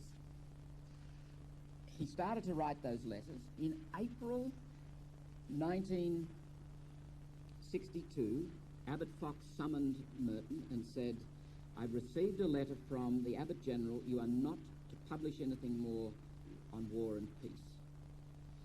This is not something a monk should be doing. Now, in fact, Abbot Fox had received that letter in mid-January. So, mid-February, mid-April, roughly, 2 months Abbot Fox let go. Shannon makes an observation, which I think is probably right. Abbot Fox was a very shrewd operator. I think he knew Merton extremely well, in some ways better than Merton knew himself. And he was not going to pass on the censorship's ruling until Merton had had a good chance to write what he needed to write. And he was in full flood and got it out of his system. Mind you, the censorship didn't exactly stop Merton. He was very pedantic about it in ways that he wouldn't normally have been pedantic or legalistic, and said, they asked me not to publish anything, but they didn't say don't write anything. So he kept writing, and he mimeographed these letters and sent them around his friends. The first lot of the so-called Cold War letters, about 49 of them were gathered together and mimeographed and gathered and sent to friends, and then eventually in October 1962, 111 of them were gathered. Now, they are all available in the letters of Thomas Merton, some of them in the Hidden Ground of Love, and if you look through there, I've given the references in the footnote, you can actually find them all, and some of them actually quite beautiful writing, and it's all this anger and passion about the stupidity of war and why do we engage in this kind of behaviour. Now, I said at the beginning of this session tonight that some of the writings of Merton on war and peace were problematic. I met up with Tommy and Frank O'Callaghan in Louisville, and they were very dear friends of Merton. And Frank told me of arguments that you would have with Merton about war and peace and about technology, and they just didn't see eye to eye, but they were very dear and close friends. I think Merton was much more sure-footed on things like solitude and contemplation and identity than he was on war and peace, except this. I think his intuition was radical and sound. I think his articulation wasn't always as sound. He wrote an essay, for example, on Denmark and how wonderful it was that Denmark had taken a non-violent option during the Second World War, and they lived through the war very well. He didn't exactly face the fact that they wouldn't have lived through the war if others hadn't fought it on their behalf, in a sense. So that whatever else you say about just war theory or non-violent, whatever your choice is, that we address this issue, that we come at it as a matter of the utmost seriousness today, I think we can learn from Merton. I found it very, very interesting that Pope John Paul II, when the Iraq War was becoming increasingly a possibility, he was emphasising, and a couple of documents from the Vatican emphasised, this will be a failure of humanity if we go to war over this. Now, there are those who are involved in real politics say, keep out of it. It's, you know, you church people, yes, you've got wonderful ideals, etc., but you don't know how to handle world issues. I'm not sure it's as simple as that, and it's certainly not as simple as saying, well, you know, just go and talk to the man. I'm sure he'll understand. I go back to St. Paul's words to the people of Corinth. You know, we preach a crucified Christ, and we must never dodge that. It is the power of the cross that we bring into the world, and it might cost us dearly. It might cost us our lives. I find with Merton's passion and direction and desire to address the issue something that is extremely challenging, very, very powerful. He wrote a lot on it, and I've given you a few samples in the notes if you wish to follow them up. Some of it's better than others. It is uneven. But if you read it, you can pick up the passion and the intensity and the direction it points you, and I don't think you can leave the question alone if you read Merton. Let me just draw attention to a few things. Like Czesław Miłosz, the Polish intellectual, found Merton's stuff on peace just too naive. Didn't agree with him at all, and they engaged in a dialogue about that. He wrote to Miłosz in February 28, 1959, and I'm looking at my notes, page 125. There is something much too mental and abstract, something too parochial about a great deal of Catholic thought and Catholic spirituality today, and this applies to the contemplatives in large measure. So much of it's all in the head, and in politics it's even worse. All the formulas, the gestures, the animosities, and the narrowness. And nothing drove Merton madder than that sense of narrowness and lack of imagination and lack of a willingness to explore other possibilities, especially when it came to religion and Christianity in particular. Another reference, I'm looking at page 126. The transformation through which the world must pass will not be merely political. It is indeed an illusion to think that the forces which are at work in our modern society are above all political.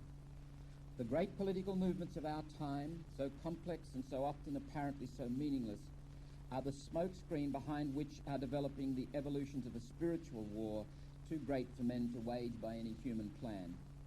This is something that is going on in the whole of mankind, and it would go on even if there were no political movements. The politicians are only the instruments of forces which they themselves ignore. These forces are more powerful and more spiritual than man.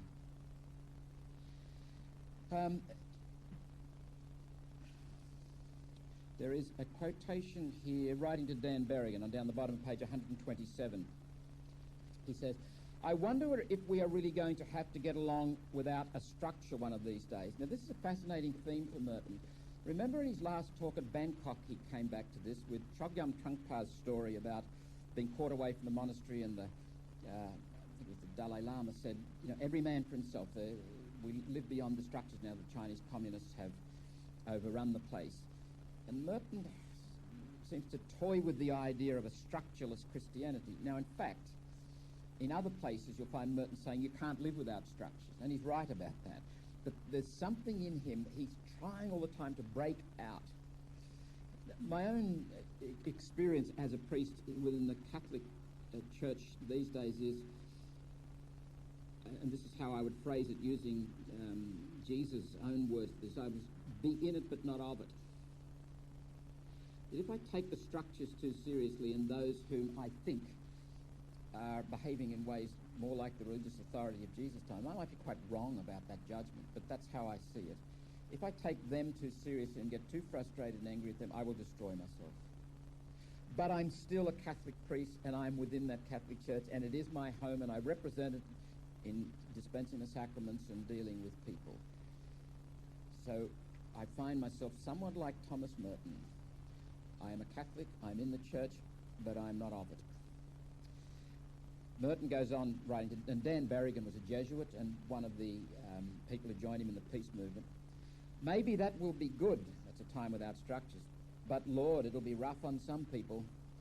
Maybe less rough on you and me, with all the wealth we've acquired in the machinery. More and more I come to think we are living in one great big illusion. Centuries of triumphalist self-deception. The late Middle Ages, with all their saws, were more real. Everything is all twisted up, and the worst thing is the facade of smoothness over all the busted iron and the fragments of a building that has perhaps fallen in. But when it has fallen, God will build and is building. The front is man's work, and that will really cave in. Who worries about that? We must learn not to, and even, when necessary, give it a good shove. Mitres, croziers, rings, slippers, baubles, documents, seals, bulls, rescripts, indults. Have a good time on your trip. And there's a lovely letter to Jim Forrest, which I won't read, but it's advice to a young man, and Jim Forrest was a young activist on, as a word, and this is another thought that Merton has helped to confirm in my mind. Be passionate about the process, detached from the outcome. If you become attached to a particular outcome, you're setting yourself up for frustration, the rage of impotence. It will destroy you. Give it your best shot, and remember, it is God's world and God's church. Finally, a quotation from a letter he wrote to Czeslaw Milosz. This letter is from February the 28th, 1959, the same letter from which I quoted earlier on. It's a good note on which to end. Milosz, life is on our side. The silence and the cross of which we know are forces that cannot be defeated. In silence and suffering, in the heartbreaking effort to be honest in the midst of dishonesty, most of all our own dishonesty, in all these is victory. It is Christ in us who drives us through darkness to a light of which we have no conception and which can only be found by passing through apparent despair.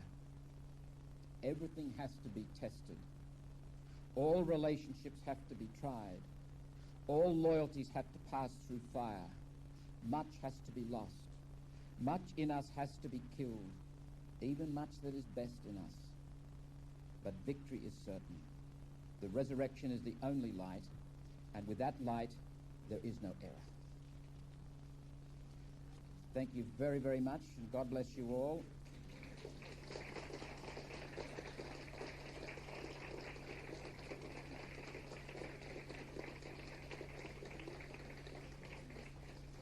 Thank you, and we're very privileged to have the library resources we've got, and a certain amount of that has been donated. If you still have books or tapes or anything out, please get them back to Maria. If you can't get them back tonight, see her and let her know when you can get them back.